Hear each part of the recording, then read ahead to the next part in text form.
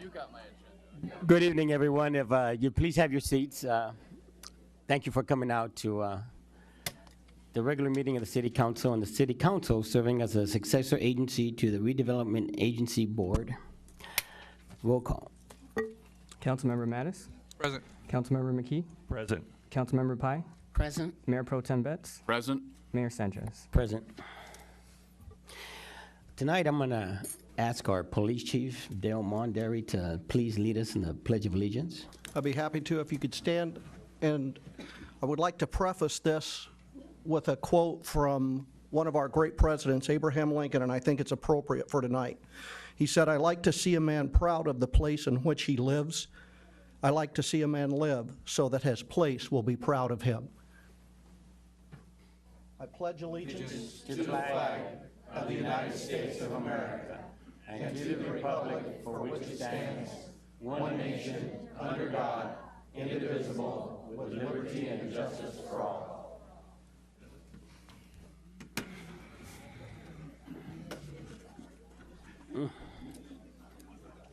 Wow. This shouldn't take long. I'd like to go ahead tonight and welcome all the electeds in the Coachella Valley that are present with us today. And we'll start with the tallest, Mr. Stan Henry, Mayor of Cathedral City, in the back on the left side.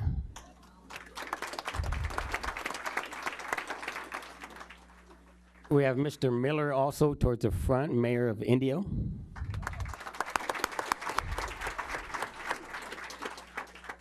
And I'm trying to see if anyone out there that I'm missing. Former Mayor Kathleen DeRosa. Okay. Mayor Kathleen De La Rosa on the far right side. And we also have representatives of Assemblymember Garcia's office here with us. Raise your hand. Okay. With that, welcome.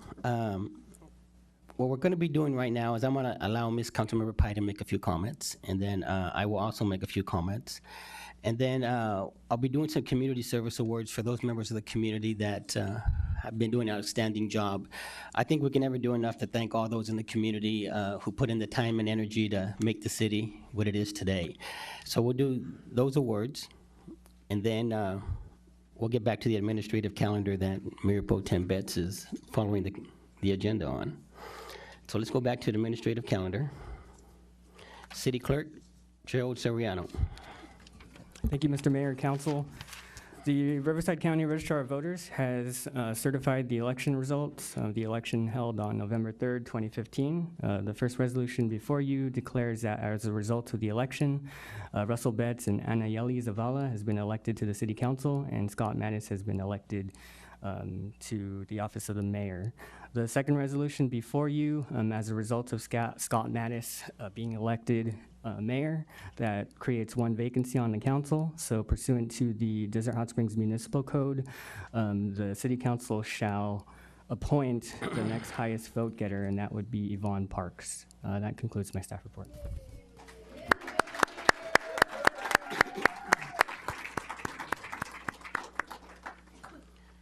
Okay, thank you, Mr. Soriano. Okay, we're going to move forward with Councilmember Jan Pai comments. Mr. Mayor, I move the staff recommendation of the resolution. Second. Please vote.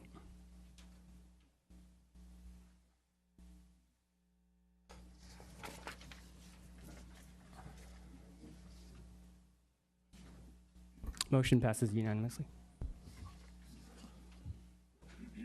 Okay. Now we'll go to Councilmember Jan Pai. I'll be short. To the chiefs and your staff, to the city manager, I am proud that you are our city manager, and I'm glad. And I'm glad that I was part of the decision-making process to put you in that chair. And to you and your staff, thank you for staying with the residents of Desert Hot Springs, even though we cut your salaries.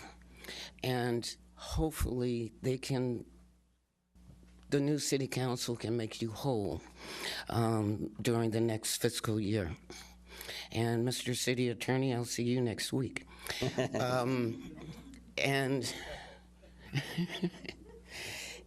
And to the new city council, once you're seated, please remember, you don't have to like each other, but you do have to respect each other. You have to respect.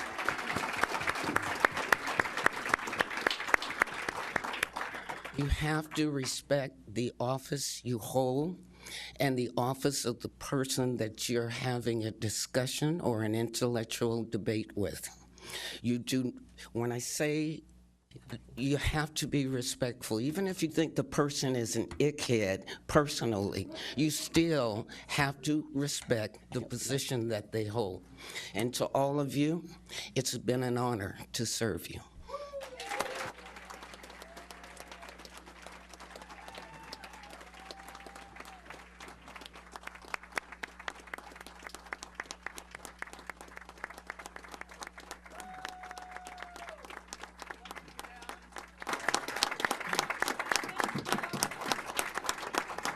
Thank you, and as the kids say, I can't take no more. Well, I want to share the same thoughts as Councilmember Pai. I think the last 2 years seem like 4 years because it's been a very trying time for us all, especially going through the financial emergency. And well, it's been difficult. But it seems like 4 years. I mean, you know, it seems like we've aged quite a bit. But I think it's all part of our public service. I mean, we all run for city council, we all run for mayor because we want to bring forth our ideas. We want to talk about solutions. We want to bring forth what's in the best interest of the entire community.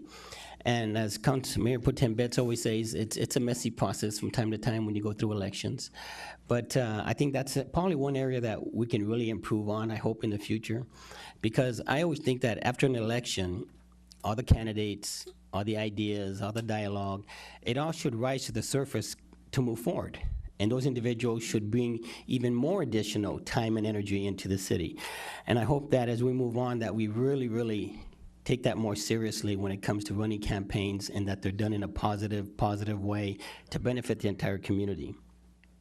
So now, Councilmember Pai didn't say what she was going to do moving forward, but I'm sure she's going to serve on a couple of other committees. But one of the things that I really want to stress moving forward is that we really work on the art district that Councilmember McKee had brought forth quite a time ago, and to work on moving that ordinance forward so that we can create that kind of a colony, an art colony. Because when you go back in the history of the city, we're such fortunate to live in this community. Look at the environment we live in. We have the San Andreas Fault running right through the middle of the city. And right away people say, oh my God, you know, you got the fault line through the city. And then you got the Mission Springs Fault to top it off. But the beauty of that is it gives you the hot water, the best hot water in the world and the best cold water in the world. So there's a blessing involved with that. And then of course we got the wind, and of course we got a great bright sunshine, great sunsets. So our environment as a whole is fantastic. And I think that's why a lot of you live in this city, because it creates that kind of a vortex that we could really, really love and enjoy. And so as we move the art district forward, we want to create that kind of a colony, because back in the 60s, that's why people came to Desert Hot Springs. Artists came here to paint, to draw. And so we kind of got to turn the tide and go back to that. And I think it's really going to be a positive image for the community.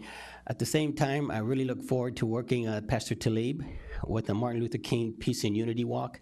I mean, I think if there was a great community effort that we started for the first time, it would be to bring us together every year for Martin Luther King Day, when we all came together and shared the blessings that Dr. King talked about, and that's unity, equality, and the preservation of our communities to the best of our abilities to serve. And I think Martin Luther King is that example. So I'll work with Pastor Talib to continue growing that and growing that dialogue for equality, because his example is the greatest we have as a community, where if we don't come together, if we don't work together, we won't reach that vision and goal. So let's keep moving forward with Dr. Martin Luther King, and let's really stress his values of community and love. And also remember forgiveness. It's very important. We need to forgive each other, even as we through campaigns, because they're very difficult. But at the end of the day, that's what we do, and we create the kind of community we want to live in. And I think the last thing that I really want to stress is, we want to continue being a solar city also. We're so fortunate that we're the #1 solar city in the Coachella Valley, right next to Palm Desert. And so we want to continue stressing that positive as a community, because the more solar we can bring into this community, the better it's going to be for a lot of families that live here. And so I think those three right there are going to keep me busy. And I think I look forward to taking some time off, working on those, because you always got to prioritize. Because one of the difficult things about being a mayor and a council member, it's like a smorgasbord out there. There's about 20, 30 different things you can be doing, but you got to have at least your finger on every one of them to understand it very well. But when you're not on the council and you're not the mayor, you can now focus on 2 or 3 things that you feel passionate about that's going to move the city forward and elevate it to the position that it needs to be in. So moving forward, we live in a beautiful city. We all love the city, and we all need to stay together and move forward for the betterment for everyone. So thank you. God bless Desert Hot Springs, and God bless the staff that we have to continue doing the work.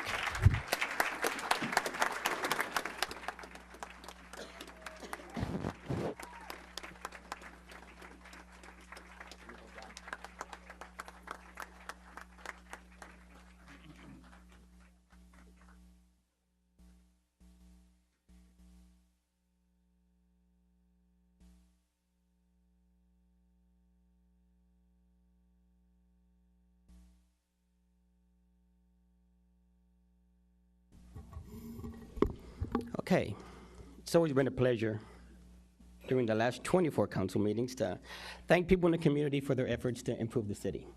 One person that I probably should have recognized within the first week, but just got too busy. But when I came to the city 18 years ago, I came to work here as a community services director. I ran the senior center, I did grant writing, but most importantly, we did a COPS grant that actually created the police department 18 years ago. And that was probably one of the most stressing times for me, other than being mayor, was to work on a COPS grant to actually create the police department within a 4-month period, all thanks to Mr. Sonny Bono, who provided that federal funding for us. But in that process, there was a special woman in this town that not only was involved there, but more importantly, was involved in creating our Police Activities League at that time as an extra component to work with children and youth in the community. And so I'm gonna ask Ms. Connie Taylor to come on up.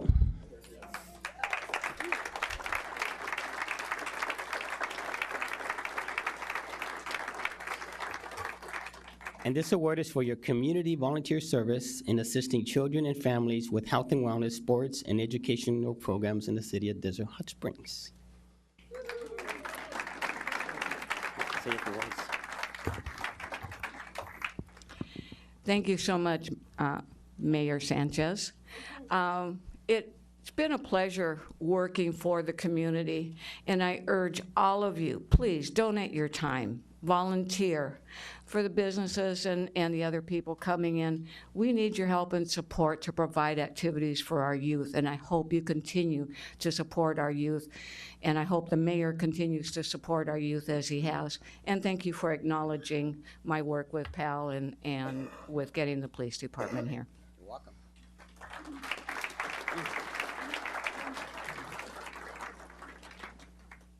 Oh, Donna, is this on a picture? What about yourself? What's your word?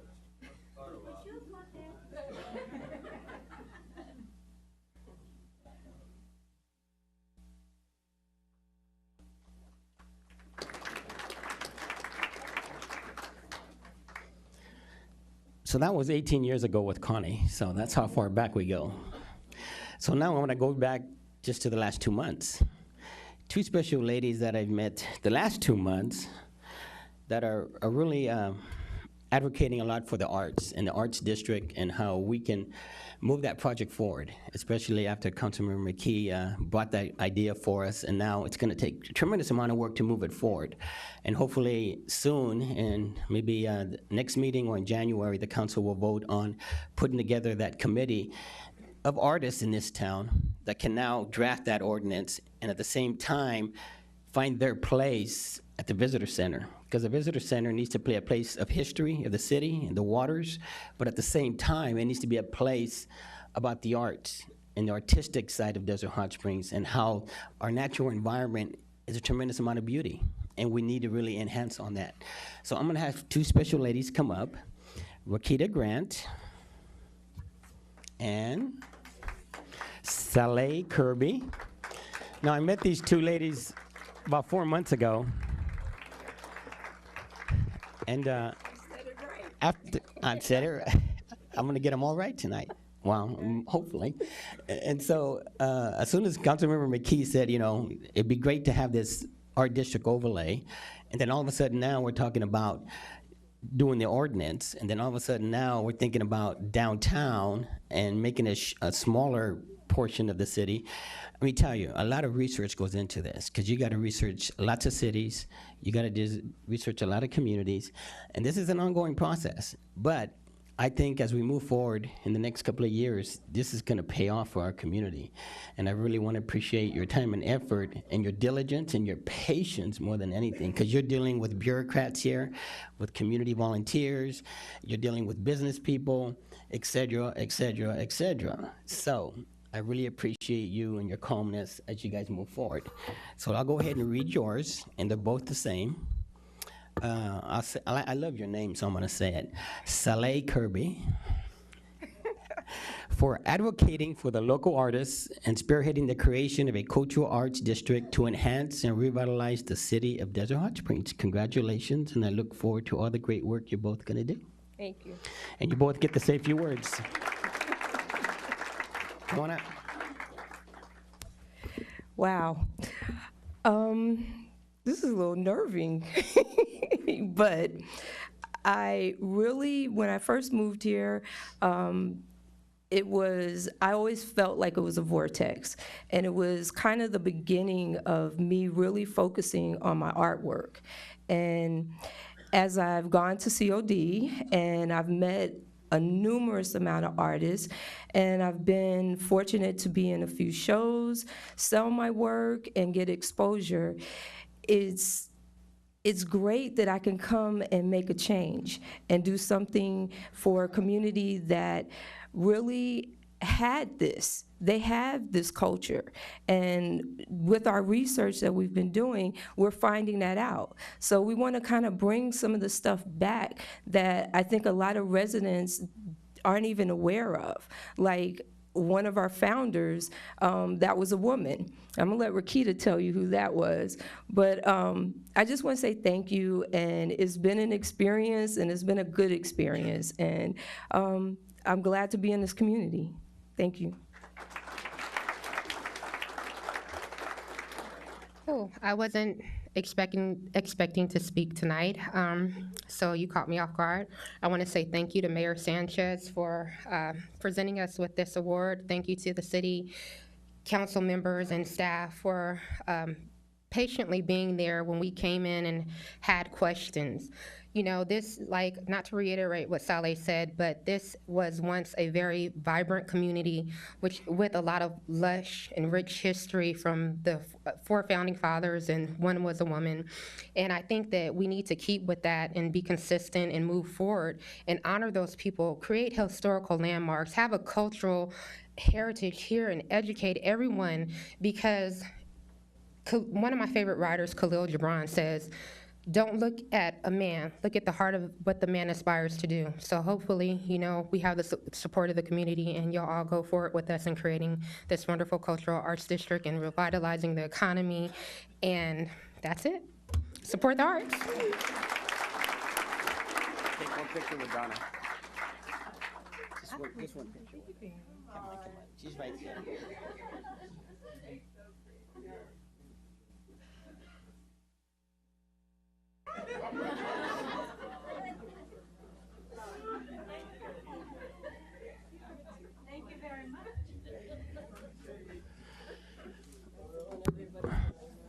That's the big welcome to all the new people moving into Desert Hot Springs.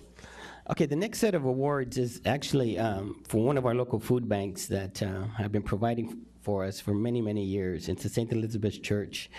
And what I want to do is I'm going to read the names and have you each come up, and I'll probably have Terry, who's the president of the nonprofit, come in last. So I'll read your name. If you're here, come on up, and then we'll all just group right here, and then at the end, we'll take a picture, and we'll let Terry say a few words on behalf of the congregation about the work that they're doing to provide for the needs of the community. But I'll go ahead and read the title first right now. This certificate of recognition on behalf of the mayor and the city council and the city of Desert Hot Springs to hereby recognize the St. Elizabeth Church and Pantry for your community volunteer service in assisting with healing the hurt and lifting the fallen. And I think that's what every faith-based organization does today. They're really healing those in the community that are really struggling, but most of all, they're lifting people up and telling people they're going to succeed and they're going to do well. And it's that faith-based organizations that make that happen for our city. So let's start first with Jesse Alvarez.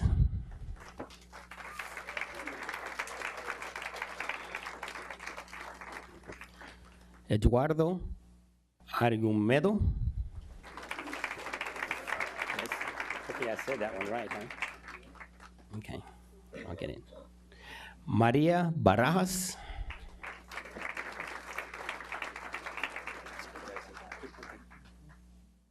Maria's not here.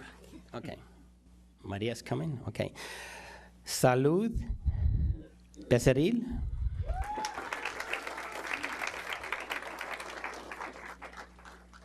Gracias. Aquí quédese.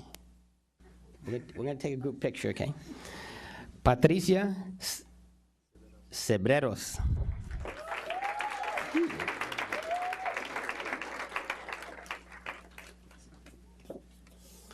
Okay. Juanita Chavira.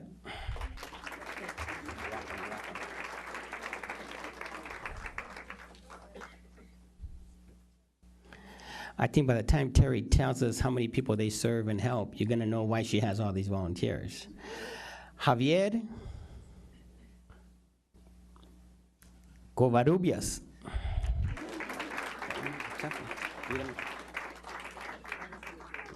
I had to think about that one for a while. Jeez. Gracias. Noel Erickson.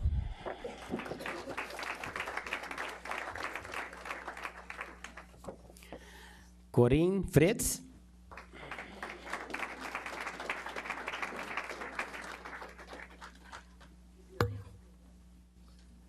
Alicia Gonzalez.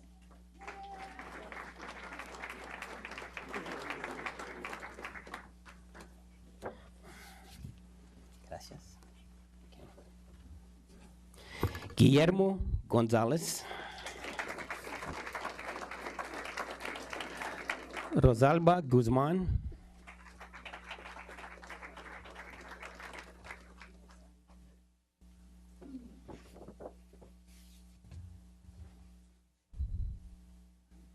Gracias.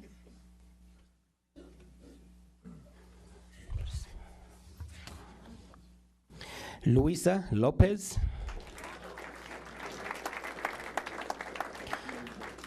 Cristina Martinez.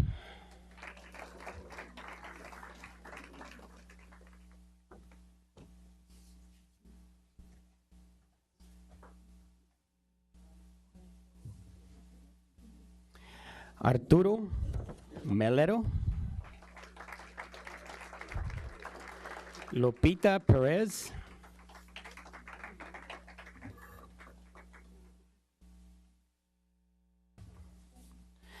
Jesus Ramirez.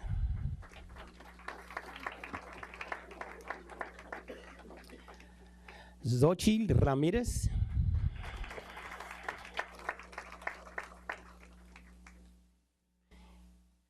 Hideli Risa.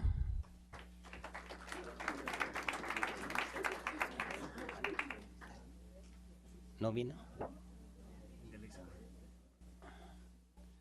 ¿Así se dice? Hideli. Hidelisa.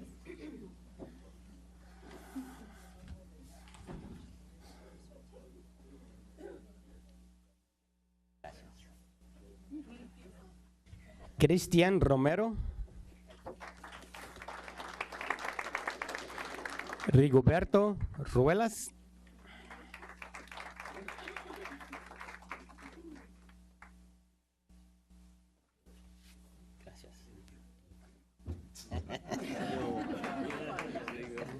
Elda Sanchez. Teresa Sanchez. I'll have what he's having, man. Is Teresa here? Oh, I apologize. Not yet. Stay back. You go last. I got kind of distracted by the jumping. Okay. Sorting these out now. Gabriela Soto.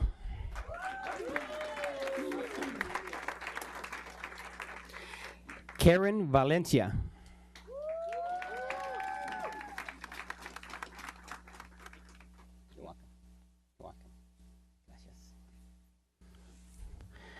Okay. Now we can go with Teresa Sanchez, Valentin Sanchez.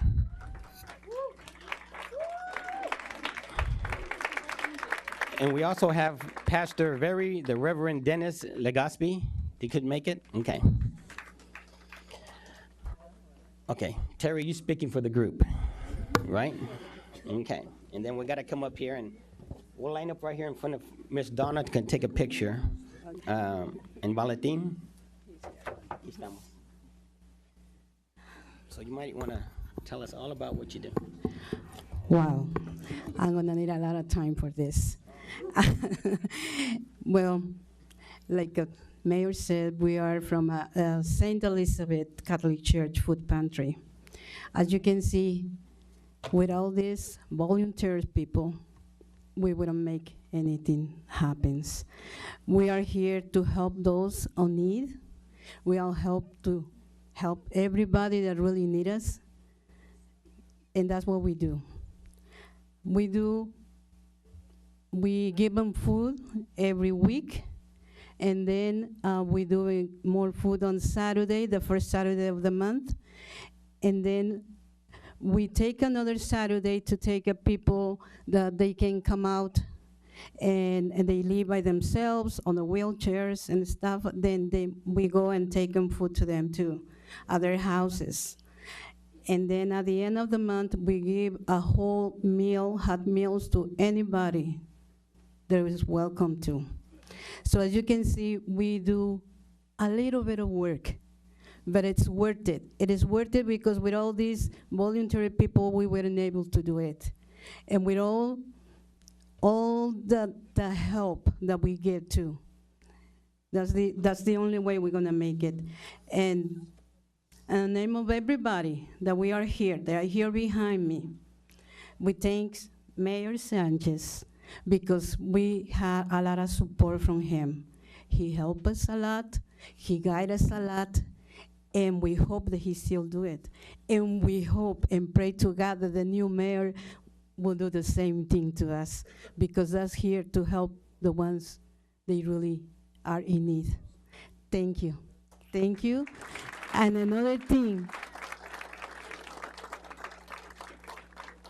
abusing of being here,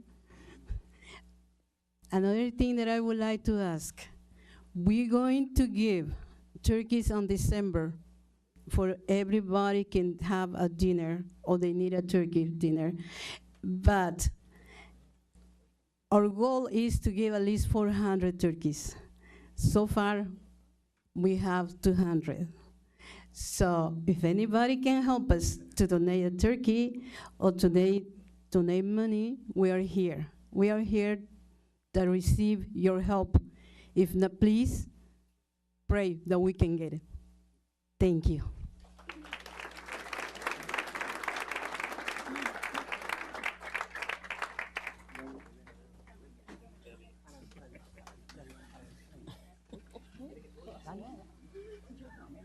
Everybody.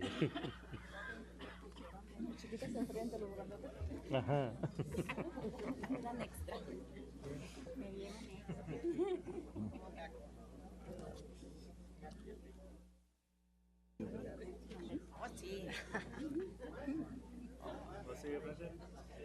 Los más bajitos.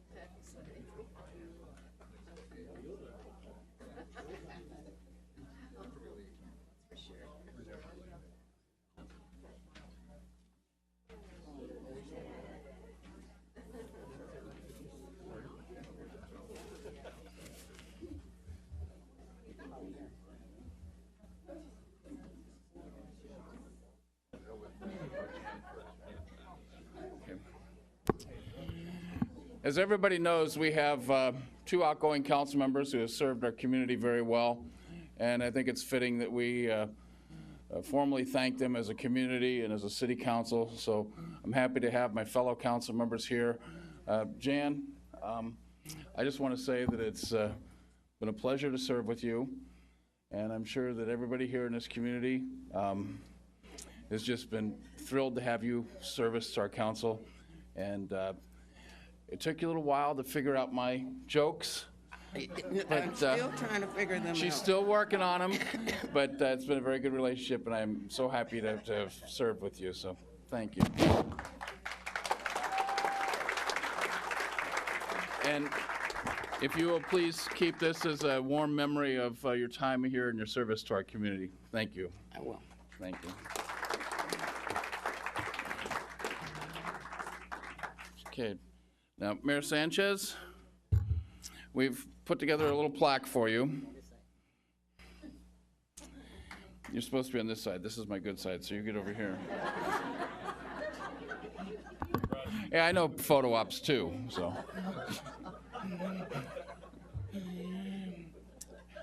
It's on behalf of the Latino Utados, the City Council, and the wonderful community of Desert Hot Springs that we honor Mayor Adam Sanchez, the People's Mayor, with an Excellence Award. We recognize Mayor Adam Sanchez for leadership in guiding the city during its fiscal emergency and preventing bankruptcy. Additionally, working with Janice Go through the Community and Cultural Affairs Commission, he brought her 8 sculptures to be displayed on Palm Drive and Pearson Boulevard to welcome tourists to our city. It is with appreciation that we honor Mayor Adam Sanchez. Thank you for your devotion to the community service and for doing all you can to help shape the future of Desert Hot Springs. And this is from Mayor Pro Tem Russell Betts.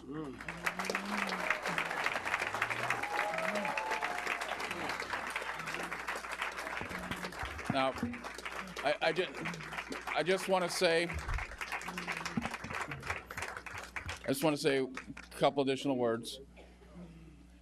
I remember when we first hit this financial crisis up here, and we had a whole bunch of people coming up this podium right here and are saying, fund me, fund me, fund my program, fund the swim program, fund the Boys and Girls Club. And I remember how serious the situation was. And it'd been real easy for somebody sitting in that chair to say, oh, no problem, we'll just give you the money and we'll go broke. But I remember the character of this man when he said, I would love to give you the money that you're asking for, but if I do it, we won't be a city any longer. Mayor Adam Sanchez, your service, your administration will be known as the one that got us out of a very severe financial problem and put us on a stable financial footing. And for that, this community owes you a very big debt of gratitude. So thank you.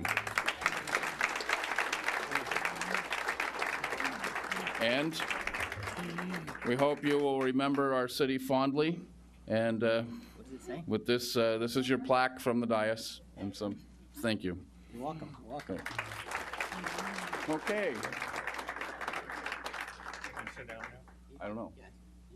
Javier's gonna come up next. Yes. Good evening, everyone. Mayor, City Council, Chief, thank you for being here tonight. My name is Javier Elian Soto, and this is Brianna Valenzuela. And it is an honor for us to present Mayor Adam Sanchez with this award. I'm going to let Brianna read it. The community of Desert Hot Springs honors Adam Sanchez, the People Mayor, presented an application of your leadership and unselfish dedication to create the first annual Martin Luther King Day Peace and Unity Walk. In celebration of Dr. King's vision and legacy, promoting social justice and equality within the Desert Hot Springs, city of Desert Hot Springs, December 1st, 2015.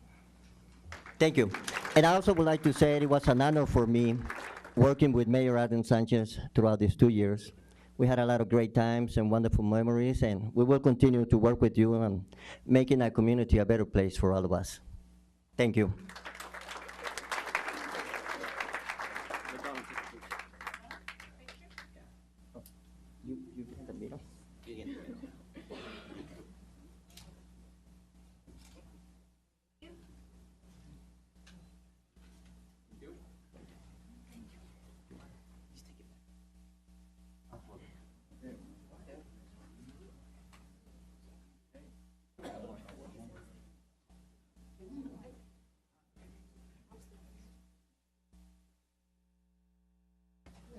This award is in part by the Palm Springs Association of Bilingual Education. This is presented to Adam Sanchez for possessing a strong work ethic, a commitment to excellence, a determination to mentor and support your community and students. Congratulations and the best of luck in your future endeavors.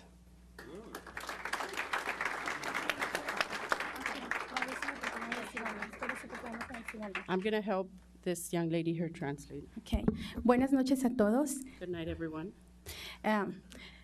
Como vicepresidenta de PESABE, As Vice President of PESABE, quiero agradecerle al alcalde Adam Sánchez I want to appreciate todo the el mayor apoyo que recibimos nosotros como padres, for all the support we as parents received, pero también todo el apoyo para todos nuestros niños de Desert Hot Springs.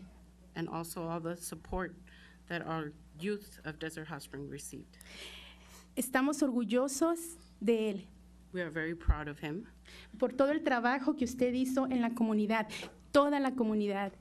for all the work you did in the whole community. En todo momento, el trabajo que usted hizo fue para todos, unificando a todas las personas de esta ciudad. In every moment, you strive to promote unity in everyone in the community. Gracias por todo el maravilloso trabajo que hizo en esta ciudad. Thank you for all the wonderful help and work you did in the community. Gracias por haber sido un ejemplo, no solamente para los hispanos, sino para todas las personas. Thank you for being a role model, not just to the Hispanic, but for all the people. Gracias por haber sido un caballero en todo momento, durante toda su campaña. Thank you for being a gentleman during your whole campaign. Gracias por todo el apoyo. Gracias. Thank you for all your help and support. Thank you.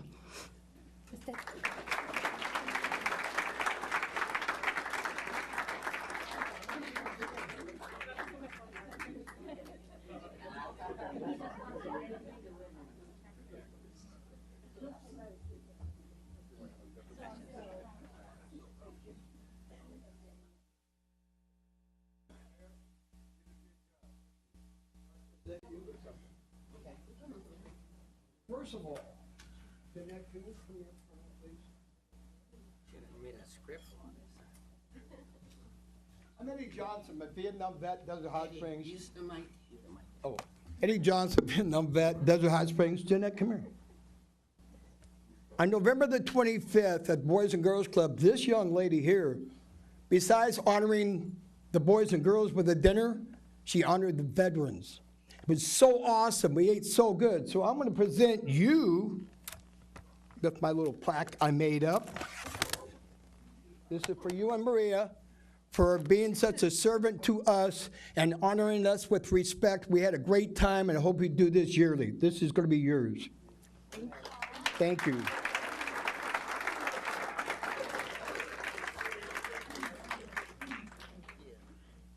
Keep the food, that's good. Another thing, I located Joseph Lamar Stone, who lived in Desert Hot Springs and had died in action 1971 in Vietnam. He will be on our wall of honor over here. And he also was at the Healing Fields in Cathedral City.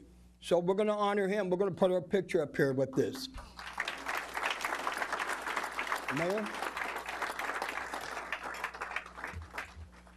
I want to thank you for all the times that you've honored me, all this year, even the banner on the wall for last year in Veterans Day, all the other times you've honored me and respected me. So I created something for you. This is yours, in respect for that you honored me, and so I'm going to honor you tonight. Thank you very much for all the times you've honored me.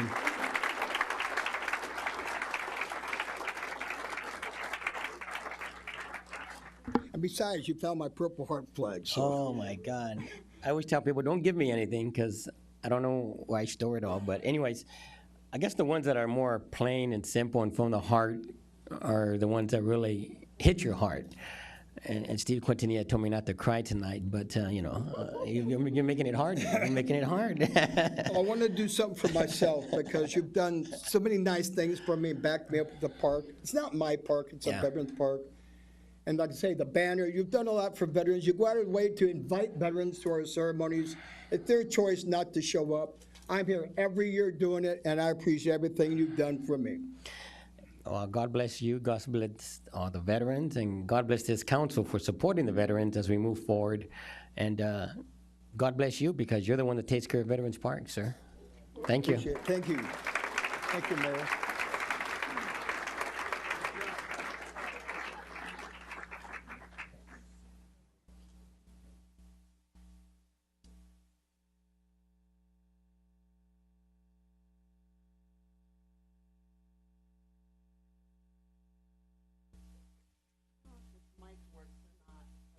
I think it does. You just got to turn it on.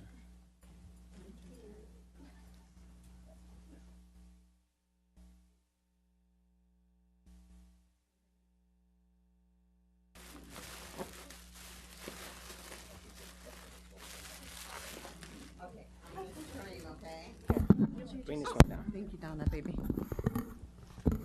Okay, first of all, those of you that know me, I am Jeanette Jaime, Miss Jeanette. I work at the Boys and Girls Club. I've been there now for 10 years. And those of you that just recently heard of me, of course, I ran for city council. And a part of me is excited that I didn't get the seat, and a part of me is not too excited that I didn't get the seat. But it's okay, because the good friends of mine did. It's really hard to come up here, just to speak in front of all of you. This is a very important council meeting. We're bringing in new, and some of us are going out, and those that are going out are going to continue to do good work in the community, along with those that are new on the council. And I just wanted to show our appreciation for myself and living ward in the desert in Indio. This is my Chanel, and we want to honor the mayor with an award. And Pastor Jesse could not be here this evening because we have service tonight, and we're all already late as it is. But he wanted me to award the mayor with a plaque, and this is made especially for the mayor. Okay, it's a beautiful plaque. Yes. I want you to read it. Come on. All right. up to doing things different. Okay. Mayor Adam Sanchez Sr., thank you for your support, loyalty, integrity, and continuous friendship. You'll always be known as the people's mayor of Desert Hot Springs, on behalf of the Living Water Desert. Well, thank you very much. It's beautiful. And also, we have an eagle, okay? And what the eagle means, of course, is that you're gonna spread your wings and you're gonna fly high like an eagle, okay? We're not gonna float around with the turkeys, we're gonna fly with the eagles. All of us here are eagles, and we're gonna continue to fly high. I wanna thank you all for your support during the campaign and throughout the years at the Boys and Girls Club. And, you know, I'm here for your kids for the next, well, until the next one comes in. Yes. And I want to thank you, Adam, for always being here, for being a friend, most of all. You know, and I think I better be quiet now because I'm going to cry and it doesn't sound too good on speaker. So I just wanted to present you with this award, and it has a scripture on here from Psalms, and the mayor's going to be able to read this. Okay. Yes. It's awfully small. It says, "He alone is my refuge, my place of safety. He will cover you with his feathers. He will shelter you with his wings." Psalms 91, 2 through 4. Thank you. Thank you. You're welcome, you're welcome. Thank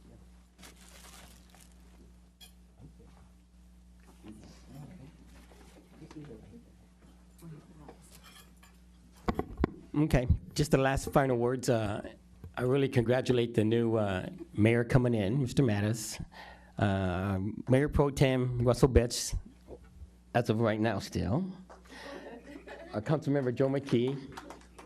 And our returning mayor is Yvonne Parks.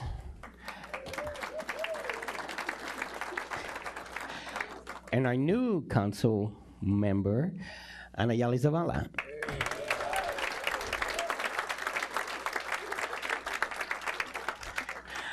I wish you all the very best, and I know that you know, every day is a special day when you're on the council, and the phone will never stop ringing, and the texts will always start coming, and you can always depend on that, guaranteed. But most importantly, I just think that moving forward, I want everybody to continue doing what you're doing. I mean, we have so many committees, so many organizations, so many faith-based organizations, but more importantly, we have so many people in this community, so many new people coming into the community.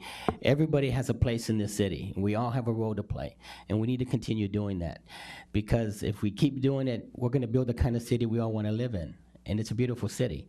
We just need to keep our heads up, keep strong, and let's just do God's work, just like the faith-based organizations do it. With that, God bless, and God bless Desert Hot Springs.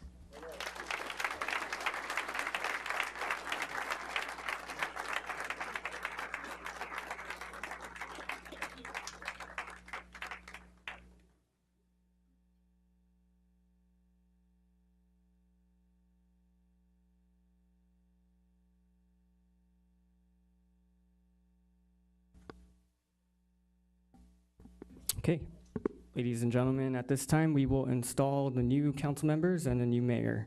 I'd like to have Mr. Russell Betts please come down.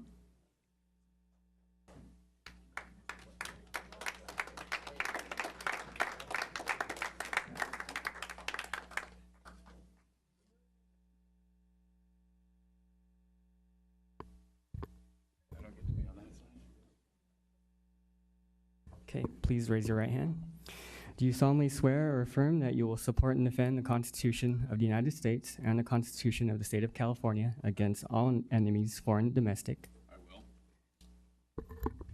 That you will bear true faith and allegiance to the Constitution of the United States and the Constitution of the State of California? I will. That you will bear, you take this obligation freely without any mental reservation or purpose of evasion? I do. And that you will well and faithfully discharge the duties upon which you're about to enter? Congratulations. This is your...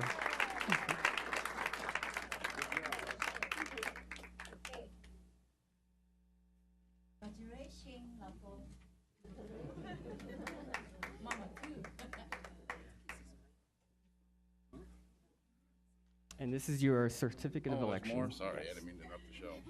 Thank you. Thank you.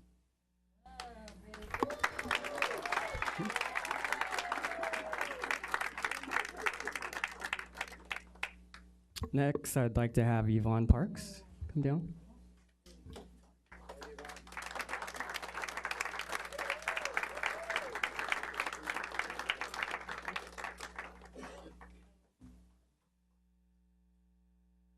Okay, please raise your right hand.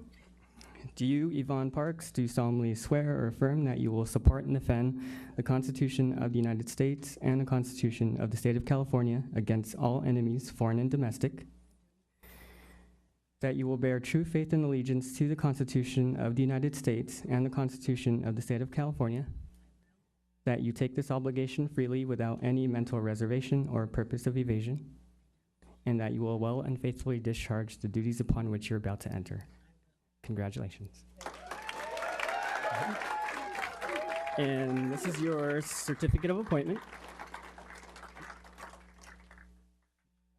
Okay.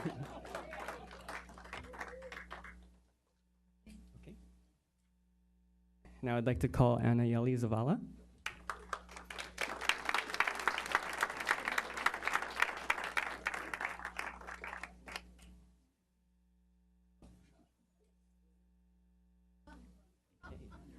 Please raise your right hand. Do you, Anna Yeli Zavala, do solemnly swear or affirm that you will support and defend the Constitution of the United States and the Constitution of the State of California against all enemies, foreign and domestic? I do. That you will bear true faith and allegiance to the Constitution of the United States and the Constitution of the State of California? That you take this obligation freely without any mental reservation or purpose of evasion? And that you will well and faithfully discharge the duty upon which you are about to enter. Congratulations. What? Sure. And this is your certificate of election. Go ahead. Welcome, everyone. I just wanted to say a few words. I want to thank you all for your encouragement and your support during this campaign. I grew up in this community, and this moment is truly surreal for me. And it's truly an honor for me to be here and to have the opportunity to serve you. And I just really hope that I can represent you in the best way possible. I cannot promise to change the world, but I can promise you to work tirelessly to make the changes that we want to see in our community. And I just want to say that I will serve you with responsibility, integrity, and I will always do my best. So always know that I will listen to whatever you have to say, any concerns you may have, because at the end of the day, it is our responsibility to serve you as the residents of Desert Hot Springs and to make sure that we are securing the future of our city. Thank you. Thank you.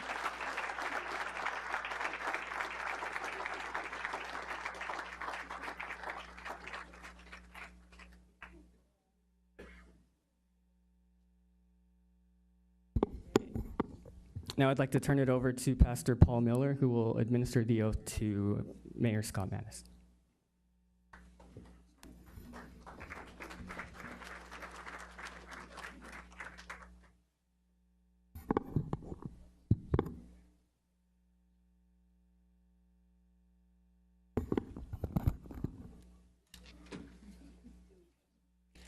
Please raise your right hand.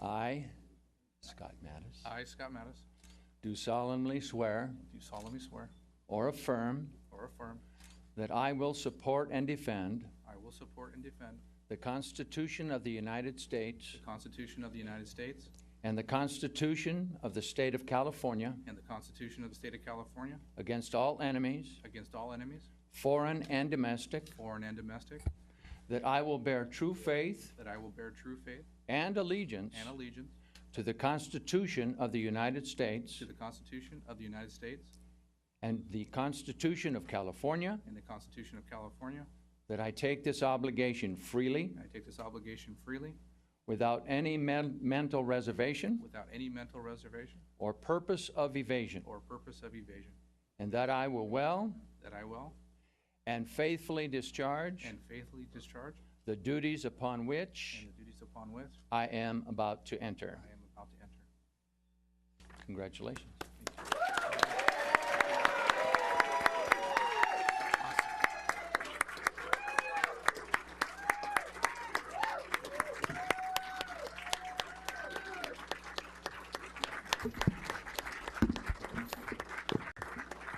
Thank you. I know this evening is lasting long, and my speech will only be 43 minutes, so please be seated.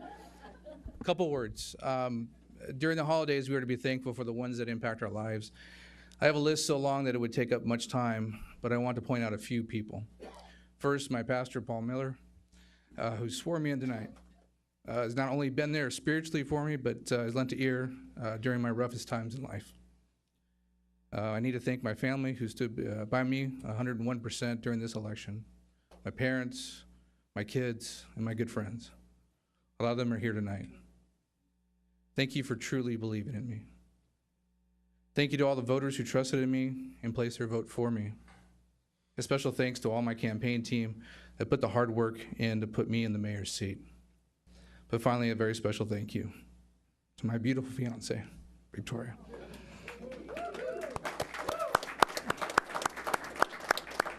Without her, this wouldn't be possible. She is the love of my life, the rock, and my best friend. Thank you for being my partner in life. My campaign was a positive, factual campaign, despite certain comments made by my opponent and his supporters. When my team was to veer a little to the negative side, I would refocus them and ask them to stay positive. I cannot speak for the independent expenditures that were spent, and I cannot speak to the negative campaigning done by others, but I can speak to the fact that if that money was given to my campaign, I would have utilized it in a more positive way. I want to thank Mayor Sanchez for his service and truly wish that we could have worked better together. I believe I gave him every opportunity to lead and respect his position as mayor, so tonight I say good luck in your future ventures and thank you for your service to this city.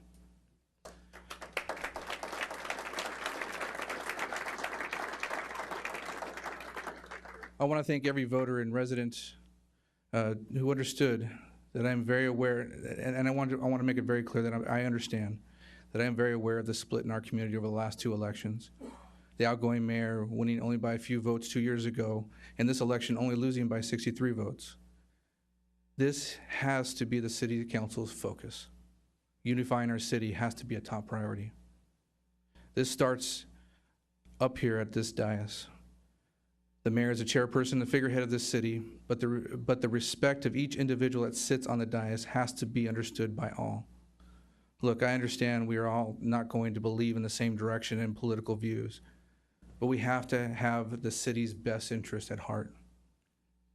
I've been honored to serve this city for 8.5 years on the city council and plan to bring the respect needed back to this seat.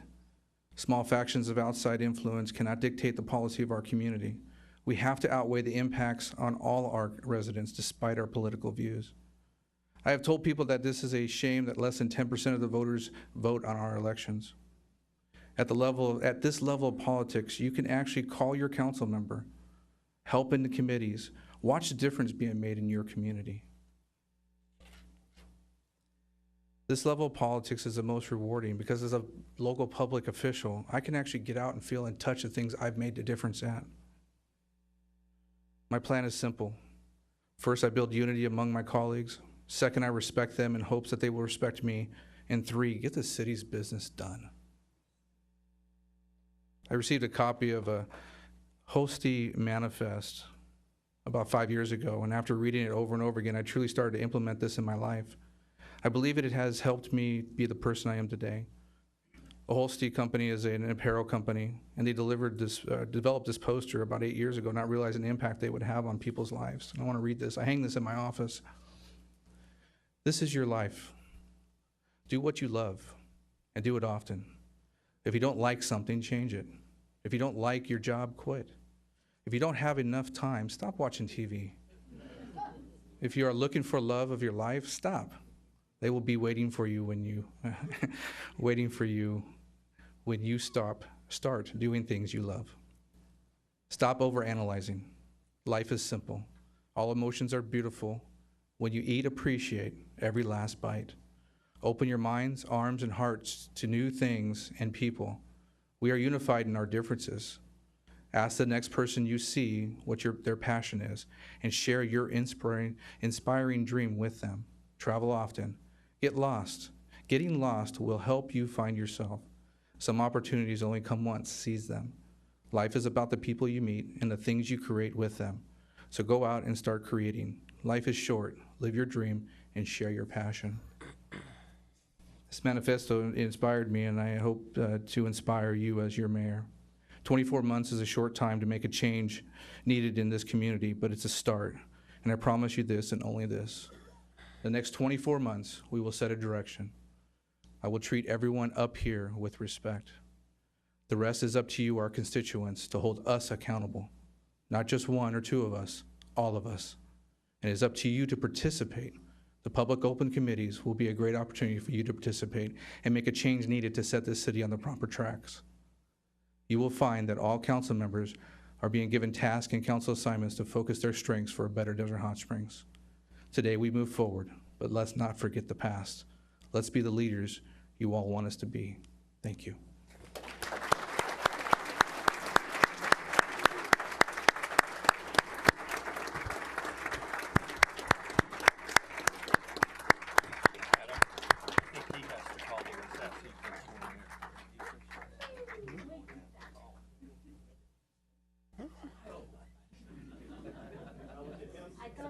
We can take a recess right now.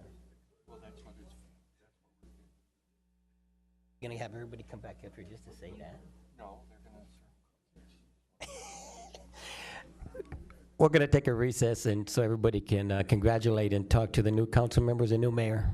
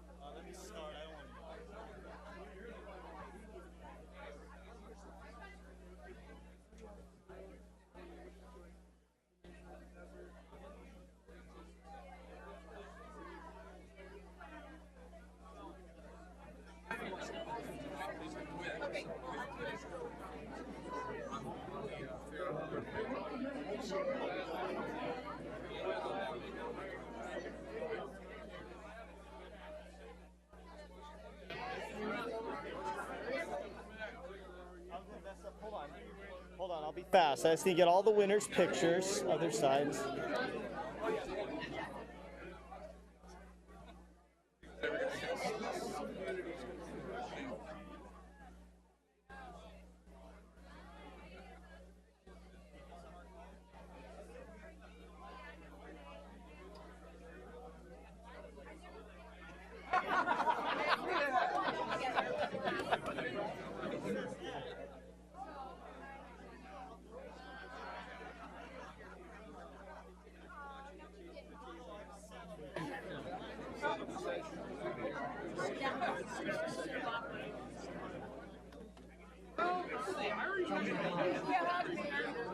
It's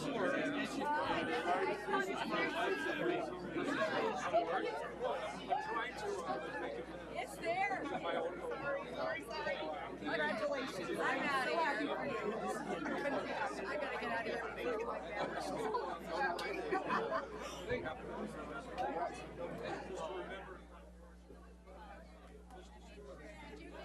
Scott's little thing. Did you get Scott's thing? I did not get Scott's thing.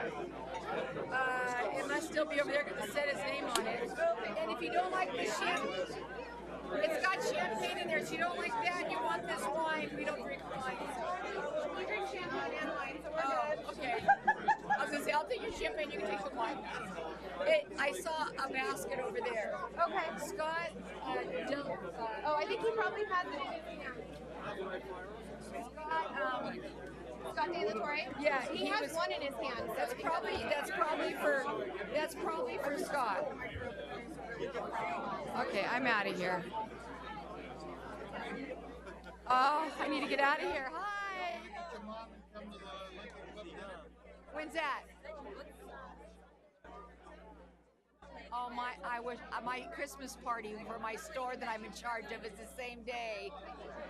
I would have loved to, but I'm in charge of it. I got to be there at 5. What time is it? What time's the dinner? Oh no. Yeah, I got to be there to set everything up between 4:30 and 5, and I'll be there till midnight. Bummer. Darn it. There'll be another one.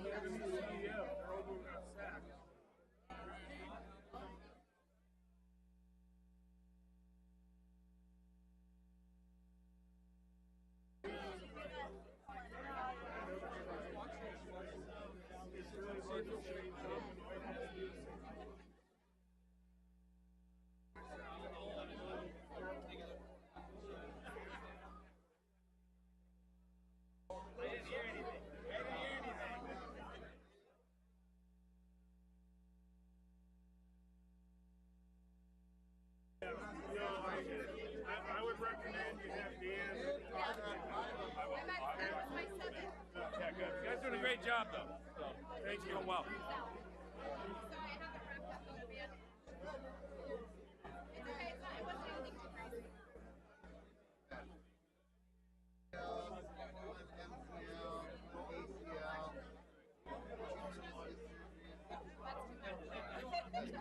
Hi, Rebecca. We're back here looking. There's my dad back there. Well, we're gonna get a comment complaint about the wage ordinance. Yeah. Oh, he really shouldn't be, but he wants to complain. Uh-huh. Pretty much. I'm gonna take him some hot cider. This is hot cider, but it's over there on the table. I should have. I always bring vodka with me. Don't let him know. Okay.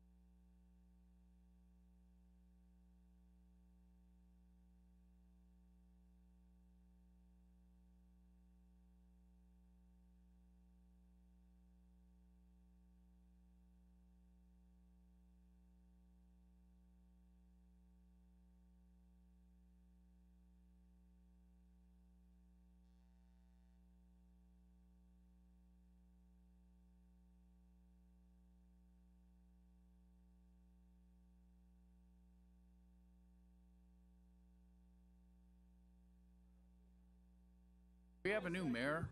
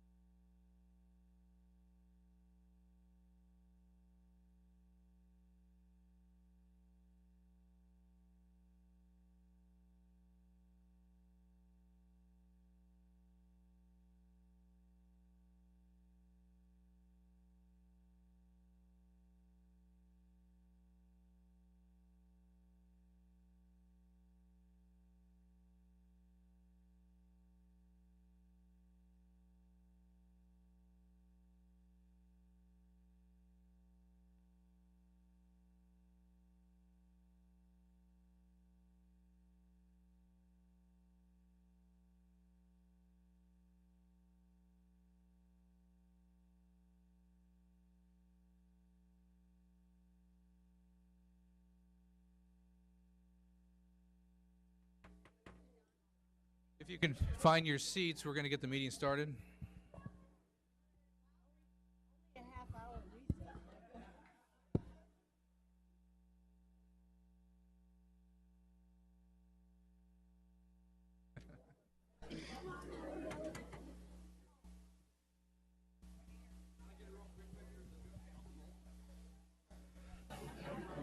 Well, if she'll take her seat.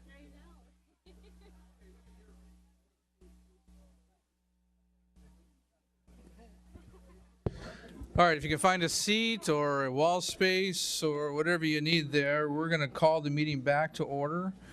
And this is the meeting of December 1st, 2015, our regular meeting of the City Council, and the City Council serving as the successor agency to the Redevelopment Agency Board. We will have a new roll call. Councilmember Betts. Present. Councilmember Parks. Here. Councilmember Zavala. Present. Councilmember McKee. Present. Mayor Mattis. Present. Our first item is the selection of the Mayor Pro Tem. This year, I'll be asking Councilmember Joe McKee to sit as my Mayor Pro Tem. I would like the ratification of the City Council. Motion to approve. Second. Motion and a second has How do I do been. that again? Press it once. There you go. Please vote.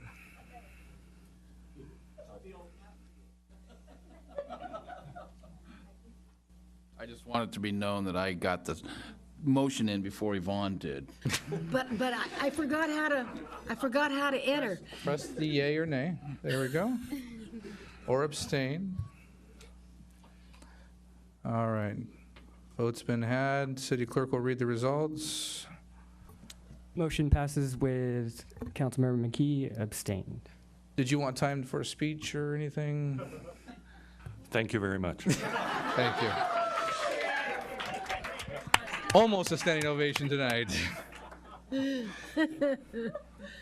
With that, we'll move on to our next item, which is the approval of the agenda. Mr. Mayor, Yes.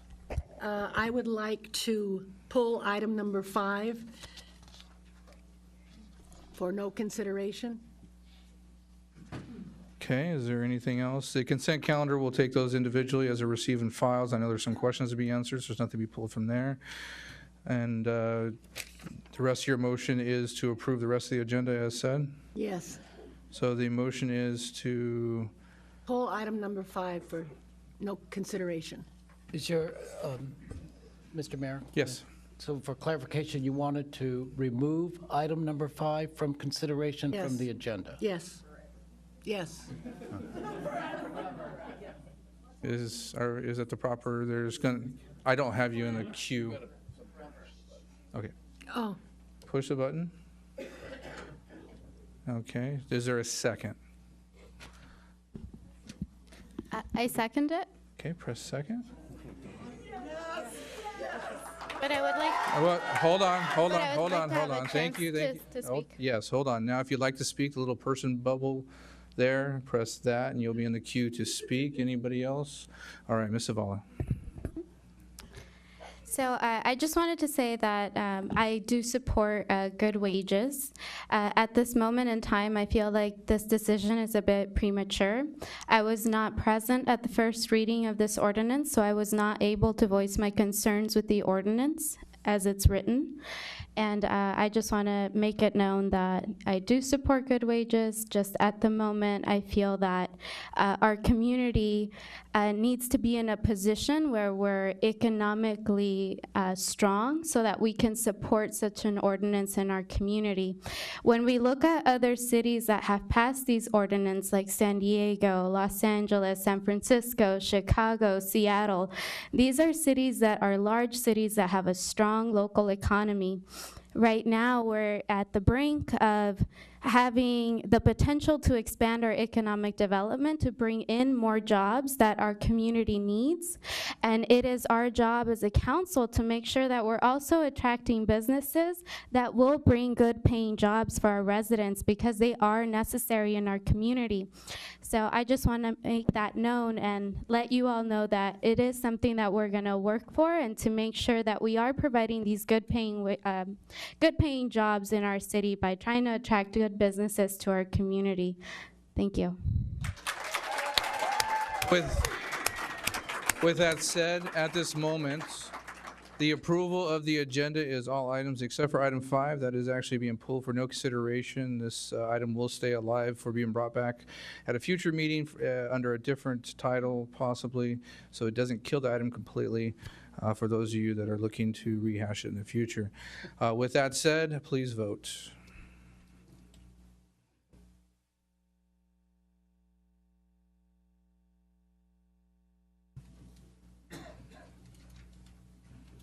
Mr. City Clerk, the results. Motion passes with Councilmember McKee opposed. With that said, the agenda is approved. Item 5 will not be heard tonight. Anybody that wanted to speak on item 5, your comments can be had in public comments, the general public comments at that time. You just have to, I will read the names of item number 5, and you could talk if you choose to. With that, we'll move to urgency items. Is there any urgency items before this council? I see none. We'll move on. I have a special presentation tonight, and I will do that from the dais. I'd like the full council to come to the dais with, or to the podium with me, please. All of us? All of you. I don't know, you're doing something special.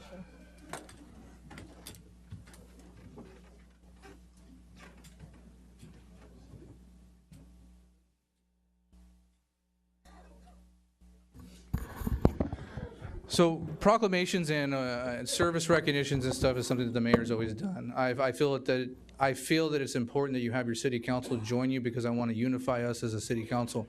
So not only am I giving this proclamation from the mayor's seat, but I'm giving it as on behalf of the city council. Jan Pai, are you still here? Would you join me up here?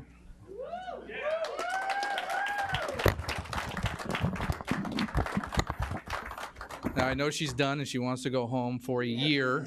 She has told me she is not coming back into these chambers for a year. But I wanted to make my first act as mayor very special. So I have declared a proclamation from the office of the mayor and the city council. Whereas Jan Pai is the mother of 1 daughter and grandparent of 4. And whereas Jan Pai holds a Bachelor of Science degree and a Master's of Accounting and Financial Management with distinction, and has been employed with a local medical group for 14 years, where she serves as a healthcare analyst. She's going to be finishing her doctorate soon, and she'll be called a doctor. Jan Pai has rendered 10 years of service to this community, which deserves special recognition. Appointed to the Desert Hot Springs City Council March of 1999 to December of 1999. Re-elected to the Desert Hot Springs City Council 1999 till November of 2001. Appointed to the Desert Hot Springs City Council in April 2009 till December 2009. And elected to the Desert Hot Springs City Council and served from 2009 to 2015. Whereas Jan Pai quickly became known for her skills and careful attention to details of her positive and the courtesy and the respect shown when working with the public and members of city staff. Jan Pai currently serves as chairwoman of the Palm Springs Cemetery District Board of Trustees, 9 years as a member and chair since 2006. Jan Pai is currently a member of the Desert Hot Springs Women's Club for 13 years. Desert Hot Springs Elks Lodge for 16 years. Regional Access Project, RAP, Foundation Board, 13 years. Language and Culture Center Board, Desert Hot Springs Senior Center Advisory Committee, Desert Hot Springs Historical Society for 5 years, and the Desert Hot Springs Radio Emergency Association's Communications Team for 5 years. That's a lot to say. Man.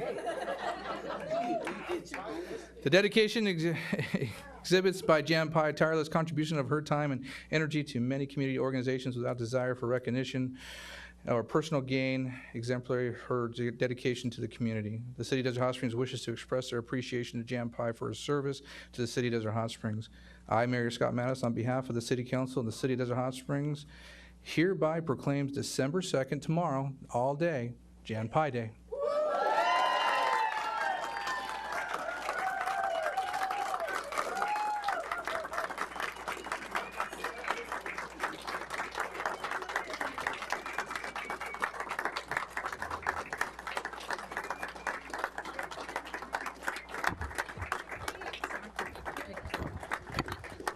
As she's shaking everybody's hands, I just want to say as a council member, a lot of times you're beat up. And you sit up here and you take a lot of flack from the community because of the things that they really want you to do or the things that you haven't done. The men and women of this city and our staff are praised a lot for what they do, and the city council takes a lot of heat. Now, the men and women that work for our city do hard work, but the people that help set the policies for each and every one of them are people like Jan Pai, and she's not only served on this city council and the one before this, but years ago. So she's dedicated her service to the city, and she deserves that day. So go buy her lunch tomorrow. Mr. Mayor, I just want to know, can I take my toys and go home now? Oh, yeah.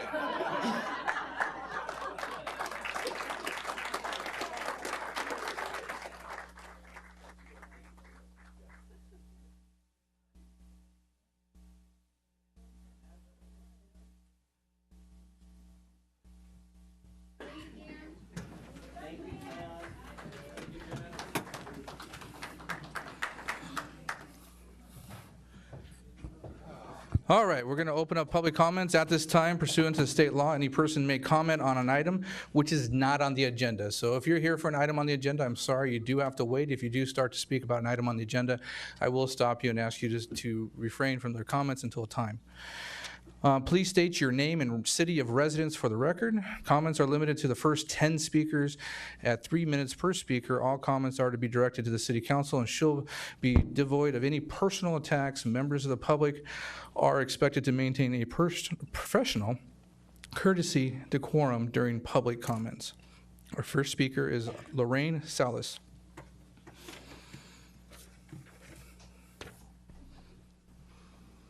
She'll be followed by Judy Shea. The last one on the list, but this is fine. Yeah, it's very disappointing right now. I'm very disappointed, and a lot of workers are disappointed as well. A big difference between Seattle is $15 an hour. Right now, what was in the ordinance was $10.20. 20 cents. Is that what we're arguing over? As far as I know, it's 20 cents this year. You must speak to the city council. 20 Thank cents, you. 20 cents this year. The next year, $11. The following 12. The point is that workers are in a bind right now, and I see it every day. I see it every day as a teacher, and I see it every day on the faces of people when I pass by as workers at Walmart. I was really proud to stand with Walmart workers for the past 4 years, 3 years already. One worker was 6 months away from retiring, and they fired her after 8 years of working at Walmart. They fired her 6 months away from her retirement. So we know that for her to be fired for unsubstantiated reasons, it's inhumane. And so she's now stuck taking care of her 90-year-old mother. Anyways, I just think this is very unjust. It's really unjust to all the workers out there that are currently striking against Walmart. Every year they have been on strike, or at least they designate a day to be on strike. But I was here to talk about some of the things that Walmart does There's a lot of things that they do that is just wrong. $75,000 went to defeating an Arkansas bill that would allow LGBT couples the right to adopt. That's what they do, Walmart. They fund Republicans. I'm sorry, I'm not a Republican. I'm a democratic socialist. And I'm very happy to see that this is becoming a very popular term right now because this generation needs it. This generation needs it as blood is being spilled on the street as we speak in this city.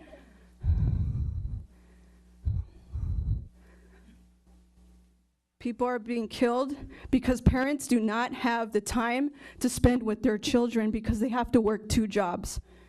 Over 60 hours a week, more than that, because they cannot afford to make ends meet, and this was very important today, and I'm just disappointed, but I could speak on other things that they fund. They fund charter schools that are against they're against teacher unions, and they spent millions of dollars for charter schools, so that way the teacher unions are also out of bind as well. So our membership is decreasing. Thank you, Ms. Salas. That's your 3 minutes. So- Judy Shea? Yeah. Thank you very much.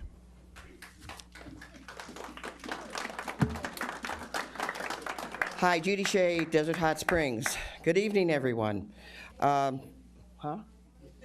Just a reminder, make sure you watch your clock. Watch my clock. Okay. Swimming starts this weekend at the Wardman Park Pool. I'm picking up the keys tomorrow. We're going to turn on the heat, and we're going to be playing volleyball. So we got a bunch of teams ready to want to come and play and have some fun. Good exercise, including myself. It'll help a lot. But we still need a pool cover, so that's about $3 grand. So any donations you all want to pitch in, that would certainly help. They mentioned a lot about Martin Luther King, and it's January 18th is the date. So please mark your calendars, everybody, because you got to be there or be square. You know how they used to say in the olden days. Historical Society. Hey, they've been around a long time. And they should be given lots of consideration for space in the visitor center or someplace. I mean, we got a lot of history here, but it's all hidden away in the Mission Springs Water District little cubbyhole. You know, we got a little office where they do stuff and they archive all the stuff, and I get asthma from going there. No, I stopped doing it because it's got a lot of mucky stuff. Anyway, so we would need a really neat place. COD campus, please, let's find out what the heck's going on with COD. You talk about economic development. You have no economic development without getting these kids educated now, not later, now. Yeah, right? Okay. The library, why doesn't the county give us a library like they do everybody else? You know, why? We need to start pressuring these people and saying, now, we've had enough. Since 1997, when we did a needs survey, we were the most underserved city in Riverside County. It was done by UC Riverside. Edward Casey, I believe is his name. He was a, professor over there, and he did this survey for United Way, Prevent Child Abuse Council, and we were top of the list. And here we are still lacking in some very essential things that we need yesterday. Roy's, same difference. Why are we spending $100 million on a CV Link project when we have homeless? 83% of our kids are living at poverty level, getting free lunch and free breakfast. It costs us right now about $8,000 a year to put in housing for somebody. But it's cost $64,000 for us to put somebody in prison a year. There's something wrong with this picture. We need to get the people off the street. We need something like, I can't believe how great Coachella Valley Rescue Mission is. I got somebody, I took them over there. They're doing wonderful. They're going to be there for 9 months, hopefully. I have their doggie, and I'm praying that this person will finish the program. Thank you, Ms. and Shea, be your good. time Thank is you. up. Thank you so much. On the on the good wage, number 5, I'm going to put these with the city clerk. If there's anybody who would like to speak in public comments that's not already speaking in public comments, please let the city clerk know. We have a pile of them. This is going to go to the end of the meeting, most likely because our agenda is set up for the first 10 or 30 minutes worth of speakers, and I have 12 speakers already. So if you're passionate, you need to speak on this issue, it will go to the public comments at the back of the meeting. I will leave them with the city clerk. Please let them know that you want to speak. Michael Burke, you're next up, followed by Rosie Terry. Hi, Michael Burke, owner of Burke Media Productions in town, Rotary, Elks, bunch of organizations, wear a bunch of hats. I'm nowhere near as important as that may sound. I just came here because I wanted to congratulate our new council. I want to congratulate Mr. Mayor Mattis, homegrown guy here in town, has a great vision. I'm cheering you on. Congratulate Mr. Russell Betts. Welcome back.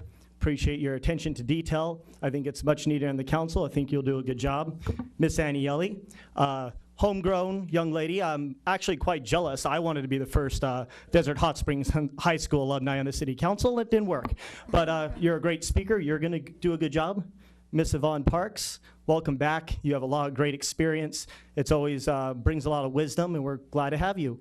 I want to challenge you guys, the people behind me and on the television. Let's give this council a chance. Let's not bash them right away. Let's give it 6 months. I'm getting a good vibe here. I think you guys are going to get some stuff done. At least I'm going to cheer you guys on. And 2 years, well, I'm going to give you guys 2 to 4 years. But at least, general public, let's cheer these guys on. Let's back them up. And I'll be sitting here supporting you guys. Good luck. Thank you. Thank you, Michael. Ms. Terry, followed by Dot Reed.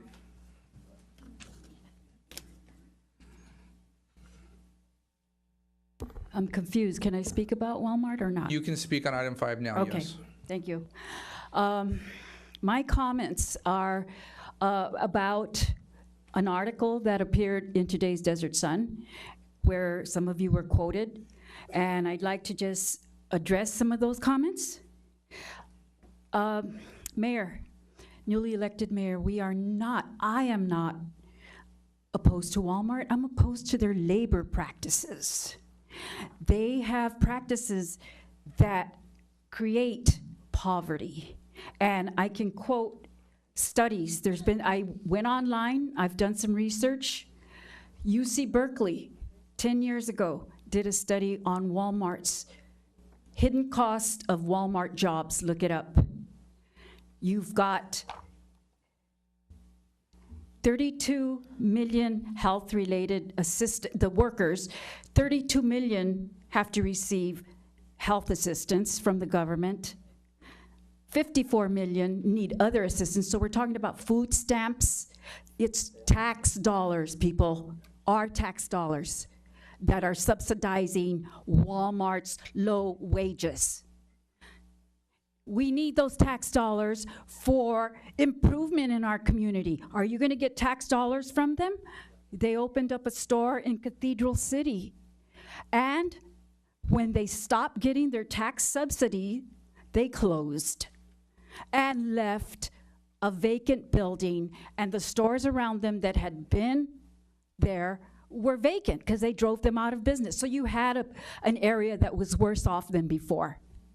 So I've got personal anecdotes from people, community members that live here. One lady told me she used to work for Walmart way back, and she said that back then, this was decades ago, I guess, they would send employees out to other stores to see what they were selling. And then they would buy those items in bulk and undercut the price of those items to drive those other people out of business eventually. So you're looking at those kind of labor practices. Also, I have something for Ms. Zavala. Congratulations on your appointment, your election. But I have to say, there are no unforeseen negative consequences that might happen if you vote no or yes, if you vote yes. The unforeseen, they're not unforeseen, they're foreseen. They've been researched There's studies, multiple studies, so nothing is unforeseen. No negative consequences are here. Thank you, Ms. Terry. They Your have 3 minutes visited are up. us. Dot Reed, you're next up, please. Followed by Chuck Parker.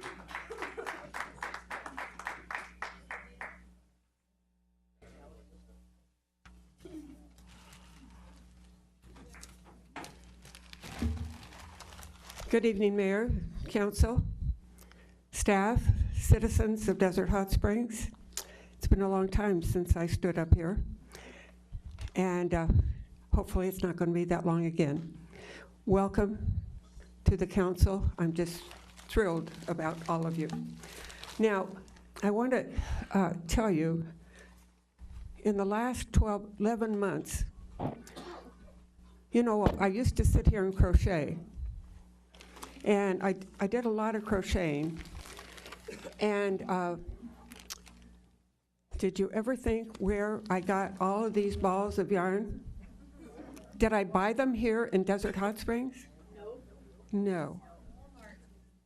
I had to go to Walmart and get them. And you know, all different yarns have different size needles. And if I lose one, and I don't have that size, I'm in trouble.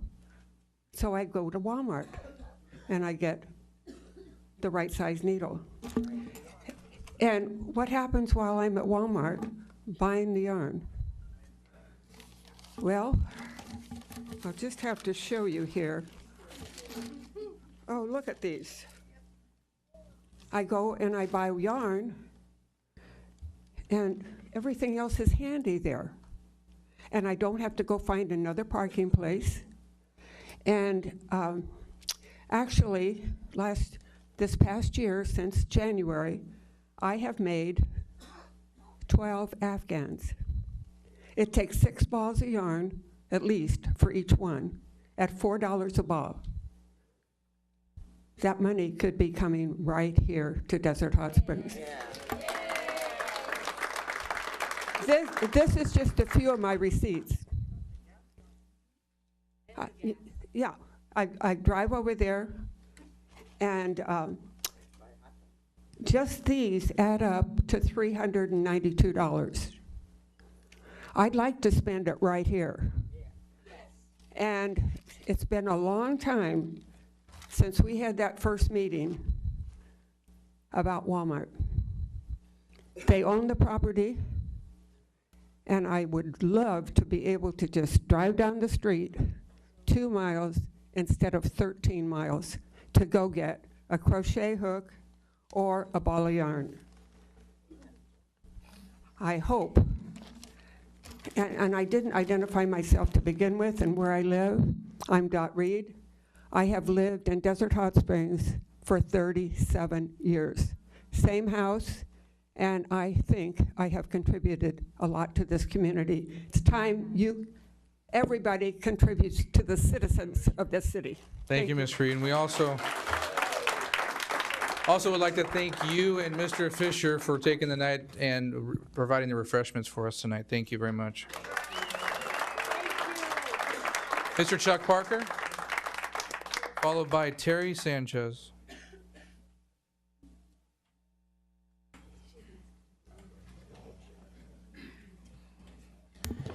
Good evening. My name's Chuck Parker. I've only lived here for 30 years in the same house. And I worked at the post office, and I was a member of a union. Horrible thing these days to admit that you're a member of a union. It's a scary, awful outside influence. Bad things happen when you have unions. But in my case, I was able to raise a family. My 2 daughters were able to go to college, and now they have, both of them are professionals. If I had been forced to work at minimum wage, like people at Walmart and Kmart have to do, and Walgreens, that couldn't have happened. And this whole debate about raising the wage, even $15 is not a living wage. I made $25 an hour at the post office, and if it hadn't have been for my wife's Social Security disability, we would have been really poor. As it was, we weren't that well off. But I think there's a famous saying that everybody should think about, and it's not popular tonight, but people who do not learn from history are condemned to repeat it. And all over this country, in hundreds of towns, the impact of Walmart has been established. It's a fact. Small businesses close, other stores close. When I was on the Planning Commission in 2014, Walmart gave us their environmental impact report, their preliminary report. In that report, they analyzed this town. How many people are here? How much money do they spend? They admit Kmart will close. One of the stores, Stater Brothers and Vons, will close. They admit that. It's in the report. Look at it. So when they claim in their mailer that they send out that they're going to add 300 to 350 family supporting jobs, that's not true. If they add 350 jobs and you lose 100 over here at Stater Brothers and 100 over here at Kmart and 10 small businesses closed, what's the net gain? You've gained some low-paying, minimum wage jobs, and you've lost union jobs. So the community is going to suffer. Walmart doesn't pay their fair share of taxes. They never do. They'll probably ask the city to improve the streets and put in their parking lot for them. And by the way, that $27 million that they claim goes to other towns. If they come here and you spend it in Desert Hot Springs, that money's not going to go to Desert Hot Springs. It's going to go to Bentonville, Arkansas. It's going to go into the bank account of the Walton family, and it's going to make them richer and us poorer. So let's get real about this thing and stop believing. Don't allow ourselves to be seduced by these lies. Thank you. Terry Sanchez, followed by Connie Hill. Good evening to everybody. Welcome to everybody. I hope really from my heart, personal heart, that you guys do better than the last one. Especially for the people that really need your help. Like now, we're not against Walmart at all, no, because we are people that we like to work. We like to support we need to support our family, okay? We want Walmart. We want what you, or what we all said at the beginning, justice for all. Do you remember that we said that at the beginning? That's what I'm asking you. In the name of everybody, all the hard people, all the hard workers that we are here, justice. A justice salary, benefits, and everything that can help each family, each kids. That's all we want. That's all we're asking you guys to work for. We need justice. We need better town, better families, better everything, better council to do what we're supposed to do for the people that we just saying that we are here to help. So please think a little bit. We want justice. And I'm talking for a lot of people. I represent more than 3,000 people that they hard workers. And for all those people, I'm asking you, justice, better salary, and a lot that they can do with their own family. Thank you. Thank you. Connie Hill, followed by Lou Stewart.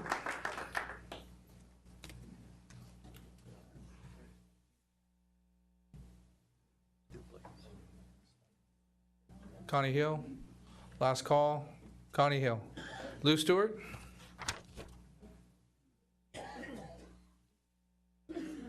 Followed by Michael Harrington. Honorable Mayor, distinguished council, hardworking staff, congratulations. Congratulations on your elections and re-elections. And I just want to say it tonight, of course, everybody wants a bargain. Everybody wants to pay the lowest possible price. So the big box stores with the full range of inexpensive merchandise look pretty appealing to a shopper on a budget. But let's really examine the economics of this market strategy. There are two factors in the ability of these stores to provide cheap goods. One is the availability of products manufactured in other countries where workers make 30 cents an hour. This market deforms fair trade and leads to the offshoring of American jobs and depresses good wages for American workers. It creates joblessness, poverty, homelessness, and food insecurity for American families. The other factor is the stacking of the legislative process by big business and billionaires, allowing the rich to avoid their fair share of tax and other social responsibilities. The massive concentration of capital in the hands of the few has been used to corrupt political leadership to rig the game. Corporations have rigged the laws to favor profit over fair working conditions for workers. Many pay their workers so poorly that they are forced to go on public assistance to survive. The corporation pockets the profits by externalizing their cost to you, the taxpayer. Why should you have to subsidize the cost of food stamps or WIC cards for an underpaid worker whose children are hungry? Why should you have to subsidize the cost of Medicaid for workers who don't have medical coverage at their job and aren't paid enough to purchase it? Why should you have to subsidize the cost of housing for an underpaid worker who can't afford his skyrocketing rent? Why? Because corporations, with the help of their bought politicians, have offloaded their labor costs onto you, the American taxpayer. It costs the community approximately $1.2 million a year in extra taxes when a superstore comes to town. You are forced to subsidize the massive profits of these big box stores out of your pocket in the form of higher taxes for food stamps, medical care, subsidized housing, and increased public safety costs. In my mind, that makes these corporations the biggest welfare queens I've ever seen. Plenty of corporations have a different business model and do just fine. In-N-Out Burger and Costco pay their employees fairly enough that you and I don't have to pay any externalized costs. So sure, everybody wants to pay less. But think about it next time you clamor for a superstore in your town. Is it really such a bargain? Or do those hidden costs and taxes make it the costliest deal you ever made? Thank you. Thank you, Mr. Stewart. Michael Harrington, followed by Rakita Grant. I'm Michael Harrington, a local lawyer for 23 years. And first I want to say congratulations to the new council members and the new mayor. So I wanted to make an announcement. I found that, I'm doing some nonprofit work, and I started a small nonprofit, and one of my goals is to help change policy and reach families and at-risk youth before we see them in court, so I don't have to see them when they're 18, 19 in an orange jumpsuit. And so I want to bring to your attention that I'll have an event, and I'll bring these events to Desert Hot Springs, but right now this is in Coachella, but we're all one valley, we're all connected. So this Thursday, December 3rd, at the Senior Center in Coachella on 7th Street, we'll have two great speakers. Valiska Castaneda is really famous for bringing attention to the plight of immigrant mothers and children, but at this event, she's going to do two speeches, and the first one will be appropriate for youth, and there'll be children there, and some teachers are bringing their kids. So I invite any teachers to contact me. I'll put flyers in the back. And then we'll have Dr. Jessica Mendoza. She's a teacher and also a coordinator of after-school programs.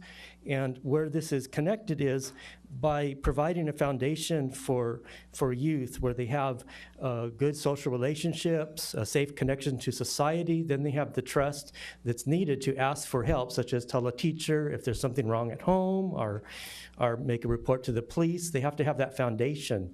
It's true for all youth, but especially in the immigrant community. So this focuses on the immigrant community, but I would really appreciate anyone in the audience to consider coming to this event, even if this doesn't appear to concern you if you're not in an immigrant family, because the root causes of juvenile delinquency really have to do with lack of a foundation. And it really does tie into what the earlier comments that were made, that you have to have that strong foundation for youth. Families there for them, often the families are not, so the teachers are acting like parents, and they have to design after-school programs. And we're going to be having a workshop about that. So if you can make it to this event, I'll leave the flyers there. Now, there's been such attention given to Valiska Castaneda. I did some work for her at the Murrieta Detention Center when she protested there. So she canceled her plans to go to Cornell University to come here to Coachella in our valley. And she's going to do a second speech for adults to talk about that, and that will start at 7:45. So I'm going to leave these in the back. I'd really appreciate it. This is really special to have this speaker here, and thank you. Thank you, Mr. Harrington. Rakita Grant, that's going to end our 10 speakers. We only have 3 left. If there's no objection by City Council, we'll hear the last 3 speakers. Rakita Grant, followed by Prudence Outtree. Welcome, Mayor Mattis, and congratulations, City Council members, men, women, on your election. I would like to speak about agenda item number 13, if that's okay during public comment, because I need to leave. I cannot allow that per our Okay, then ordinance. I won't. Then I won't You can speak. send me your comments in an email, Okay, if then that would work. that's fine. I just want to say, in listening to what everyone else has said, I normally think we the sheeple when it comes to government. This is, like you said earlier, this is our best form of government. This is where, at the local level, all the constituents are allowed to participate. I hope that you're listening when you hear the cry for those that are saying, do not allow Walmart to come in. The best way to revitalize this economy is to really look at the arts district, cultural, creative placemaking, and allow for those businesses to build up Pearson and Palm Drive. If you open up a Walmart within this city, it will definitely destroy the economy. Walmart, there are so many There have been numerous case studies where Walmart has left communities with populations and demographics such as ours as a ghost town. I would hate to see that happen. I moved here about 4 years ago. This is a viable, vibrant community with the arts. There's local artists, there's businesses, there's developers. We can get that and make that happen, if only if you support the Arts District and the Art Foundation. Thank you. Thank you very much. Prudence Outtree.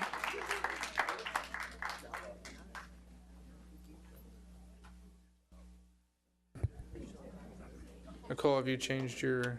Prudence Outtree reads things. Okay, great. Napoleon Hill said in his book Think and Grow Rich, when things are a little bit intimidating, it's a good thing to create an archetype. Prudence Outtree is reading Nikki.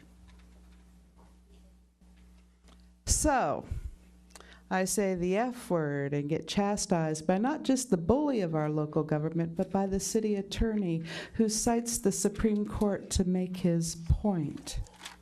Yet the governing case, Conrad versus the state of California, Make sure your comments are directed to the City Council, not staff. supports me and my position. I don't ever need this reality. I choose my words to express my thoughts during my Supreme Court protected 3 minutes. I may say whatever I decide to say that has to do with the government in this public comment period. In every public meeting we choose to hold. If you don't want to happen to hear the F-bomb, quit. Do not suppose to support the people like me who curse in public at stupid, illegitimate government players pretending to support free speech and expression. What if I really didn't know better? What if I was raised to say fuck every other word like some people just do? Ms. House. Are they excluded Hold on 1 minute. from I'm gonna stop- participating? I'm going to stop your time Wait. at 1 minute and 10 How many seconds. people voted? Ms. Outtree, you have to stop for a minute. You will continue The to get your rest? full 3 minutes, but you're going to have to stop. Okay? You'll still get your 1 minute and 10 seconds. You've been warned by the city attorney not to use that language because the Supreme Court has ruled it as offensive to the public. We have children that do watch us and listen. So I'm going to ask you, this will be the only time I'll ask you to not use that word again and allow you to continue. After that, I will stop you and not allow you to speak. I am reading. I understand you're reading. It's the same difference. I Thank am you. reading. You have 1 minute and 10 seconds. Please continue. How many people voted? The rest withheld their consent. Don't be babies at language anyone else chooses. Don't be babies at the language anyone else chooses. Listen to what they are saying.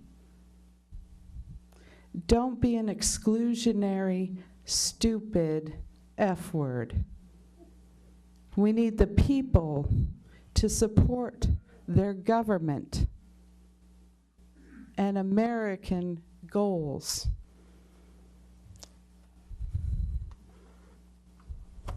Yep, 15 That's what 15 Nikki seconds. had to say. You are not supposed to interrupt the public when they are speaking. That's not Thank true. you. That's not true, I can. All right, Mr. Brown Miller, followed by Alvaro Sandoval. No Brown Miller. Alvaro Sandoval. And that'll be our final public comment tonight.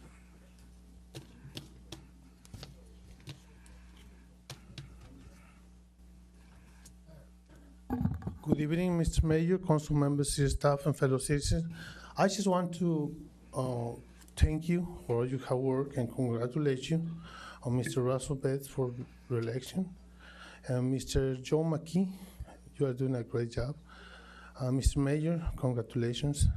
Anayeli, we are very happy that you're here. Yes, And yes. Ms. Yvonne Parks, welcome. I just want to say, you are in a special place, in a special position. This is not easy. Your position is for everyone, and you're not going to please everyone. So don't feel bad. You know, I never thought, but I just try to understand, you know, how many, or just to know how many business we have in the city. You know, if I go to work, I'm skillful, I knowledge, but I know that anywhere I go, I'm not gonna get what I deserve. But you know, I do my best, always. And that's what we brought you in, we trusted you. And talking about Walmart, you know, I spoke with my kids about it. Some of them, they said, no, you know, but the city doesn't have jobs. So if you raise the minimum wage, you know, I understand it's hard, but where is gonna come from the money? There are not many places. And I spoke with some people that they work on Couture City and the Palm Springs Walmart, and they said, well, you know, we have spent a lot of time and money just to spend on gas or Palm Desert. So, you know, I understand. I don't think for the city, I don't think it's the right time to raise the minimum wage because anyways, it's no money.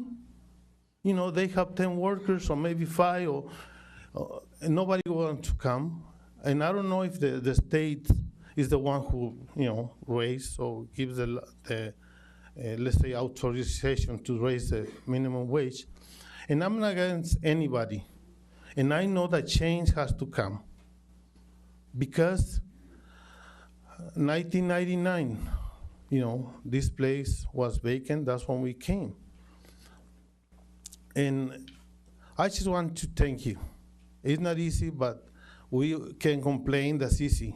But we have to do our part. You know, I have to do my part just to be ready, just to try hard. And if somebody doesn't pay me, I go to another place. And one of the things, I learned English. You know, sign language, reading and understand, you know, writing, getting a paper. Mr. Sandoval, that's 3 minutes. And so, you know, I just want to thank you. I thank you, I really do appreciate it. Move on to the next item, which is mayor and council member comments. Please put your name in the queue so I can call you. If you have anything to say at this time, this is the time when mayor and council member give the reports on committees and commissions that they serve on outside the city or need to make comments about events or other things. We'll start with Mayor Pro Tem McKee. Thank you, Mr. Mayor. I wanted to go over a couple things real quickly. I went to a bunch of meetings, all boring, nothing really happening. It's the holiday time. We have meetings, but they're pretty boring for the most part, unfortunately. I wanted to announce that we're going to be doing the homeless point in time count again on the 26th of January, which is a Tuesday, between 5:30 a.m. and 9:30 a.m. We had a good crew of people that participated last year. The reason this is important is because this is used to assist the county in moving resources around. If we don't count the people that we have that are homeless or miss them, we're in a position that the resources allotted elsewhere. Theoretically, according to our homeless goals in the county, we are supposed to, at the end of this year, have all veterans off the street, and at the end of next year, no homeless people. The problem we have is identification, making sure that we get the resources to the people that are homeless and have addiction and mental illness problems, and convincing them that they need to get off the street and get into housing, especially people that have mental illness problems and addiction problems. I wanted to go over really quickly some of the things that we're going to try and do in the next few years. We've talked in the past about bike paths that we're going to be putting in.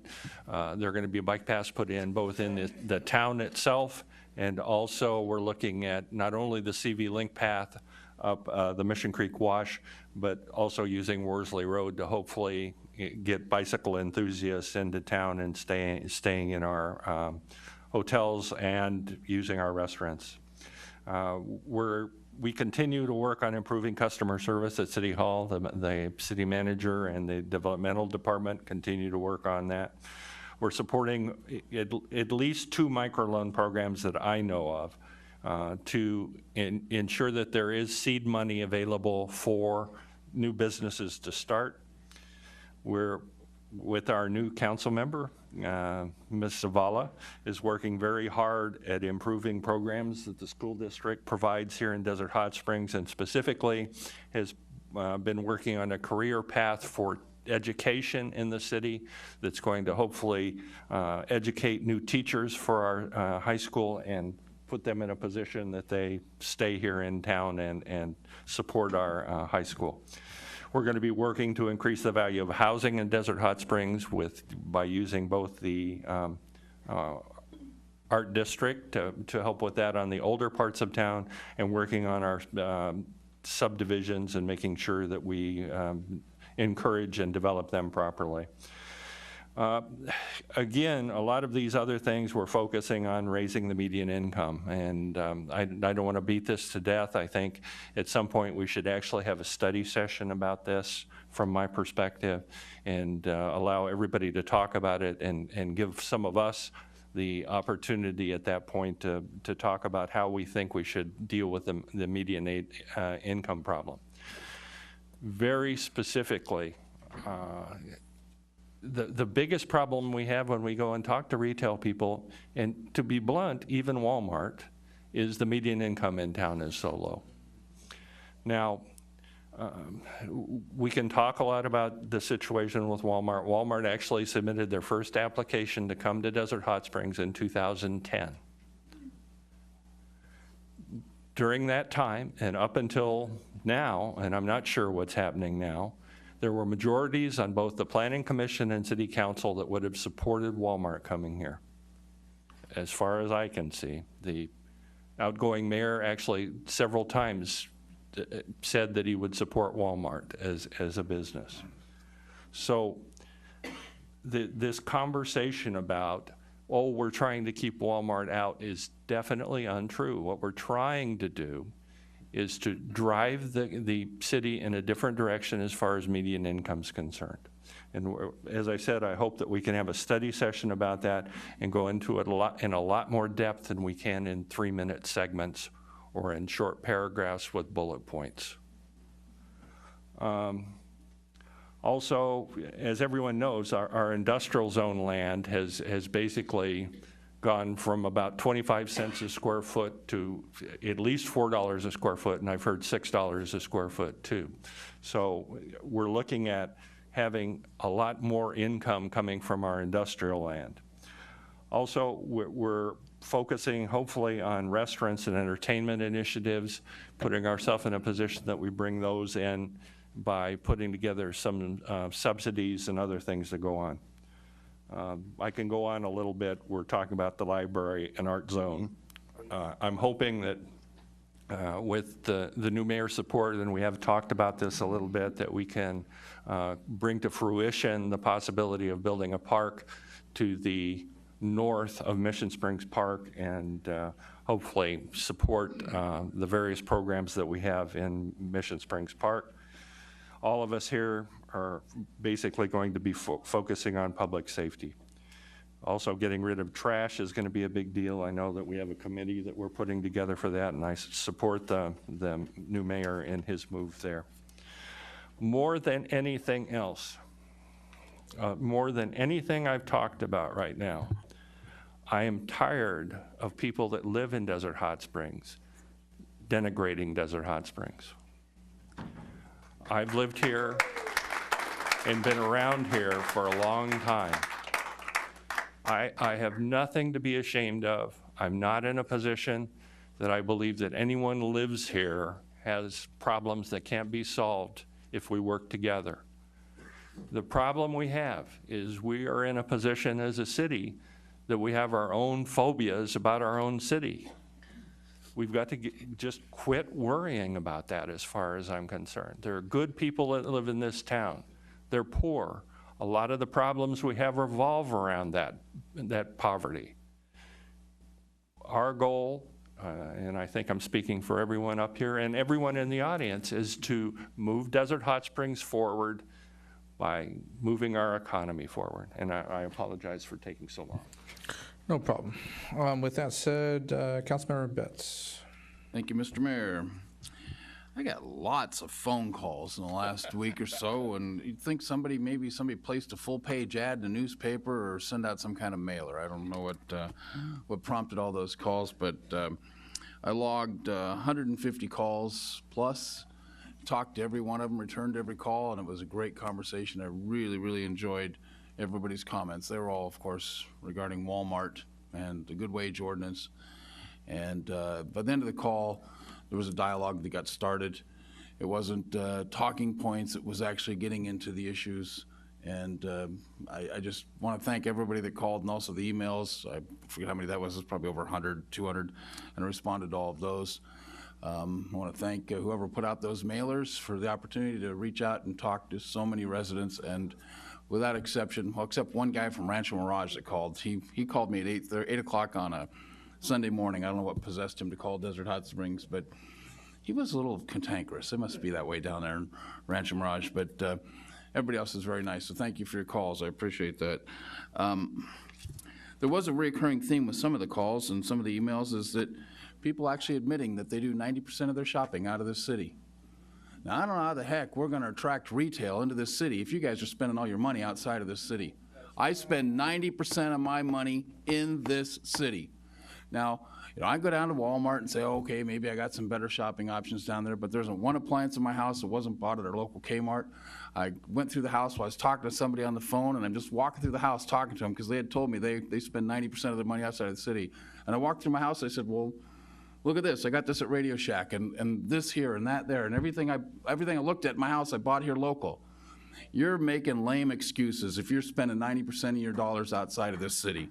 And I'm sorry to get so worked up about this, but if you want to attract retailers, you got to up the amount of retail business that's going on here. So if you want more retail here, look to yourself. It's not just about Walmart coming in here and making it easy for everybody. So sorry, I'm going to get off that soapbox, but the goal that I set and I put in my literature was to raise the median income in this city. Now, one of the good things that comes with a debate like this is you start to meet people, and the California Restaurant Association put in a letter in opposition to this good wage ordinance. I called them up. I used to be a member of the California Restaurant Association. I talked to a guy, actually knew him, and it turned out that they aren't so opposed to it now because they understood what the issue is. They're watching now on TV, I guess, or maybe but now they're done. They know it's gone. But he's coming out here Friday to talk to us. And he said, here's what he's going to look at in this city when they come to locate restaurants. And they're going to help us work to locate restaurants in the city. Chain restaurants. He said, first thing we'll look at is your median income. Next thing we'll look at is your demographics. And then we'll look at any incentives that the city might be willing to offer. I don't think we pass the first test of the median income. So our goal and everything that we do up here in this council for the next 2 or 4 years has got to be, we need to set a goal to raise the median income of the city so we attract retailers, and then every decision we make has to be weighed against that. Will this raise the median income or will it lower it? So that's important. I think if we're going to set some goals, those have got to be one of them. When we get into a goal setting session is to sit there and say, what do we want to be? And we have got to elevate the income in the city. I'll be attending Sunline tomorrow, SCAG on Thursday. Continuing to work for the city. I want to thank everybody for their vote that put me back in the seat for another 4 years. I dedicated myself to running a 100% positive campaign. That's what I did. There wasn't a word of negative that came out of me, a word of negative print. Of course, it was 110% of negative out there, and that was just a shameful display of that stuff that passed as literature, but I'm happy that I ignored that. Scott, I want to congratulate you. I know you've wanted to have that seat for a long time. You and I have served together for 8 years. You've been up here, 6 months longer than I have? And I'm looking forward to good things out of you. I appreciate how you've reached out, both during the campaign and since you learned that you were going to be mayor. It's very welcome, especially with an upcoming agenda item where you reached out and made sure everybody is happy with the council appointment. So it's been a very good sign, and I'm looking very much forward to working with you going forward.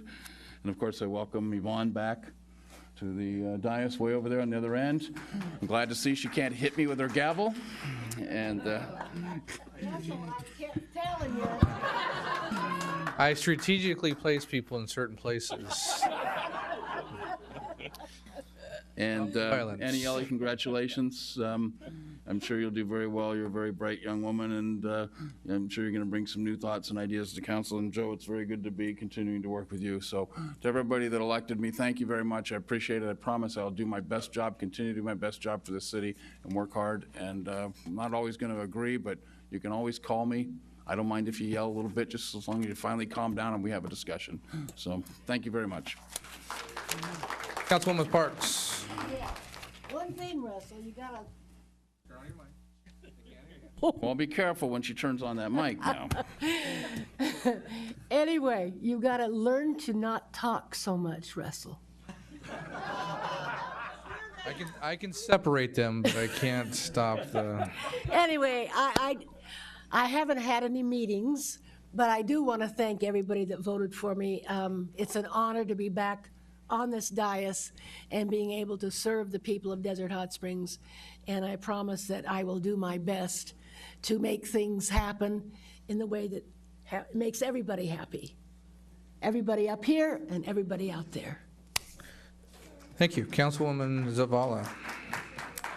And I don't have any reports either, but I do want to say thank you once again for giving me this opportunity. And I definitely agree with Councilman McKee and Betts regarding raising the minimum wage here in the city. And I'm sure that every single one of us up here wants to see that happen. And I think an important thing to remember is that if you're thinking long term and you want to see an increase in median income, and you look at communities where poverty is prevalent, education is one of the #1 ways that people can come out of that low income bracket. And I think it's important that as a city council, we begin to prioritize the educational opportunities of our youth in the community so that long term, they're able to get jobs that are higher paying jobs.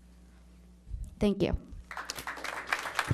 Thank you, and I will be short tonight as I didn't have many meetings, but I did want to talk about a couple things. I did attend the transgender visual. I think a couple of us did attend that. It was a very nice event supporting the transgender community in Palm Springs.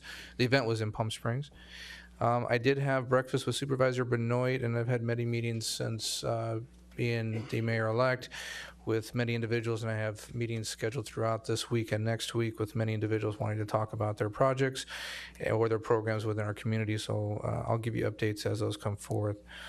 I did attend the Public Safety Awards, which one of our officers and 3 of our firefighters received awards, and during the update from our staff, I'll let them talk a little bit about that if they like. There is a tree lighting ceremony this Friday, I believe at, does anybody know the time? 5 o'clock.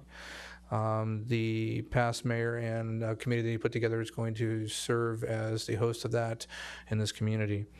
Christmas parade, Donna and committee will be having the Christmas parade on December 12th, Russell? Yep. Okay. December 12th, and that'll be starting at 11 o'clock in the morning on Palm Drive from Pearson to the Orcas. Right? All right, got it right. Good. Wanted to make sure it was talked about. As I was talked about by some of the council members, I did take some time to meet with each council member individually to talk about just some of the plans for the future, not to talk about actual items that have come forth because that's illegal to do, but just talk about things that they had on their mind, prioritizing the business of the city. It's very frustrating to sit here for a couple years and not get a lot of things accomplished because of the procedures. One of the things that I pride myself on is procedures. I've been very fortunate to sit on many boards and commissions and been chair of 3. And I've been able to move things forward because of the procedures, and I want to follow that. So as the items come forth, whether I agree with them or not, it's not my concern at that point. It's my job as the mayor to make sure that each council members are given the opportunity to bring their items forth. So that's what I plan to do. I have no problem sitting and talking about the good wage again in a different form at another time and date. I don't think the argument is about not having a higher minimum wage, but I think the analysis fiscally for our city and analyzing the outcomes that will come from this has to be given to our community. So with that said, I'm sure it'll be in the future talked about again.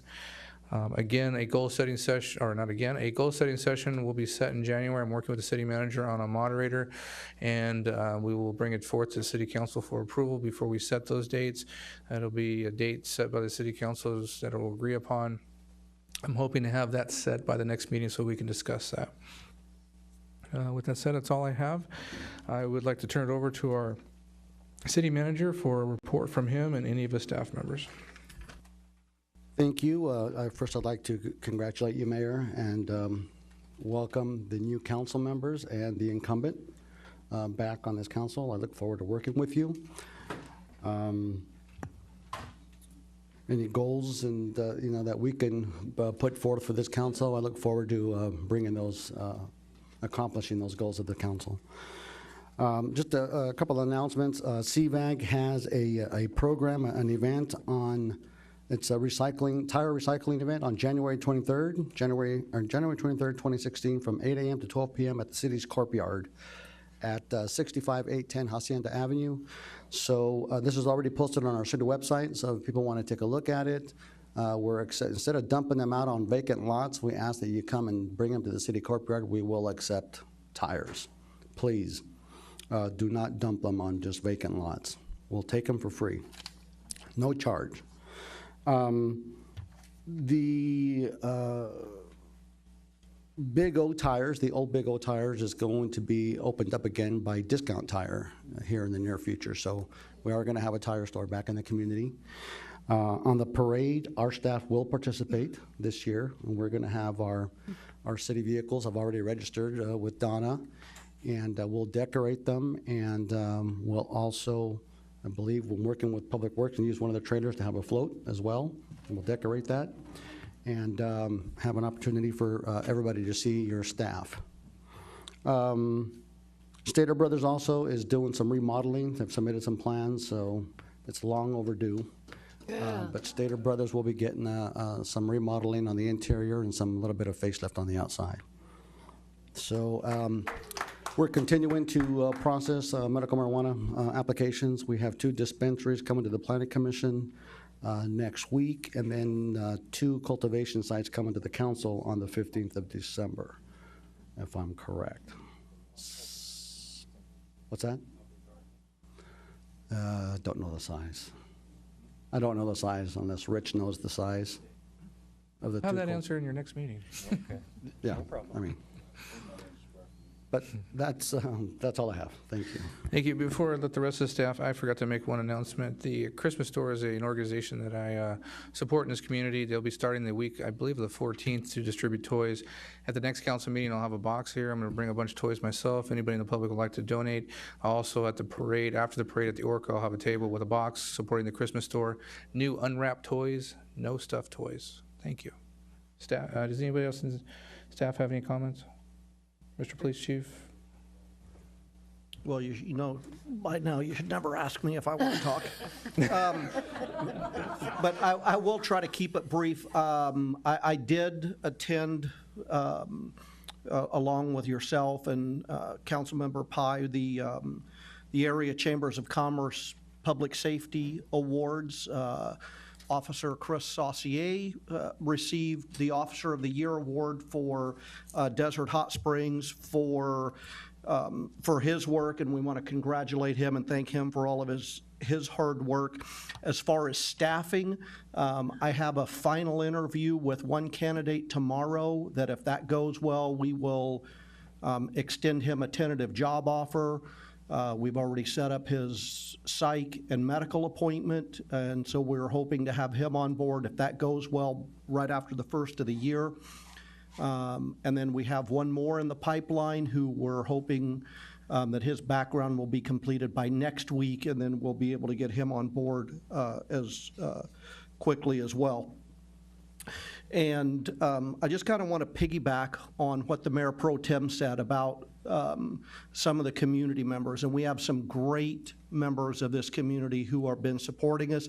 I know that Donna and the Top Shop, Ivan and Brianna, who are here, are working on a welcome booklet for people in the city, and they wanted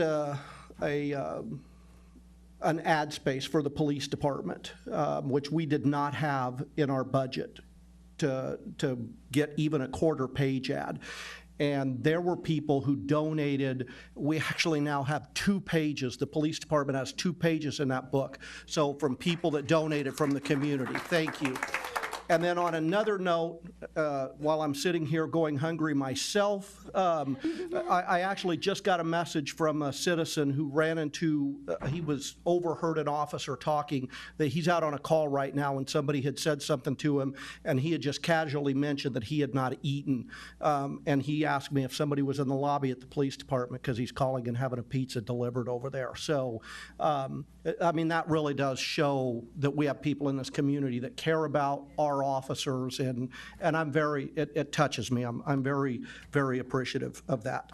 And so thank you for that. And then also on a final note, we also did have 2 representatives of the police department also at the LGBT, if I said that right, or mispronounced it, I apologize, but at the vigil as well. Sergeant Paez and Officer Barriola went over representing the police department. Pat, you're up. Thank you, our fire chief. Now, first of all, I want to congratulate our newly elected city officials, and I look forward to working with each and every one of you. And Yelly, I want to make sure I extend that I'd like to meet with you so you can get the big picture of why I have a state patch, yet I work in the city of Desert Hot Springs, so you can understand how that all floats out. And I extend that to each and every one of you if you would like to have a sit down and local Starbucks or something for coffee. Last week, I also got to sit at the same table as our mayor-elect and Jan Pai at the POPS Award, and I'm going to put a little brag on the 3 individuals that were honored with a Firefighters of the Year. It was now fire captain, paramedic Alexei Rosario, and firefighter Eric Schlarb and Steve Chapman were the 3 individuals that were honored for the fire department side. Their actions in February was a response early in the morning to a single-family dwelling on the east side of town with a fully involved structure. 2 people were outside of the building, but 2 people were inside of the building. And they were able to make entry. Eric Schlarb was able to hold the fire in check while firefighter Chapman went through the building, grabbed the first victim, got him out to the street. By then, an ambulance had arrived, and they turned that burned victim over, went back inside, grabbed the second person, and by then, Eric Schlarb had got the fire in check, but was able to get the second person, and they were actually doing CPR on the second person. And en route were able to regain pulses on that second victim, which was extremely burned, which is considered a save, but the individual did unfortunately succumb to their significant burn injuries later on.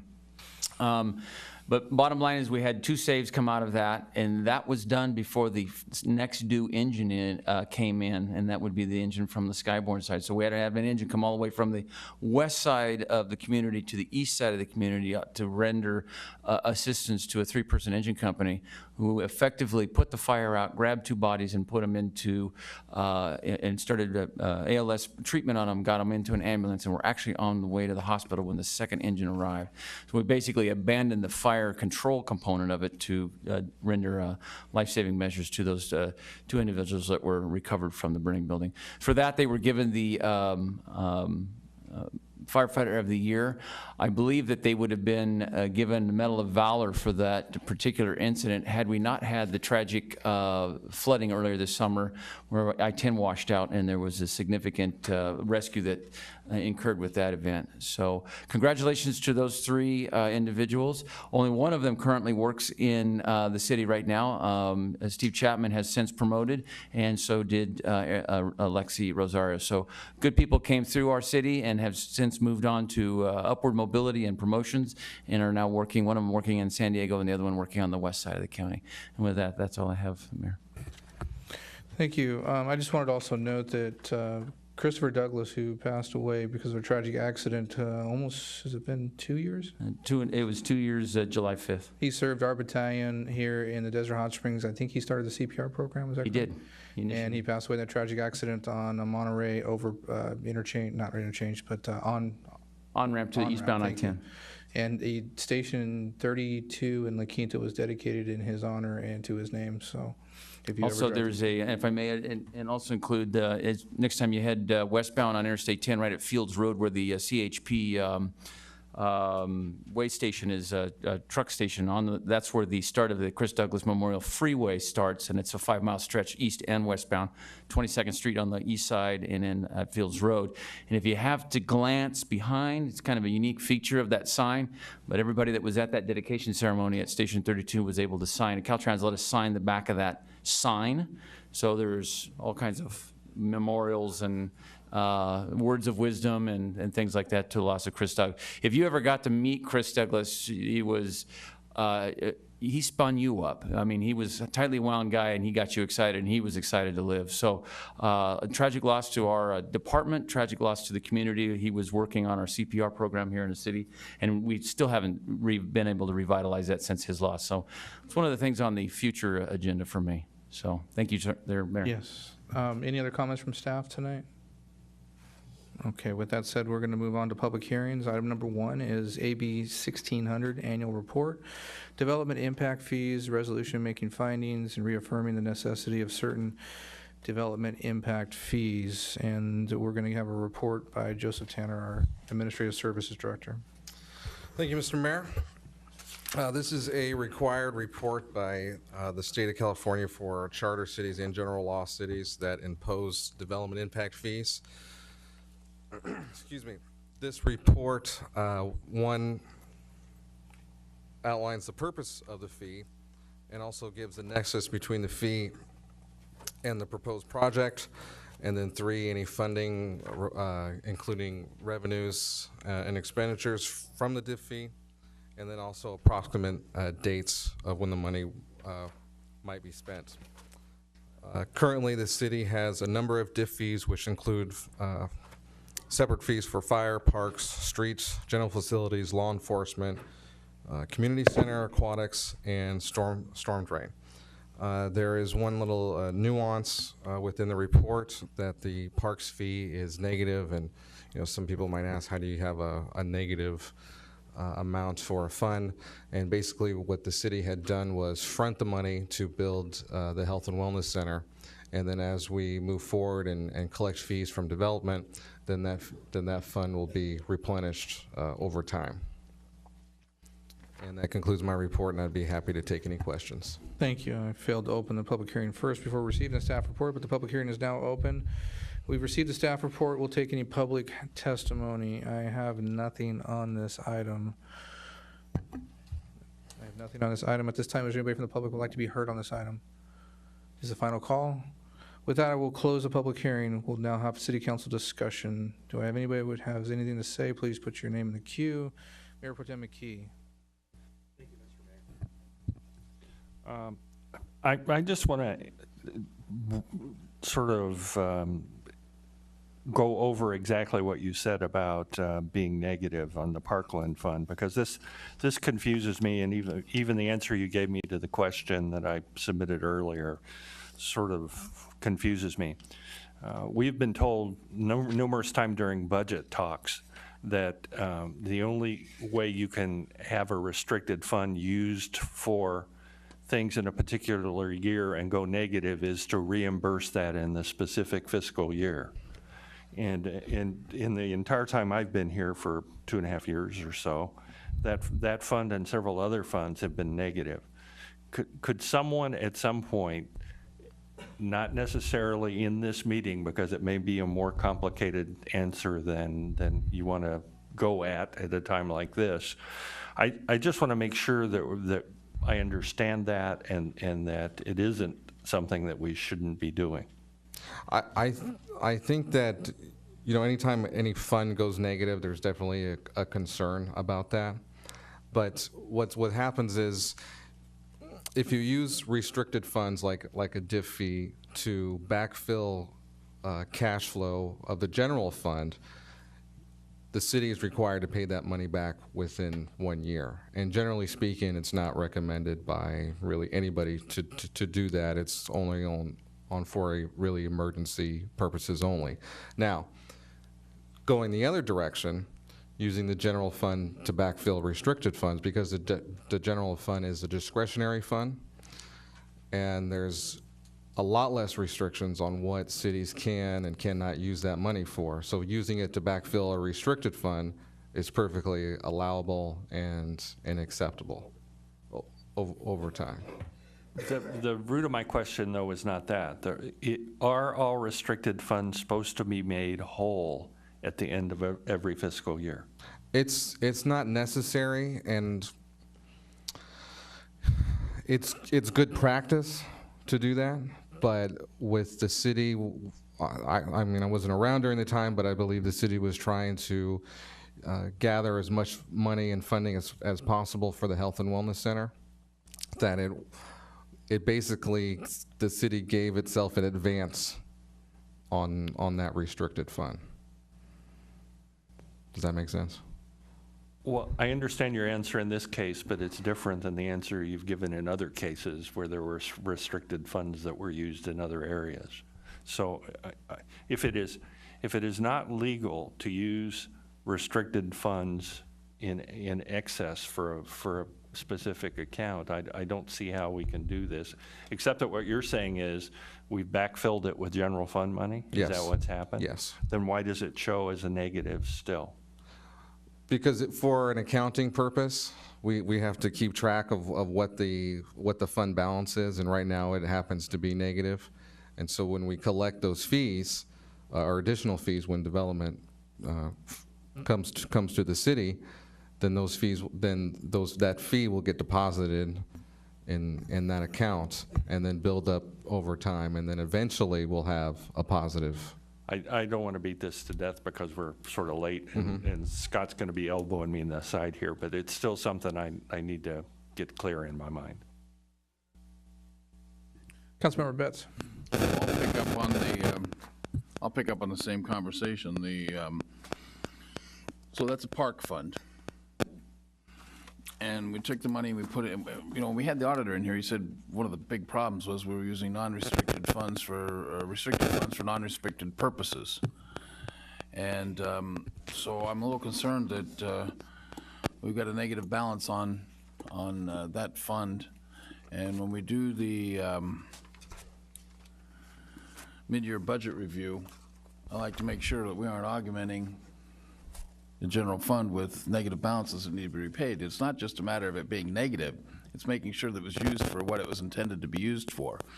And I go back 10 years ago, before I was even on the council, and there was a refund made, and $200,000-$300,000 because the funds had not been used as they were supposed to have been used. So this has some ramifications here, and is our auditor aware of this and looking at it? And who's what did you do to this mic?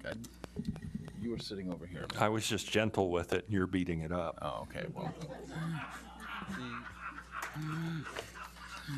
Anyhow, the auditor's aware of this, and they're going to weigh in at the mid-year budget review and let us know exactly where we are on these funds? Yes. Okay, then I'll wait till then, thanks. That's all I have, Mr. Mayor. I have nobody else in the queue. Would anybody else like to speak on this item? At this moment, we'll entertain a motion. Move staff recommendation. Staff recommendation is adopt a resolution of the City Council authorizing the city to join the statewide community infrastructure program. Authorize the city statewide assessment. I lost my place. California statewide. Am I in the right one? Sorry. Let me go back. Thank you. Jump to the next public hearing. My fault. Adopt a resolution of City Council making findings and reaffirming the necessity of certain development impact fees. That's your motion. It has been seconded. All vote, please. Mr. City Clerk, read the results. Motion passes unanimously. Thank you very much. Moving on to item number 2. Continued public hearing from November 17th, 2015, and October 20th, 2015. Authorize a joint statewide community infrastructure program, a joint powers authority. We will open the public hearing and receive a staff report. Administrative Services Director Joseph Tanner. Thank you again, Mr. Mayor. So the SKIP program, which is administered by a joint powers authority known as California Communities, which is sponsored by the California League of Cities and California League of Counties, offers an economic development incentive program for commercial development. And what they do is, for participating cities that pass the resolution, they offer an additional financing option for developers. And how they do that is they offer tax-exempt bonds for certain projects. Tax-exempt bonds are typically cheaper method of financing, and they can't use it for the whole project, but they're able to use it for the development impact fees and then also the right-of-way improvements. So if the financing or a portion of the financing is a little bit cheaper for developers, then there's an opportunity there for those projects to pencil out more, so the developer is able to get a little bit better return on investment. As far as how it concerns the city, it's a completely voluntary program for the developer.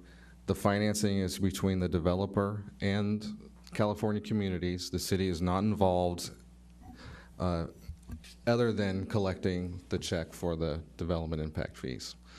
So if the developer goes through the program, applies, gets approved, starts a project, and maybe the economy tanks or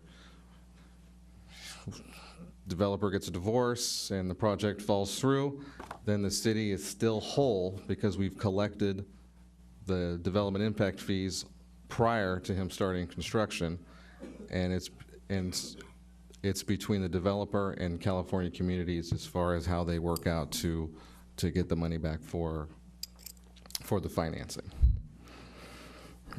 Since 2003, they financed about $150 million worth of projects, and then also the program is completely administered by California Communities, and they have a team of finance professionals working on their side, and it's pretty much little to no work for staff to accept the projects other than what's already required through our regular development process.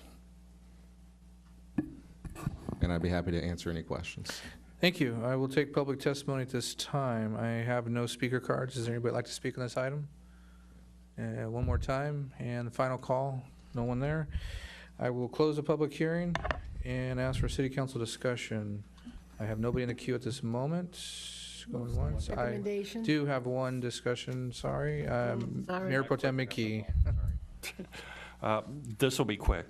If this is just between the person developer or whatever, and this authority, why is the city involved in this then? How the program is set up, it's necessary, and it's probably has to do with getting the tax exempt financing. That's not available for everybody necessarily for any project. The city does have to approve that. And so in order for the developer to participate, the city has to agree to allow the program to operate within the city. Thank you. I have nobody else in the queue. If no one else would like to speak, we'll entertain a motion. How do I do that? Just Which button do I push? verbally talk about it first. I'd like to move staff recommendation. 2 years away from the dais, she forgets Second. how to use it. Oh, there it is. It's been moved and seconded to adopt a resolution of the City Council authorizing the city to join the statewide community infrastructure program known as SKIP. Authorize the California Statewide Community Development Authority to accept application, conduct special assessment proceedings and levy assessments approved from the, I lost my place again, and other related actions. Sorry, I lost my place again. With that said, it's, please vote.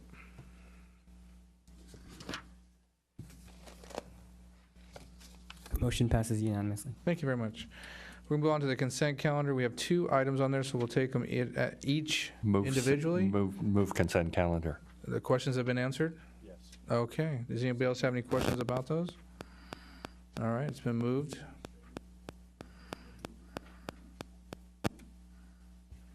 And seconded. And please vote. Mr. City Clerk? Motion passes unanimously. Move on to the administrative calendar. Okay, item 5, second reading, oh, wait a minute. Item 5 has been pulled. Move on to item number 6, which is agreements with the County of Riverside Department of Animal Services for the Animal Control and Animal Shelter Services. Our Chief of Police, Dale Mondary, will introduce this item. Yes, Mr. Mayor.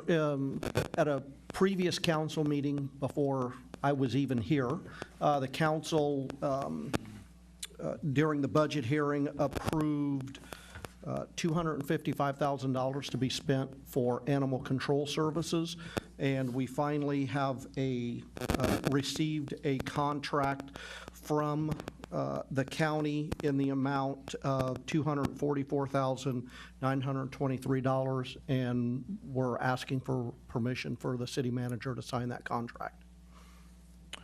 And we do have somebody from the county. Would you like to speak on this item? Please state your name and your position with the county.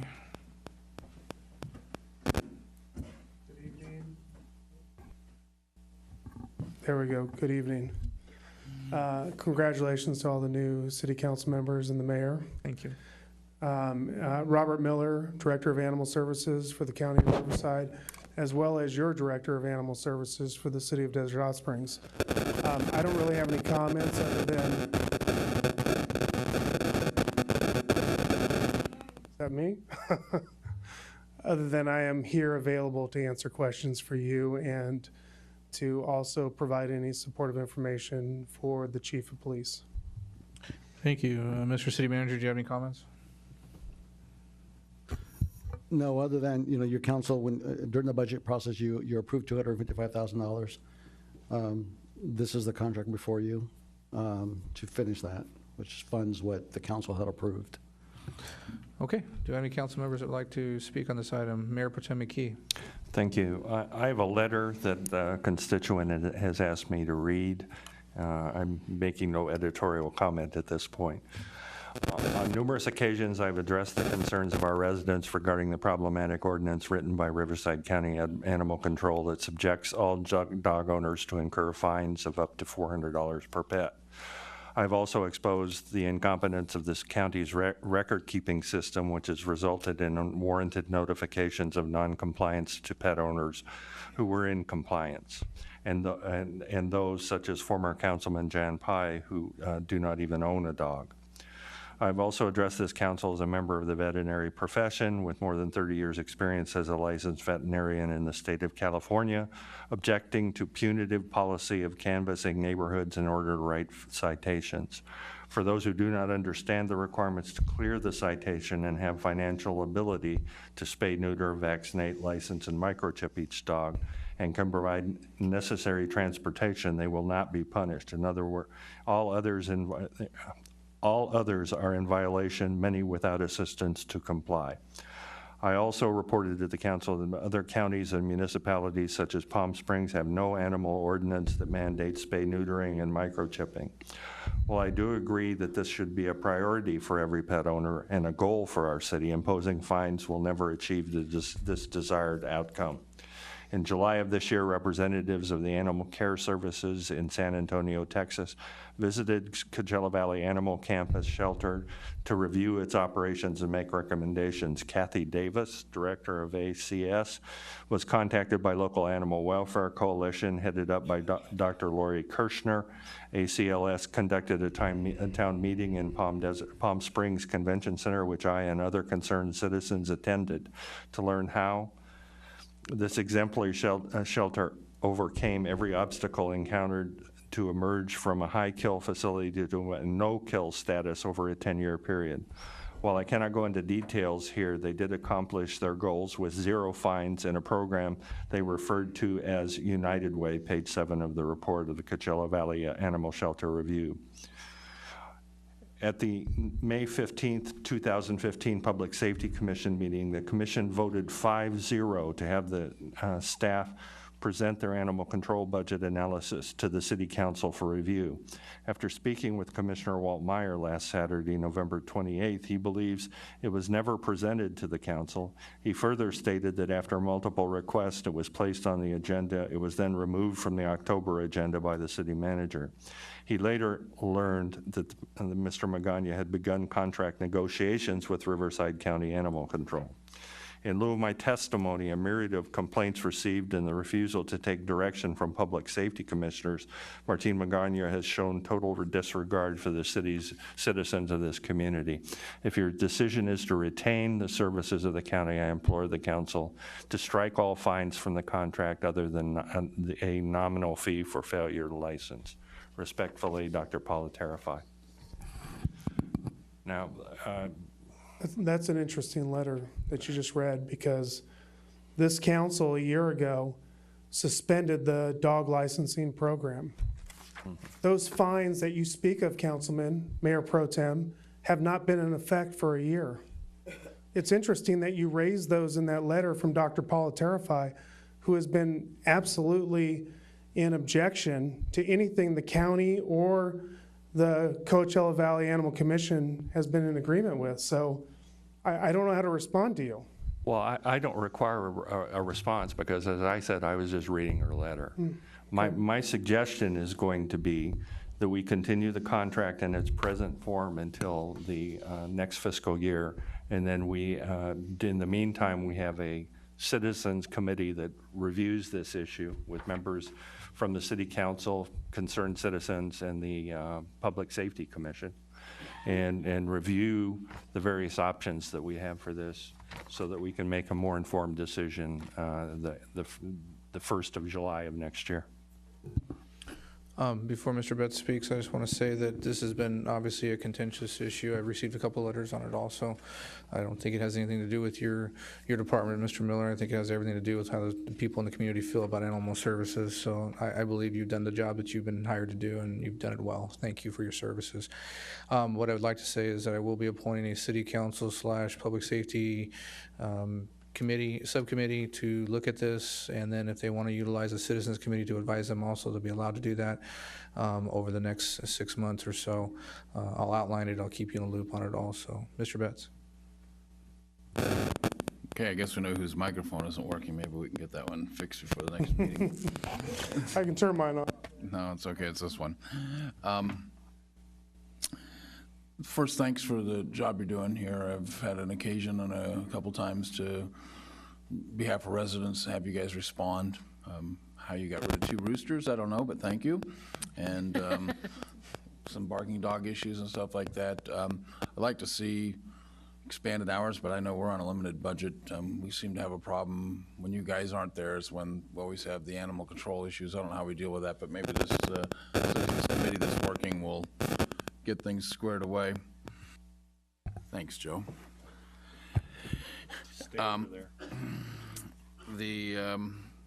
So I think that's a good idea to get something that needs to get hashed out, but thanks for the work you guys are doing, and the only thing I would like to see is that if you knock on a door without peering over somebody's back wall, that they get a chance to pay that fine right then, not the fine, but the license right then and there. Hi, this is your chance, pay it, you owe it, dog should be licensed, and have something there where you can swipe a card or take a payment right then and there, and without somebody getting a fine immediately. Well, that's what we got to get away with. Some of those came in were $750. I know that issue's behind us, but I want to keep it behind us. So that's one of the things that's going to have to be taken up. So thank you. Well, council member, I want to tell you that the County Board of Supervisors on July 1st approved new technology for our department. Every animal control officer now has a tablet. It's essentially a computer in the field with a cellular connection that has complete access to our database. So they can look up all the animal information, and our plan is over the next few months here, they will then be able to take a payment across that computer, whether it's the Square or whatever county device we get approved through the Auditor Controller's Office and the Riverside County Information Technology Department. We'll be able to take a payment right there and then, not just cash or check like we are now, but we can take credit or debit card payments. I'd also like just to mention that it was more than a year ago that the council elected, because of budget constraints, to cut the field contract from 2 officers down to 1. At one point, we had, and I'll just use the month of September because that's what I presented to this council before. The month of September, 2 years ago, we had 6 unable to make calls. A year later, after the contract was cut and there was only 1 officer in the city of Desert Hot Springs, we had over 300 unable to make calls. The volume is there, and that does not excuse any kind of service efforts on our part. But I think the point is well taken that there is a dramatic need in the city of Desert Hot Springs to have more in terms of animal services. And animal services is not a whim. It's a state-required service that cities and counties have to provide to their residents. And this is a tourist destination. People come here to spend their vacations. They don't want to see pit bulls running around trying to bite them, and they don't want to see dead animals on their streets. So while I will respect the council's decision, the mayor's decision, to look at other options, and certainly we will do everything we can to participate in that process and give all the information that will help the city make good decisions. I have to tell you that this is a critical service. It's as critical as fire and police, and as much as you may not feel that in your heart, it is when it comes down to the basic needs of the community. I appreciate your comments. I have nobody else in the queue. Oh, I do have somebody back in the queue. Mayor Pro Tem. I don't want to be in a position that you think that we're trying to be adversarial, because everyone up here understands the fact that animal control is an important component of what we provide our citizens. Just as the police department, that I wish we had 10 more police in. Absolutely. I'm sure the chief is nodding his We head. all agree. Yeah, so there have been some tough decisions that have been made.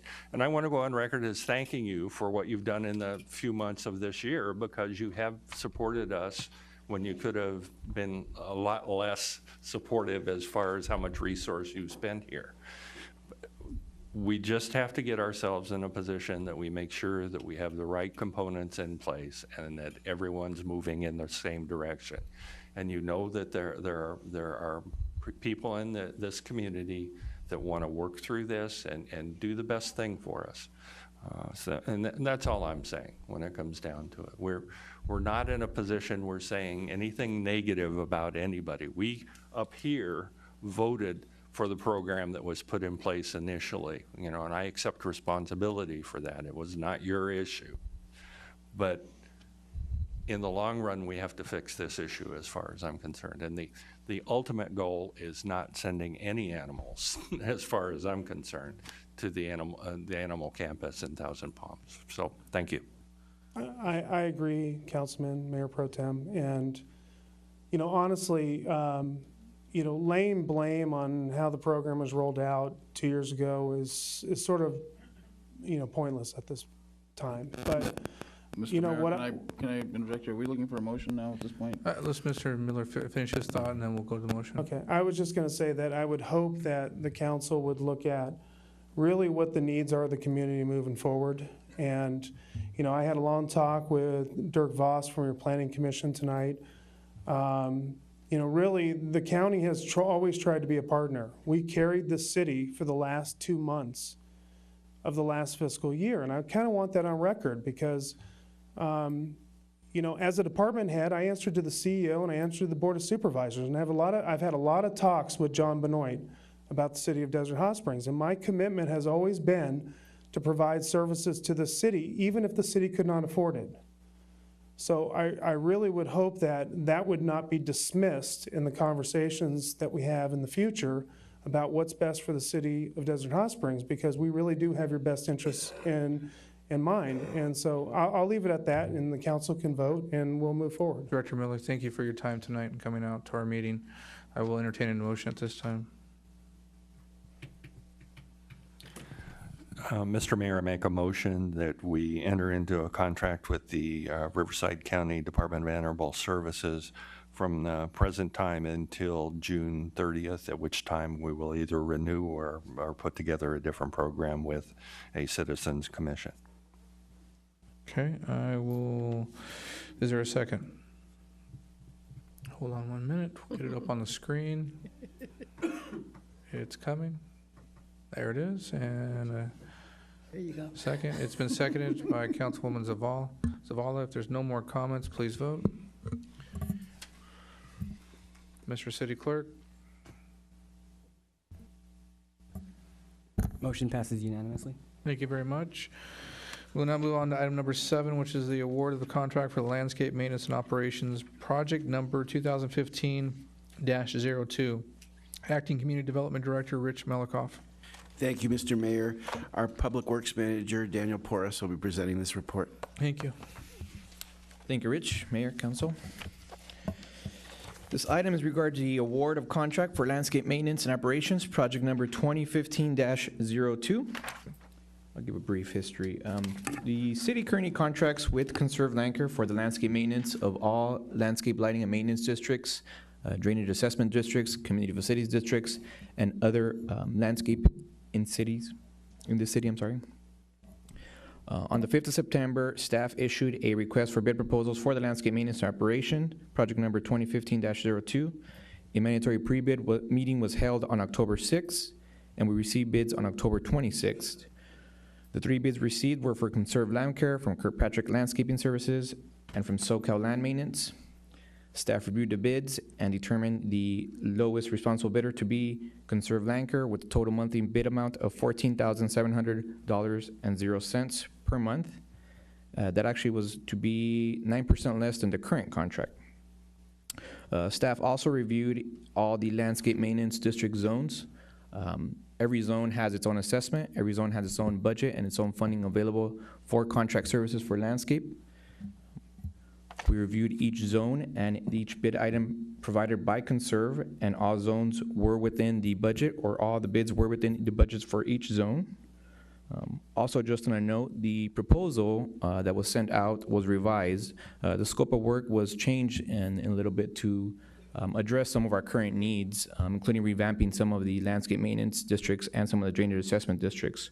We also added a monthly report requirement where the contractor is required to submit a monthly report for each district and zone, and addressing all the concerns that are in each zone. We plan on using this monthly report to do performance evaluations of the existing contractor and issue any notice of violation, notice of correction based on that monthly report.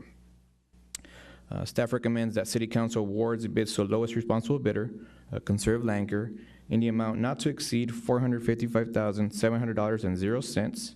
That's for a 31-month term from December 1st, 2015 through July 30th, 2018. This is equivalent to the $14,700 per month, or $176,400 per year.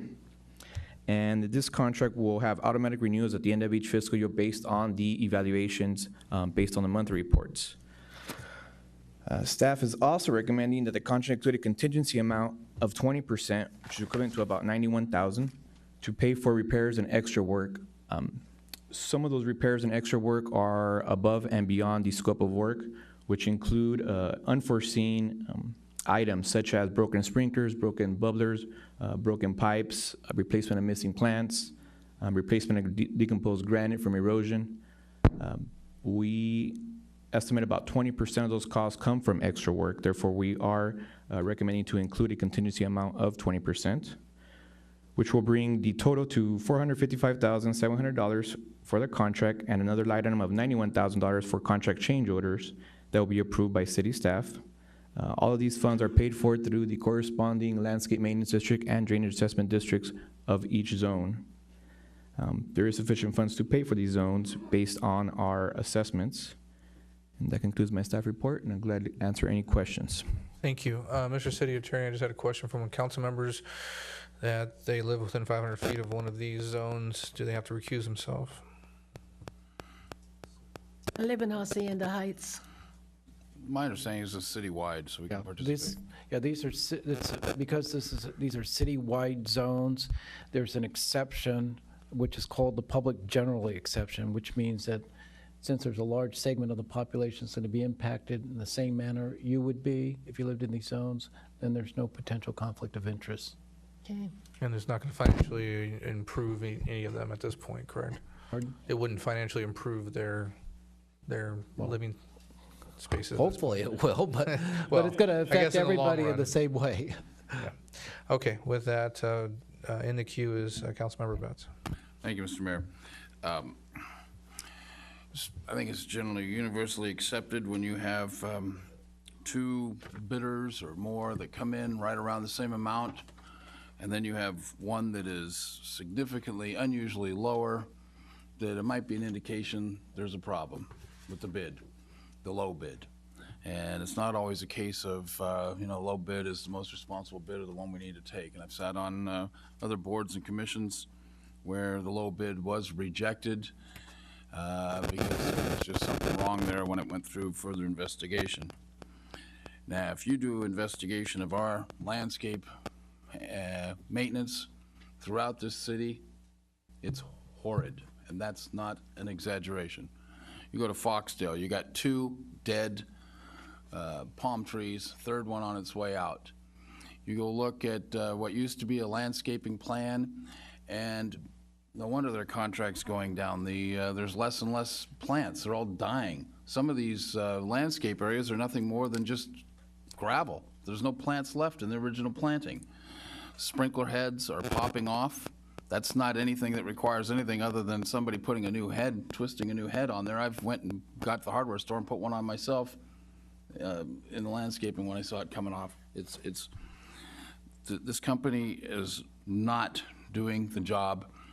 I'm aghast that we're talking about a 3-year, is that you're talking about a 3-year contract with these guys? Yes. And I don't think staff's done their job in going out and looking. You cannot drive around this city, look at the landscape maintenance that's being done or not being done, and recommend that this company continue. This is something that's supposed to be automatic. These things are in place.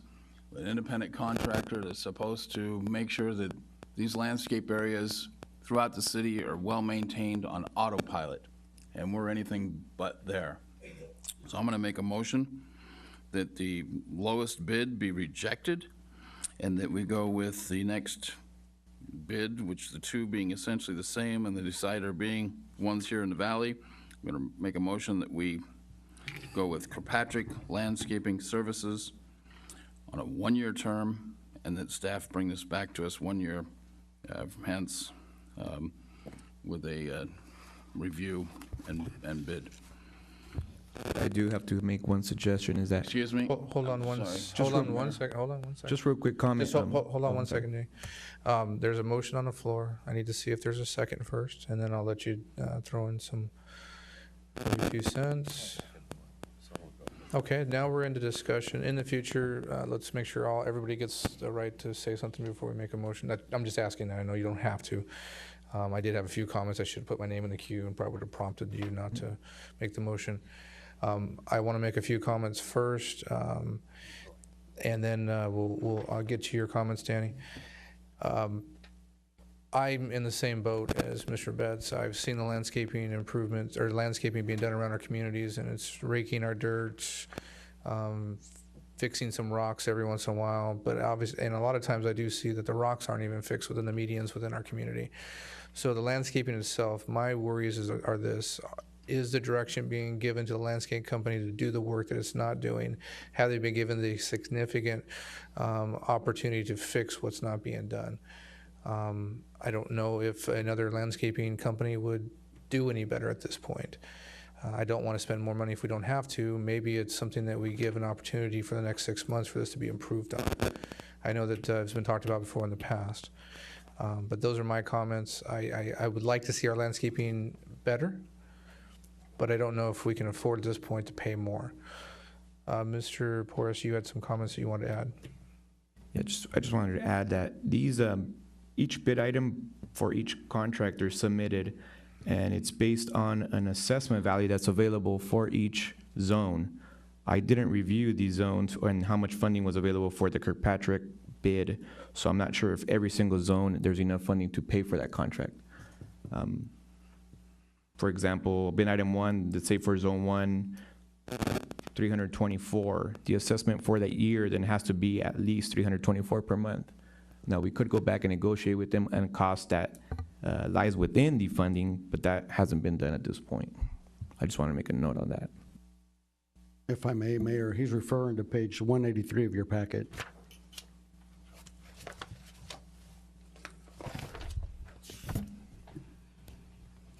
So what you're saying is that each zone is I see what you're saying. Each zone has a limited amount of funding per year. So we'll make an example of zone 1, or the first zone there on number 1. Talk Sure, about zone that. 1. For the 15-16 assessment, you get an annual amount of $8,275, which makes it into a monthly amount of $689. So zone 1 is covered. But if you go to zone, let me just give you one. So Desert View, on the bid item number 1, Desert View, Landscape and Maintenance District 2, Z2. Conserved Land Care is bidding at $195, Kirkpatrick's bidding at $324, and SoCal's bidding at $233. So they're all kind of all over the board a little bit there. Their bids still come out a little higher, and the lowest bid is still Conserved. Right, the available is $689, so on that one, we're okay. Now, I haven't gone back and checked every single one of these items to check that the Kirkpatrick one is within the actual amount budgeted for the assessment for this fiscal year. I did do that for Conserve, and all the items were. I can tell one of them is not already. El Dorado, number 8, Kirkpatrick's is $488. The available one is $461, so we'll be over the budget on that assessment. So some assessment districts they've over budgeted for, is what you're saying? Right, in the past, we've gone back and actually negotiated some costs to be within the budget. We could continue this item and contact Kirkpatrick and see if they're willing to negotiate the ones that are over the budget. I would suggest that we do that at this point to make sure we fit within our budget, but that's just a suggestion. Mr. Betts, you have the motion on the floor. That sounds like, well, like Mr. McKee's in there. Oh, Mr. McKee, you wanted to speak on it? Just real quickly, I've discussed this with the city manager. I just wanted to make it public. It makes me very nervous when I see that we've gone out to bid and then added money in for change orders or changed the scope of a bid without contacting the other people that were involved in the bidding process. I've worked in capital project management for decades, and it is very simple to underbid people and then use contingency fees and change orders to actually cost more than the initial bids. I'm just bringing this up because I want the staff to be aware that this can be one area that if we're audited in the future, people can look at it and ask what the heck's going on and why we gave preferential treatment to some people and not to others when it comes down to it. So I think it makes me very nervous on this item, and there's another item later that we, as far as changing the scope of the work on the road work we're doing, that it just makes me really nervous, and that's all I'm trying to bring up. I just wonder how these other people would have bid if they'd known there was going to be a $90,000 contingency fund on top of their bid. Again, I don't want to drive this into the ground. Councilmember Betts. Yeah, the question was raised, well, how were other landscaping companies doing? And we have an example of that. I have extremely picky neighbors. Their landscaping is meticulous. And they used to just be so happy with the company that we had before and the landscaping that was being done. And along other areas where they take walks. And they noticed was much, much better with the prior company. And then it went downhill drastically with this company. It's horrible. And the goal is to try and make our city look better. And we're going the wrong direction with these guys. So if this one's gonna get continued, and staff's gonna go try and work out something with Kirkpatrick to work it out, I'm amicable to that. That sounds like a great suggestion. It'd be really easy if you just withdrew your motion and made a new one. I just withdrew. Or you can. The second's been withdrawn. I can take a hint. Okay, so I'll make a motion that staff go back to Kirkpatrick and give it their best shot to make it work within the available funds from the landscape lighting and maintenance districts. Would you be open to an amendment to your motion that they go back to all three bidders and allow all three to be able to, so No, it's... I'm dead set against, they can go back to the two, but I do not want even conserve land care anywhere in this process. They should be determined as not qualified. I have nothing against them except the job they're doing, the job they're not doing. They've had a year to mess it up, and they've done a good job of it. I don't disagree with them, just trying to keep it all even. There was three bidders, so I would suppose we can still go back and give the award to the higher bidder, but you would give all three bidders the opportunity to come back. I would like to just go back to Kilpatrick, award this, rural conserve land care not responsive, because of the job they've been doing, and work out with Kilpatrick to get it into, and then get this one done and have staff come back. Okay, so the motion from Mr. Betts is that we go back to the second bidder, which is Kirkpatrick, for reanalyzing their bid. That's his motion. That meets within the budget, I'm assuming. Is there a second on that? Okay, is there any further discussion on that? I see Ms. Park, Councilwoman Parks. Yeah, I'm just wondering if that is legal for us to be able to, if three bidders have put in their bids, that we don't go back to all three of them. Doesn't mean that we have to select one, but I would think that to stay clean, that we ought to at least go back and contact all three of them with the same information, and then make your decision from there. If I could, I think what we're doing is we're selecting Kilpatrick right now, and then just telling staff to go make it work within the budget is what we're doing. Yeah, so the rule is you select the lowest responsible bidder. So what I'm hearing is that there's a council member who doesn't believe that the lowest bidder is the responsible bidder. Competent. So that would take you to the second one on the list. I don't mean to interrupt you, but isn't SoCal the second? Oh, is he? Yeah, so you have to go to. SoCal's the second, not Kirkpatrick. It's off by first, second, and $20. third. They determined they're I essentially. would recommend that, in the interest of fairness, I'm sorry, I thought it was, just when I saw the second one on here, I thought it was the second. Yeah, lowest I did bidder. too at first. So I would suggest that we go back and talk to the next two bidders to ask whether or not we can negotiate their prices down. And then come back Fine. with those two. Yeah, I just said So one. it's okay to So the eliminate rejection the of third the- one. That's if the first it one motion is there that not we made. That was responsive. correct. Okay, Yes, whatever very you good think. motion there. We don't know at this time if one or the other would actually work within our budgets in those districts. So I think it's responsible that we at least give all bidders a chance to do that. We have 3 bidders on there. I will be voting no on this if we're going to move forward on this. I don't think it's fair to the 3rd bidder if all 3 aren't re-given the opportunity. So that's my comment. Any other comments in the queue? Mr. Betts, did you have another comment, or were you just in the queue? No, let's just go and vote. Okay, so if I'm hearing correctly, the motion on the table is to renegotiate contract with Kirkpatrick and SoCal Land Maintenance. That's right. Please vote.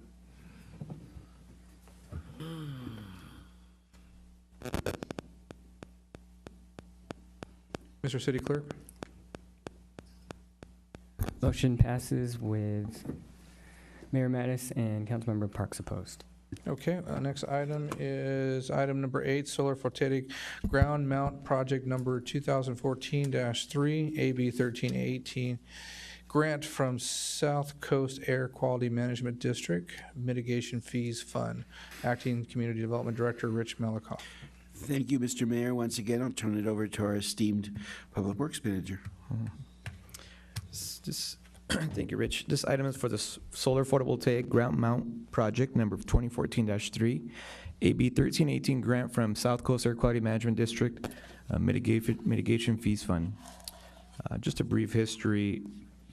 The city submitted 5 grant applications for AB 1318 funds that were administered through the South Coast Air Quality Management District. The city received 3 of those grants. The first one was for the CNG fueling upgrade and CNG fueling vehicle purchase, which has been completed. The second one was for the PM10 mitigation projects, which included 2. One was the Cabot Pueblo Museum parking lot paving, which is currently in design and construction should start in January. And the second portion of that was for the vacant land stabilization, which is also ongoing.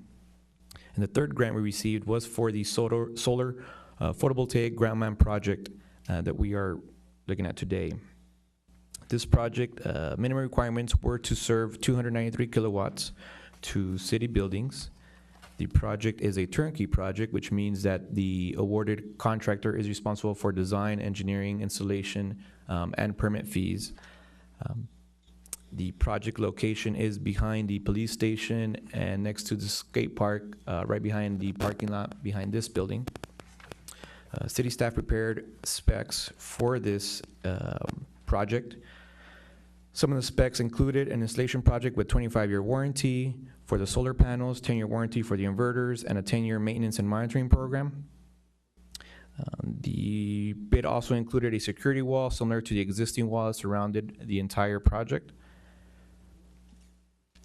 And part of the grant was also to hire an independent solar consultant to review all the bids and provide a professional review and recommendations to the city.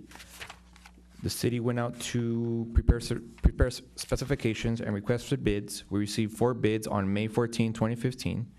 We then awarded a contract for a consultant to review those bids. The consultant provided a review and recommendations to the city. We then invited the 3 top candidates for an interview presentation in front of an interview panel that was consisted of staff from AQMD, from Sunline, from Mission Springs Water District, and from city. Each bid or each consultant was graded for a total points of 148. And on page 240 of your packet, you have the results for the 3 bidders. Precision Electric Company was a total score of 122. 360 Solar Energy Inc. was 120, and Solix Energies was 83. Staff is recommending the City Council award the Public Works construction contract to Abel Inc., DBA Precision Electric, in the amount of $1,004,261, and authorize the mayor and city manager to execute it. This was the highest scoring consultant and also the lowest bid. Based on our grant funds available, we have $1.4 million for construction labor materials and $56,000 for admin fees. Therefore, the project is within our grant funds that are available. through your agreement through AQMD. This project will be paid directly through AQMD. None of these funds currently are with the city. This project will be directly paid through AQMD. It will be administered and inspected and approved by the city. That concludes my staff report, and I'll answer any questions. Thank you. I have one public speaker, Bob Terry.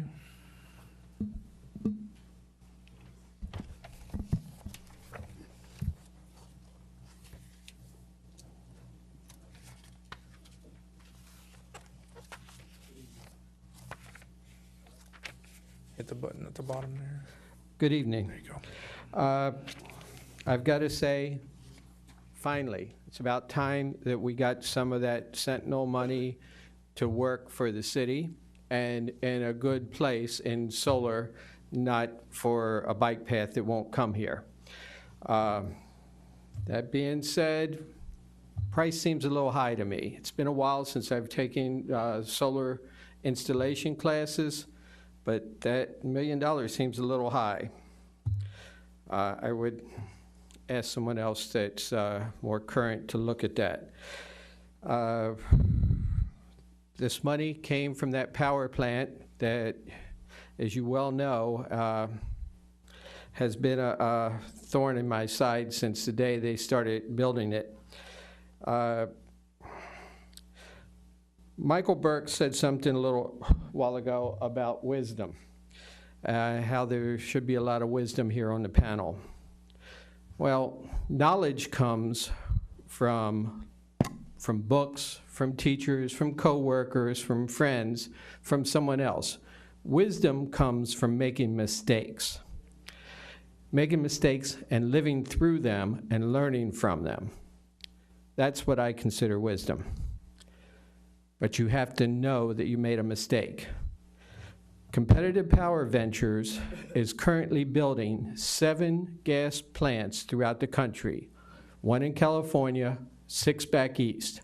They're in the approval process of them. I suspect that's why we haven't heard much from the Sentinel in the last year, because they're trying to get these other plants approved. All 7 of them are combined cycle, meaning that they're about 40% cleaner than this one. We made a big mistake. The people who bought that here made a big mistake, and they have to own up to it to learn from it. 40% cleaner, newer, better technology, and all of the ones that I researched are all bragging that they use reclaimed water. Here, we're using pristine drinking water and letting them replace it with river water. So I think we need to acknowledge the mistake on that plant and to have a good watch over it and not just accept a few turkeys once or twice a year and say that they're a good neighbor. Thank you.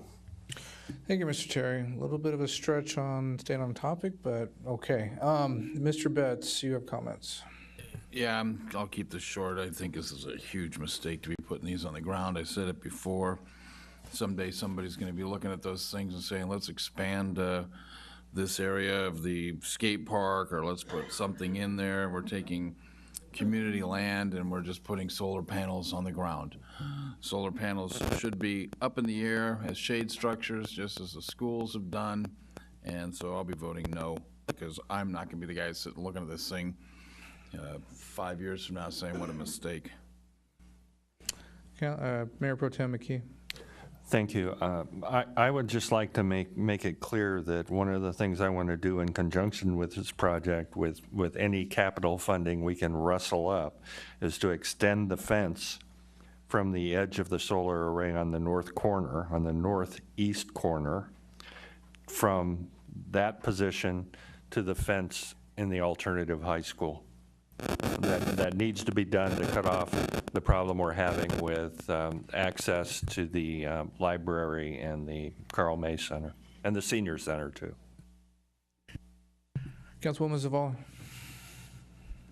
I just wanted to I just wanted to clarify with Martin. So I know we had a conversation earlier today regarding this item, and my concern was whether or not we're able to move these solar panels. And if I recall correctly, you did say that we can move them, correct? In the future?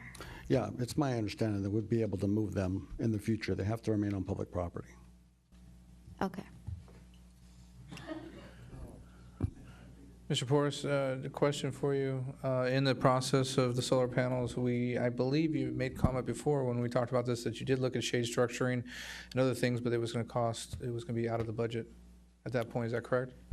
Yeah, that was analyzed, and the idea was to spend the most amount of money for solar panels instead of any type of structure that's required either on roofs or on carports and stuff like that. So the most amount of money for the most amount of solar panels. That was the idea.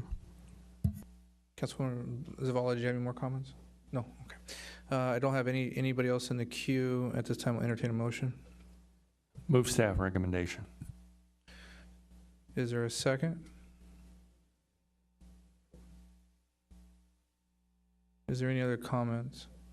The staff recommendation is authorize the city manager to execute a public works construction contract with GA Able Incorporated for the design and installation of solar ground mount system complete in place for an amount not to exceed $1,004,261 with the approval as informed by the city attorney. Please vote. Mr. City Clerk? Motion passes with Councilmember Betts opposed. We'll take a 10-minute break.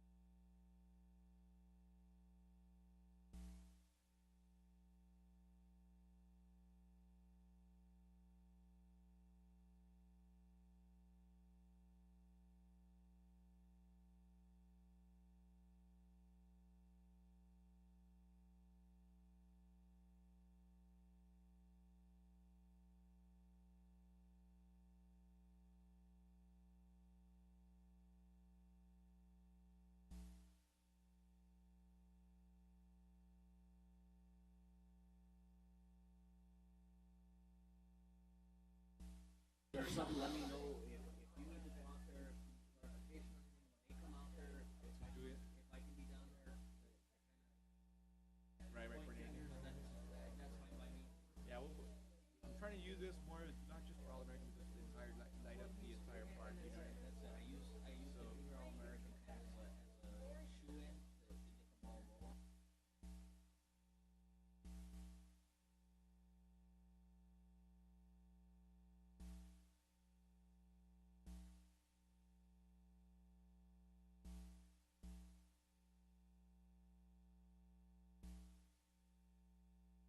Awesome. All right, if everybody could find a seat. I let my I would like to ask the city council to move item 11 up, if that's okay with them. The person here that wants to speak on the item does have to leave, and it is an important item for us. If no one has any objections to that, we're gonna jump up to 11, item number 11, which is Sister Cities with, how do you say that, Russell? Is it Dalian, China? Dalian, China. All right, City Manager Martin Magana. Thank you, Mayor. City Council members, if you recall, we were approached back on October 15th by Dr. Yu, who is representing the village in China's, I can't, you need a... Dalian. Thank you. Okay. Dalian. It's in China. And they were, sent us an invitation to the council and staff on behalf of the Chinese government to become a sister city and help them develop an international tourism for both parties. And so Dr. Yu had recommended that the mayor, city council member, and the city manager accept the invitation. And it was determined that the election was coming up, that we should just wait till the new council gets seated. And so here we are. So now that the election is over and the new council is seated, I think it's appropriate for the council to discuss the trip and how you want to handle that. And that concludes staff. Discussing this with the representatives for this trip and our city manager, I have determined that we do need to possibly send a delegate to China this month. I am not able to attend as mayor, but there's a bigger delegate leaving next year to possibly go there.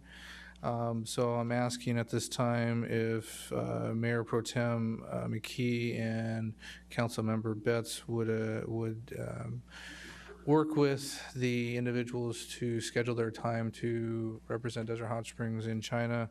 I believe it's in about a week or so. The only issue is that you will not be here for possibly the next council meeting. Is that correct?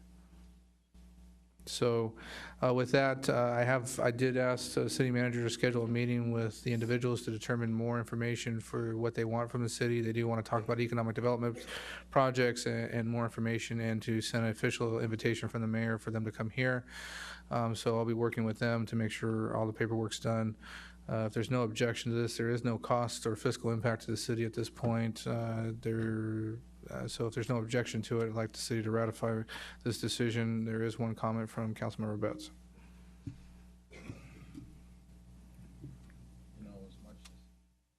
As much as I would like to go, Dalian in the winter is just a tough one to deal with. I mean, we're talking up around North Korea cold. And I'm not gonna be able to make it in the winter. I'm sorry. I would very much like to go, but why don't we do this? I will set a meeting. Let me ask: is it necessary that we go in the dead of winter to Dalian? Can't we like wait till spring?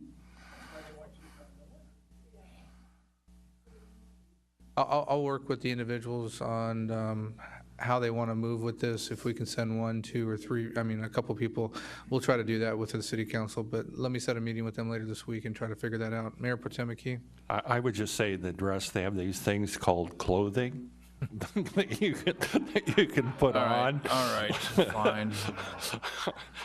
I plan on not going with just my Bermuda shorts. Believe me, I've been there in the wintertime. It's brutally cold. If it's okay with the city council, I'll Okay, just all right. leave it open, and we'll send some representatives.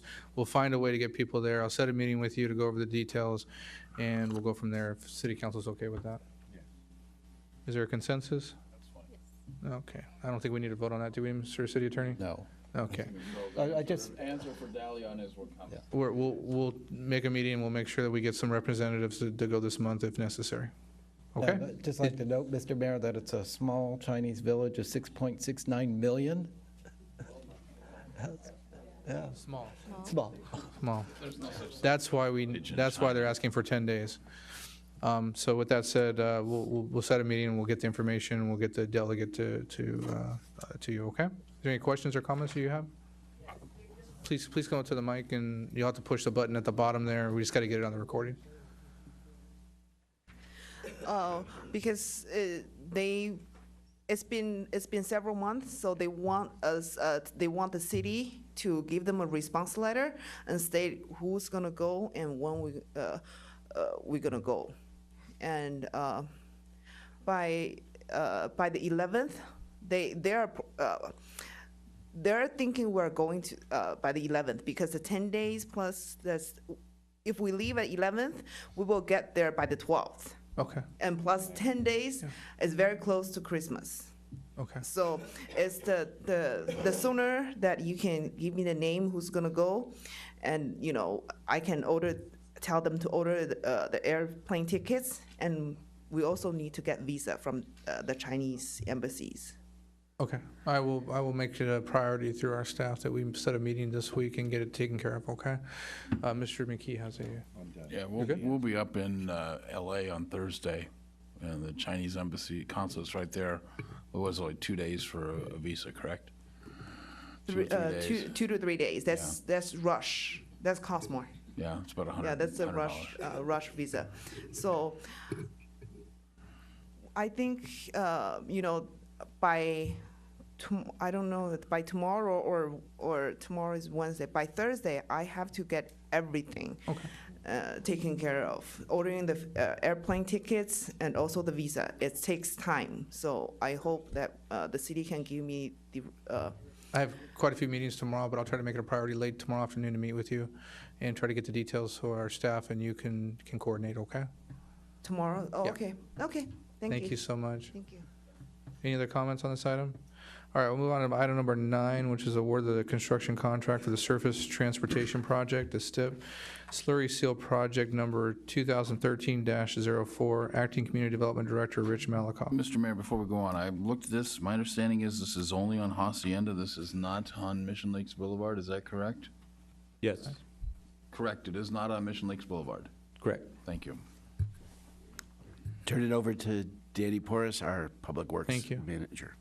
Thank you. This is for the award of construction contract for the STP, or Surface Transportation Project, Certifier number 2013-04. Brief quick history, STP, Surface Transportation Programs, were provided through the MAP 21 Act, which was signed by President Obama in 2012. STP program provides funding for highways, bridges, tunnels, public roads, pedestrian and bicycle infrastructure, transits, and bus terminals.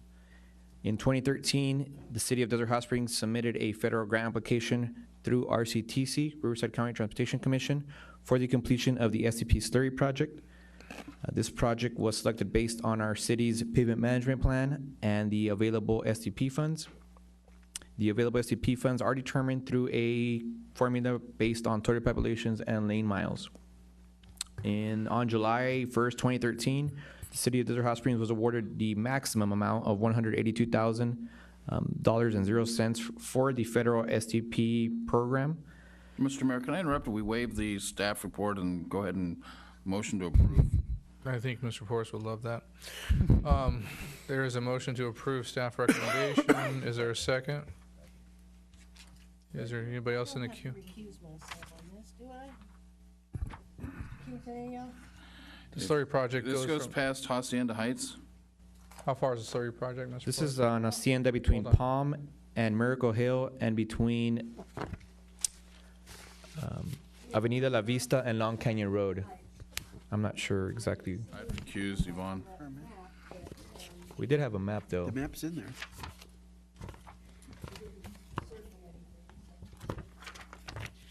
I would assume you live so far deep into into Hacienda Heights that you would be far enough out of 5. I would assume that, but you could abstain from the vote just to make sure. I have a question too. So I live close to Hacienda. I don't know if it's 500 feet. Oh. I can see the circles on the map, and there are no circles within the limits. That the current council members. That's what I was. We have gonna these ask secret circles that identify where you live. We know where you live. All right, sounds like everybody's safe. There's a motion on the floor, a second. Please vote. Yeah. There's nobody within. Mr. City Clerk? Motion carries unanimously. Thank you very much. Item number 10 is City Council meeting recordings. Our Administrative Services Director, Joseph Tanner. Thank you, Mr. Mayor. Mr. Luke Rainey will be giving the staff report to the council. Thank you very much. Good evening, Mayor, Mayor Pro Tem, members of the council. This item is regarding the future recordings of city council meetings. Meetings are currently recorded using professional videographers, and their services, as you can see, include multiple cameras that are manned and live switched, which creates a video that follows along with your meeting content. And they provide that video signal used to broadcast onto Time Warner live during the meeting right now. And also it's used for streaming over the web. So after they're done with the recording, they provide a post-production in a video format that's compatible with the back-end system that we use to rebroadcast the meetings on Time Warner throughout the coming weeks before the next meeting. So cost for this service is a flat rate of $9.75 per meeting, and based on the last 6 months, our average meeting time is about 5 hours. So it breaks down to about $195 an hour. And that works out to about $21,450 a year for 22 meetings. During the current operating budget process, the council prioritized expenditures as part of an exercise to allocate funds based on their priorities. And at that time, the council meeting recording budget was reduced to $8,000, which has been used to record the meetings up until this point. At the time, the council also inquired about the use of an alternative like a stationary camera system. And we have went out and received 3 quotes for a stationary system, multi-camera system, and the price ranged from about $18,000 to $48,000. And no funds have been identified for the purchase of a stationary system. So where we are today, we have the capabilities to stream audio of the, we have the capabilities to stream the audio only of the city council meeting the way that we do the commission meetings, using the SIRE agenda management system that we invested in about 4 years ago. So based on the lack of available funding, staff is recommending that we change to audio only recordings of future council meetings, since this can be achieved with no additional cost. This concludes my staff report, and I'm available to answer any questions. Thank you. Stay close. You might have some questions, but I have quite a few public comments. We have 7. That's 21 minutes worth of comments. Please, if you can cut them short, I ask you to. I'm not stopping you from your full 3 minutes. If you must use all 3, please do. First speaker is Bob Terry, followed by Judy Shea.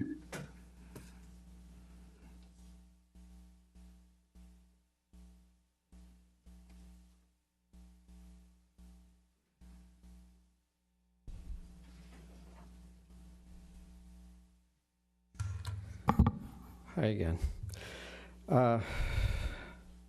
I believe this is the wrong way to start a new administration. You should be doing all that you can to make these meetings more accessible to the community and not less. Already tonight, we've had problems with the microphones. The audio is many times fuzzy. People can't tell what's going on. You're going to lose interest from the community if you cut off the televised and the streaming abilities. I also believe it's a step away from democracy and a step away from your citizens, from your residents. Thank you. Thank you. Judy Shea, followed by Dave Nunn. Yes, Judy Shea. I agree totally with what Bob Terry just said. We are striving for transparency. We want to have the audience, the citizens, informed as much as possible. Considering what we've been through for the last couple of years, I would think that you would want to make this as transparent as possible. Please don't backstep and go just to an audio. I finally got Time Warner, so I could have Channel 17. Come on, I'm paying extra for see you guys. And I have watched your city council meetings.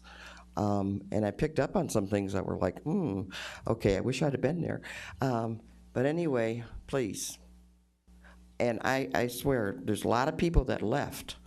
And I don't know if all 7 of those people in the cards are going to be here tonight, but there's numerous people who left that want to have this video continue. Yeah, they're probably watching it at home.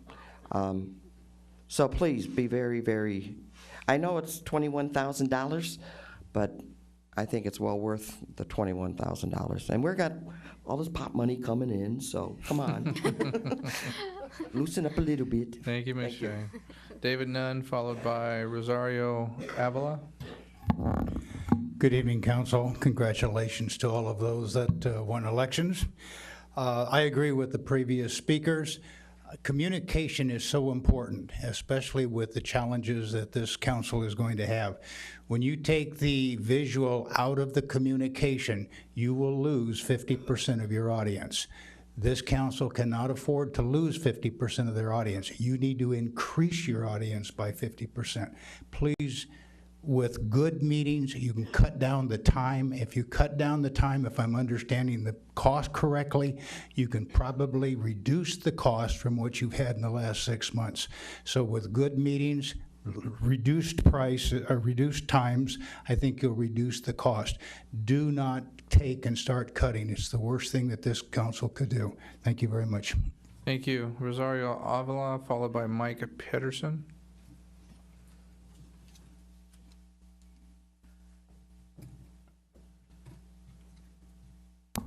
Good evening, Rosario Avila. I live in Cathedral City. When I, as well as some people in the neighborhood of Dream Homes, we were trying to stop a development. We had to look into archives of the Planning Commission in 2007, 2008 of Cathedral City. Listening to those meetings was very frustrating. We had microphone issues. I'm a visual person. Just seeing this item on the agenda on this new council, this is a bad way to start if you vote to get rid of video. Surely finances cannot be the only reason why you're going to get rid of it.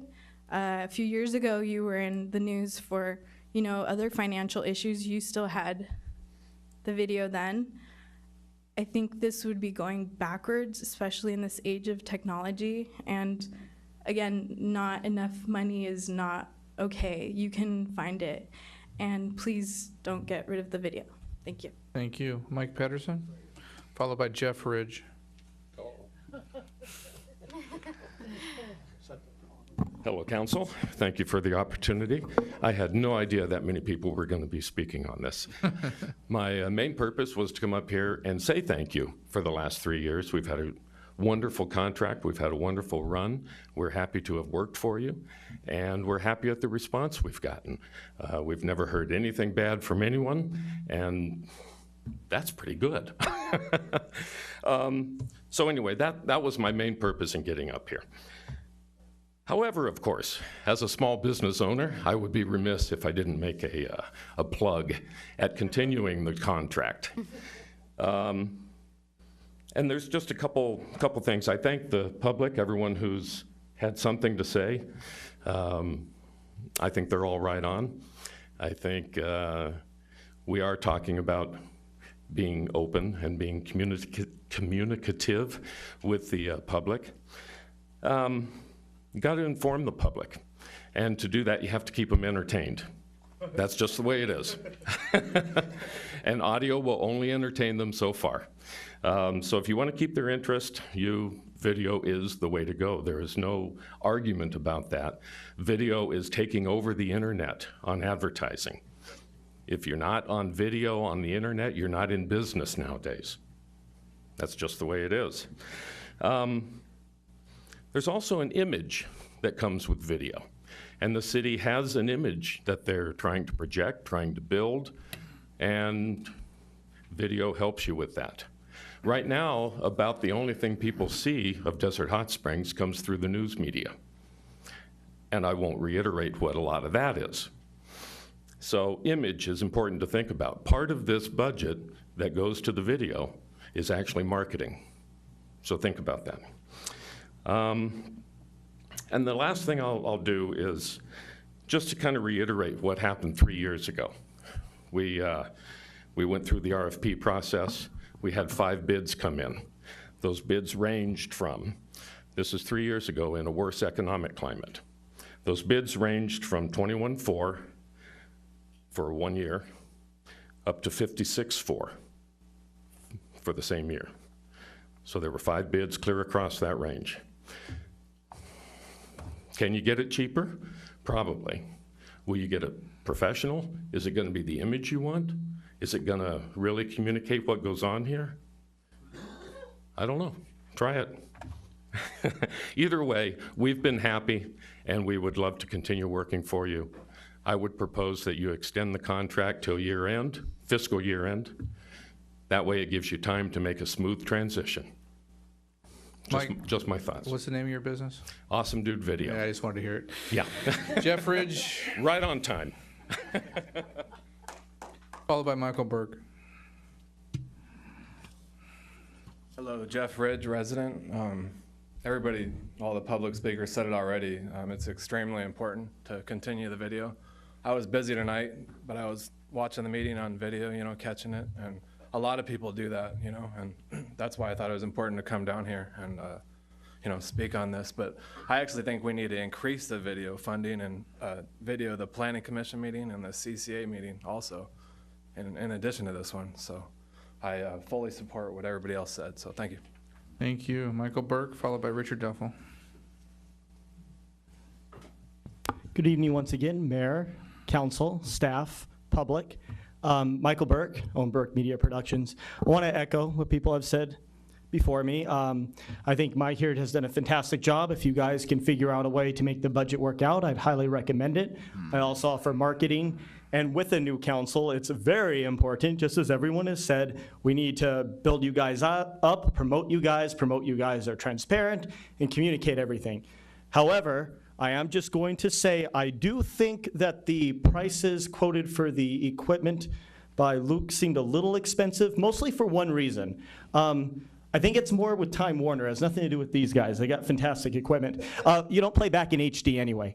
If you need to reevaluate the equipment you use, I've already spoke to Councilmember Betts and Mayor Mattis about this anyway. I don't mind coming in and just volunteering to help you guys out and see if we can figure out some equipment that works. I mean, we can do it this isn't the image we want, but it's better than cutting it off completely or just doing audio. If you have one camera in the back, that'll do something for you guys. If you could have one over there so we could at least get me when I come up here and speak. And perhaps have the switchboard so we can plug into when you have presentations. You got something that works. You may not have a camera on the city manager at the time or on our chief.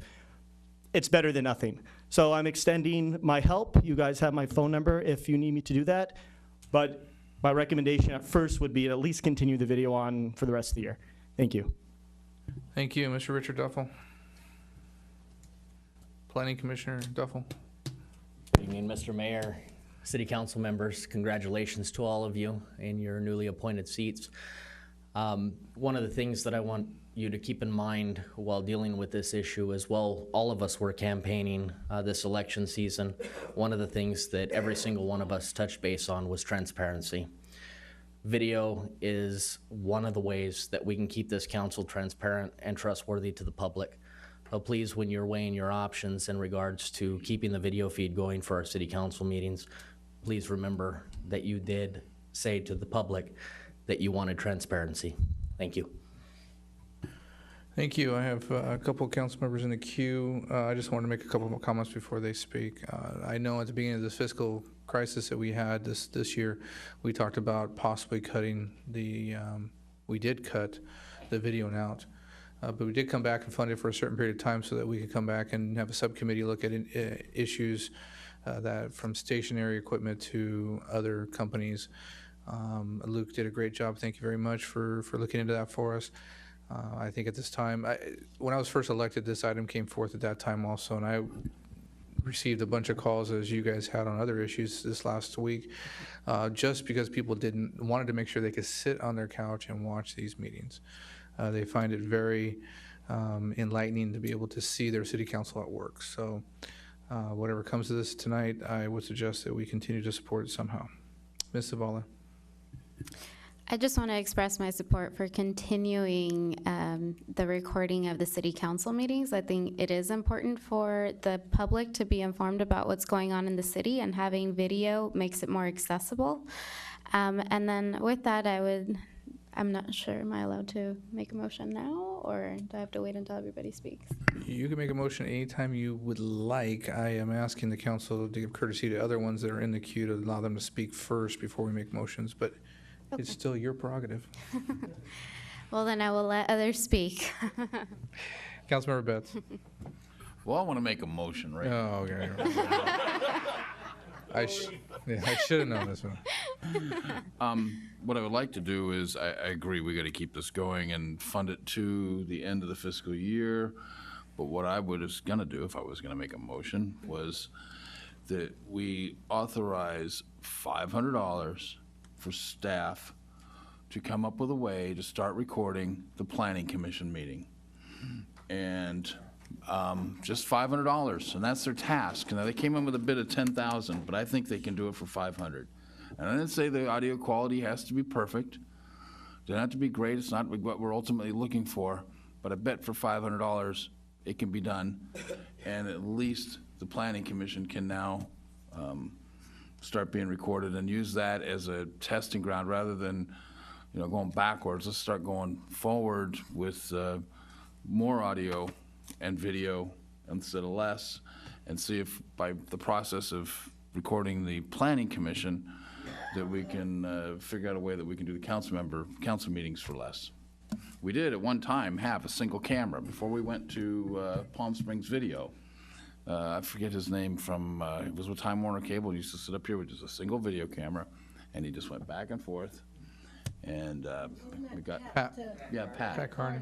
Pat Carney. And that's when we went to Palm Springs Video, and yeah, but I've been here too long, huh? So, okay, so would be my suggestion is to throw in $500 on top of the funding through the end of the year with instructions to city staff to get the Planning Commission also on video. Councilwoman Parks. I am totally in favor of continuing these meetings on video. I think that there are so many people that sit at home and watch this on council night. But in addition to that, if they're busy, they have the opportunity to see it when it's recorded and re-recorded. So I just think it's a disservice to our community, a disservice to our residents to not have it available. And I agree with Councilman Betts. I would like to see all of our commissions eventually videoed rather than just recording, because I think it's an opportunity for our residents to be able to see how our commissions work, and then give them an insight as to whether or not they would like to be on one of these commissions. So maybe we might get more input and be able to increase the participation. That's all. Thank you. I have a question for staff. Financially, how do we foresee this? We still have some financial issues that we have to go through. We still have a mid-year budget we need to talk about next month. Your recommendation on how our finances look so we can continue to fund this? Well, our finances are definitely looking better right now than they did at the beginning of the fiscal year. We have gotten some unbudgeted revenue that we could put towards use of the camera, and specifically we've PERMA, our insurance, they make a number of investments with the money that they hold for us for claims and whatnot, and then pay us back in dividends. And we have received a dividend for $30,000 that was not budgeted as part of the finances, so we could use that money to carry out the rest of the year. There was a suggestion to possibly find some sort of fixed system so the planning commissions and other commissions could be recorded. I'm assuming you'll need at least 30 days to look into that. Is that what you were suggesting, Mr. Betts? I'll give them as much time as they need, but we'll just be keeping a little scorecard, see how good they do. Keeping it on the record, got it. They're audio taped already, correct? Correct. Yeah. All commissions, I mean, yeah. All right. Anybody back in the queue? Councilwoman Parks, are you back in the queue? No. Okay. Councilmember Betts? Yeah, so unless Councilmember Ms. Zavala wants to Zavala make wanted the to make motion, the motion. I would just encourage her to include, what's wrong? Ms. Zavala wanted to make a motion. Yeah, that's what I said, unless Okay. she wanted to make the motion, I just encourage her to include the $500 for the planning commission meetings to be fixed camera audioed, or videoed. Mayor, if I could request some clarification on that. $500 for one meeting? No. Or $500 every meeting? 500 for the equipment and everything that you need to make it work as a fixed camera. You got a total budget of $500 to start videotaping the planning commission meetings, and I bet you can do it. Well, okay, I just want to make sure that so from now on, we're $500 recording total. planning commission Would you meetings. be open to, when Ms. Zavala makes her motion, that she allows staff to come back and give you a report on how much it's exactly going to cost? No, And try to I'm- keep it under $500? No, I want them to do it for 500 or less and get it done. No, It is your total. motion at this point. What would you like to do? I want to make a motion to approve the recording of the city council meetings till the end of the fiscal year. And I would also like to see if the city manager can figure out a way to keep funding the services in the future. So that's just kind of out in the open. And then as far as recording the other meetings, I think it'd be great for us to get an estimate of how much it would cost to start recording them with video. I'm not sure that $500 will buy the equipment, but if you could figure out a way to make that work, that'd be great. All right, is there a second? So that includes 500 for the planning? No, it commission meeting? concludes an estimate to come back to council for the council to decide after the city staff does the estimating. They already estimated 10,000. Is there any other discussion, Mr. Yeah, I Betts? got a motion to amend. And the motion to amend is to include $500 for the city staff to figure out how to get the planning commission meetings recorded. Total equipment cost, $500. His amendment needs a second. Is there a second for his amendment? Going once. Is there a second for his amendment? Going twice. There is no second for the amendment, so we'll go back to the original motion, and please vote.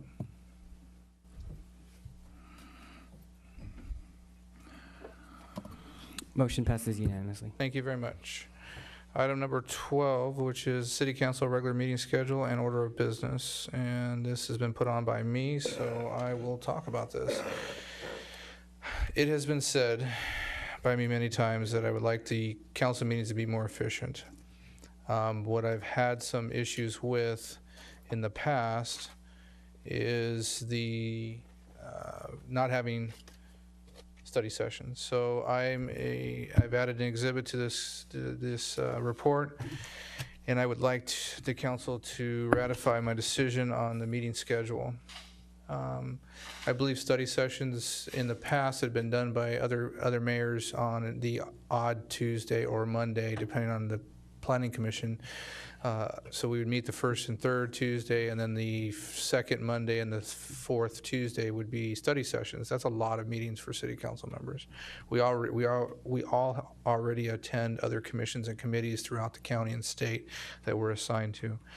So I'm asking the city council for kind of a long day, but I believe it will get us through what we need. Starting our study sessions at 3 or 3:30, depending on how many items we're going to study. These are items that are going to come forth to the city council in the future. This will give opportunities such as the good wage ordinance or videotapings, a longer discussion in a study session atmosphere. We would then adjourn to closed session at 4:30, break at 5 for a dinner break, and at 5:30 start presentations. So if the police chief wanted to badge a police or pin a police officer with a new badge, introduce them, or there was a presentation by Southern California Edison, or anything in between there, we would have 30 minutes to do that from the podium. At 6 o'clock, we'd start the business of the city, and we'd actually be able to get to the business of the city without taking up an hour and a half of presentations and other things. Our municipal code states that we must have the meetings at 6 o'clock or change that. The order of the business would be pretty much the same, except for I'm bringing back the invocation. The ministerial fellowship has agreed to monitor that and have someone here to give the invocation, and it'll be open to all faiths and anyone that would want to give inspiration. The approval of the agenda will change a little bit. Under the approval agenda, I'd have urgency items, consent calendar approved items to be pulled. So during the approval agenda, we'll be approving the consent calendar unless any individual would like to pull an item from the consent calendar. We'd have public comments, mayor and council member comments, city manager and staff reports, public hearings, administrative calendar, the consent calendar, pulled items, legislation updates. So if you have any legislation updates such as federal, state, or anything like that, we would actually be able to talk about them from council. A lot of our council members, such as Councilmember Betts and Mayor Pro Tem McKee, go to SCAG, which is Southern California Association of Governments, and there's a lot of legislation that moves through there. Same with Riverside County Transportation, and this would give an opportunity to remind someone about this and be able to talk about it at a council level. A lot of times we can't go to these commissions and committees and support things that we know that other council members on here might not support in the future. So it's an opportunity to discuss those. We would have an ending public comment period and the adjournment of the meeting. I will open up the discussion. Mr. Betts. I'll just go through it in order. Study sessions at 3. It's early and problematic for my schedule, but it's preferable than doing it.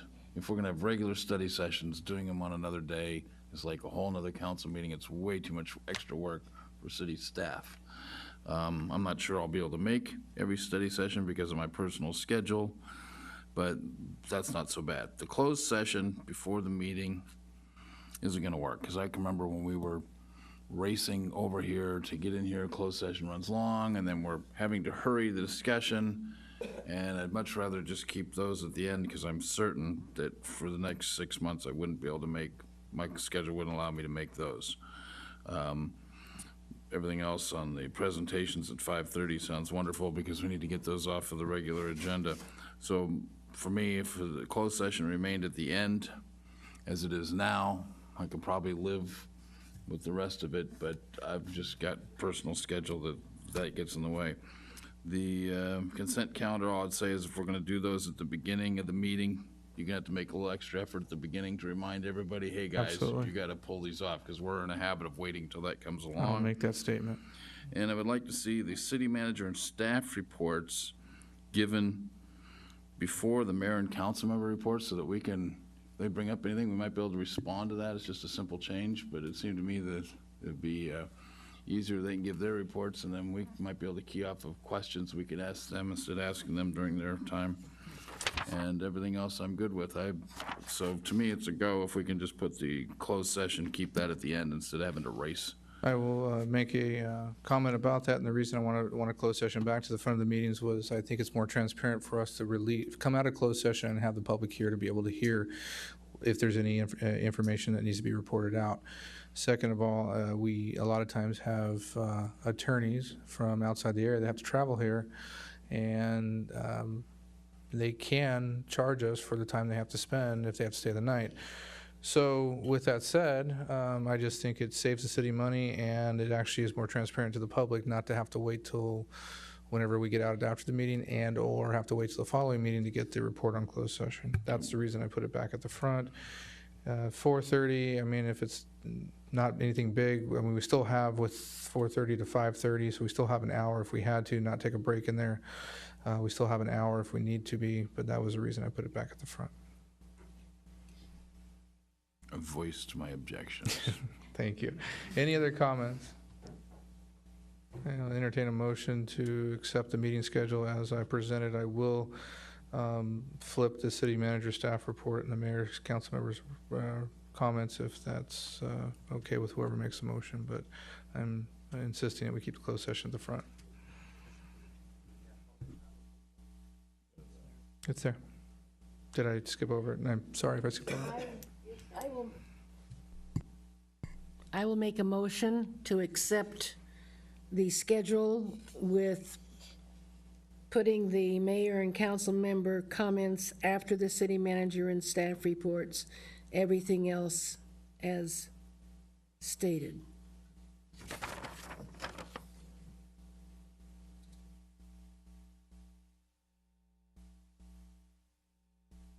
Is there a second? Is there any more? There's a second. Is there any more discussion? Please vote.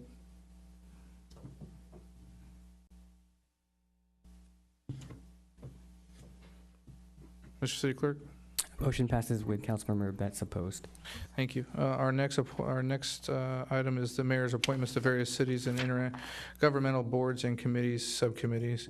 I will say this, I did send out this list to each and every council member and had them send me a list of committees and subcommittees that they would like to participate in or continue to participate in if they were already appointed to city council. I believe I've been very fair on all the committee assignments. The only assignments that we have to look at are these, is that the CVEP assignments, we might not have appointees to CVEP at this point. I have to make a phone call tomorrow. I was notified tonight that we are not a member of CVEP anymore because we did not pay our dues. So we would not have a member on the board of directors or the legislative committee. So I will keep the two, Councilwoman Zavala and Mayor Pro Tem McKee in the loop on those. Nope. No, we did not. I did, on the city council subcommittees, reappoint the policy, rules, and regulations, the youth council, arts and entertainment and dining district. I kind of renamed it myself, but Mr. McKee, he's going to lead that with Ms. Parks. County and state services, there's a lot of issues with homelessness, mental health, and library, and I kind of lumped them into one. So if we need to split those up because it becomes too much work, I can do that, but I thought we'd start there at least. And then we'll be adding another subcommittee to deal with animal control services at a later date. These open public committees, these are liaisons to these committees. What I'm trying to do is build involvement within our community. These will be committees that will meet, and hopefully the liaisons will appoint or help appoint a public chair, someone from in the community to actually chair these committees. Parks and Recs Committee, the Economic Development, Sustainable Energy, Environment, Social Services, and Emergency Preparedness. The Emergency Preparedness Committee is a standing committee and will continue as they feel they need to. As the liaisons, you're not mandated to be at all the meetings, but I would hope that you would set up the first meeting and then advise as needed in these public meetings. These are advisory committees to the City Council. A mayor's appointed committees on the back sheet there. The only chairperson I've appointed so far to these committees is Jeff Horton, who's a local veteran and taken very big interest in that. He'll be working with Richard Finn and Eddie Johnson. They've already agreed to this, and they are also going to be bringing in some new veterans that would try to deal not just with the events, but they're going to deal with housing, counseling, and other services much needed for our veterans in our community. The rest of the committees, they're to be announced within the next 60 days. I'll be announcing those. There will be a finance committee, which will be a citizens oversight committee, which I believe is going to be a recommendation from our consultants in our finance department. This will be an independent committee. I've talked to one person I believe will chair this. I will bring the chairs back to the city council so they know who's on these committees. Again, it's transparent. I don't want anybody to ever think that I'd be appointing a committee without their approval. The Special Events Committee, I've talked to the current chair of the CCAC, and he's in favor of this and would hope, if reappointed, that they would help with this. But a Special Events Committee to take it out of the politics of this realm into a smaller committee of individuals that can help produce special events in our community. The Healthy Cities Committee, the Political Issues Committee, the Envision Desert Hot Springs, and Human Rights will all be announced more as time goes on in the next 60 to 90 days. But again, these are all citizens committees that I want to bring people in from the community and maybe some from outside the community to help form some of the real issues that are hot buttons in our community. So with that, if there's no objection to the appointments, I'll look for a motion to ratify. Or, I'm sorry, there's comments. I'm getting tired. Councilmember Betts. I said at the beginning of the meeting, I'll say it again now, I really appreciate the way that you've handled this. You did reach out to everybody. It's a very fair process. I'm completely satisfied with the committee appointments that I've gotten, so thank you. And if somebody else has any comments, I'll make a motion to approve. I just ditto basically what Councilmember Betts just said. I think that this was a painless process because you did a very good job, and I appreciate that. Thank you, Michael. I pay him to be back there to do that. So with that said, again, I believe it's fair all across the board, and that if there's any questions or comments or schedules get changed up, we'll reappoint as needed. With that, please vote. Motion passes unanimously. Thank you, Mr. City Clerk. We'll move on to our last item on the agenda, the status of the receivership program. Our city attorney, Steve Quintanilla. I will make this brief. About nearly a year ago, there was a discussion or interest by the council to start a receivership program, which my office agreed to do via a legal services agreement amendment. And the way it's set up is that we would handle all the legal issues dealing with this receivership program, and the city would not be required to pay our costs unless we were able to collect from the property owners. We do currently work with the receiver with the city of Rancho Mirage, and that receiver has actually come out and visited the city and identified about 18 properties that may be subject to receivership. When we first started on this program, we were planning on working with your current staff, but you only had one code enforcement officer. We got very, very busy working on just general code enforcement cases with that one officer, and we believed that you needed additional officers just to handle your just daily code enforcement issues. Since that time, we have managed to convince the city of Rancho Mirage to loan a code enforcement officer to us, and she's actually the code supervisor over there. And so for the last few months, we've been trying to work out some issue dealing with PERS because she would be employed by 2 public agencies. So we've been able to work out the issue with PERS, so the city of Desert Hot Springs does not have to pay or contribute toward her PERS. And she was going to be here tonight, but I didn't have the heart to ask her to stay this late. But she is, Sandra Johnson is her name, and she's very well known by all the judges down in Indio. The judges know us as well. The judges know the receiver we worked with. And the 3 of us, my firm, the receiver, and Ms. Johnson have a very good reputation out in this community with respect to being sensitive to the concerns of the tenants, because a lot of times we're dealing with property owners who don't care about their tenants. So we're very sensitive with respect to how the tenants are treated in the context of these receiverships. So I am glad to announce that we do have Sandra officially on board. And again, all the costs will be recovered through the receivership program. And so I wanted to do this because I was asked to do provide a status report, because I know there's been some frustration on behalf of certain people about why this has not been moving fast enough, but we're ready to move forward with it. Councilmember Betts. So my understanding is this is now moving forward without any more delay. Correct. And we'll provide periodic reports to the council. And the city manager on board with this? No delays from the city manager's office? No, he's signing he's the one who No, approved it. there's an agreement that the city attorney has drafted that I have reviewed, and I'm on board with it. Okay, good. Thank you. So I'm sure there's at least one member of our community that will be extremely happy this is moving forward, correct? Mayor Pro Tem. No, somebody else. Mayor Pro Tem McKee. I just have one real quick question. Can the city attorney provide us with a list of the properties you're thinking in terms of, so that we can make sure certain properties are on it? Yes, but we just have to be very careful that in the context of this receivership program, that we don't receive direction from elected or appointed officials about targeting certain properties. You as a citizen can report, you can submit complaints to the code enforcement department, and then that will come over to my office.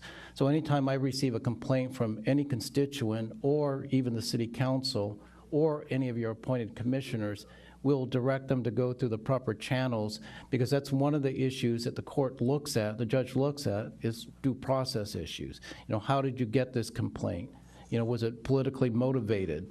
Was it motivated by anything other than code compliance? But you will get the list. Do I have any other comments? This is just a receive and file report, correct? You don't need any action from the city That's council? correct. All right, so with that ends item number 14. We'll go into public comments. I have no other public comment speaker cards. Is there anybody from the public that would like to speak at this moment that did not speak at the beginning of the meeting? No, it was removed, but anybody that wanted to speak on it could speak within public comments. So no. Sorry if I misinterpreted. You already spoke once for your 3 minutes. You can't speak again for 3 minutes. You would have to speak within your 3 minutes on that issue. Can you do it in a minute? We're as tired as you are. This is way past my bedtime. Yes, way past mine too. Sorry, but I misunderstood what you said. But anyway, a number of people directed information to me, and this is 54 emails to you, the city council, and the mayor, et cetera, about voting no to the wage ordinance. So that's basically what I have to say. I believe everything should be fair and equal. We're going to get a $10 wage, minimum wage after the first of the year, and then they said over the years there's going to be incremental increases. Hillary says it's going to be at least $12. So I think we're premature. And I also don't believe franchise should be excluded. That's half of our workforce. Anyway, sorry I misunderstood. I'm sorry I didn't Because I would be clarify it home for in you. bed. I'm glad you watching this, stayed, maybe. Judy. I'm seriously glad you stayed with us. Thank you. Upcoming dates, on December 3rd is the ALRC, which is our Architecture and Landscaping Review Committee. On December 8th, Planning Commission. December 9th, our RDA Oversight Board meeting. December 9th is the CCAC meeting, and December 10th, our Public Safety Commission. And then we're back here on December 15th. All these dates can be found on our website. Appreciate everybody's time this evening. We're going to recess to closed session, but before we do that, our city attorney is going to open the items, or identify the items, or what's the proper terminology here? Thank you, Mr. Mayor. At this time, the City Council is going to recess into closed session to confer with its legal counsel pursuant to Government Code Section 54956.9 regarding a pending litigation item. The case name is not specified in the agenda packet since disclosure would jeopardize existing settlement negotiations. We'll recess to closed session. Thank you.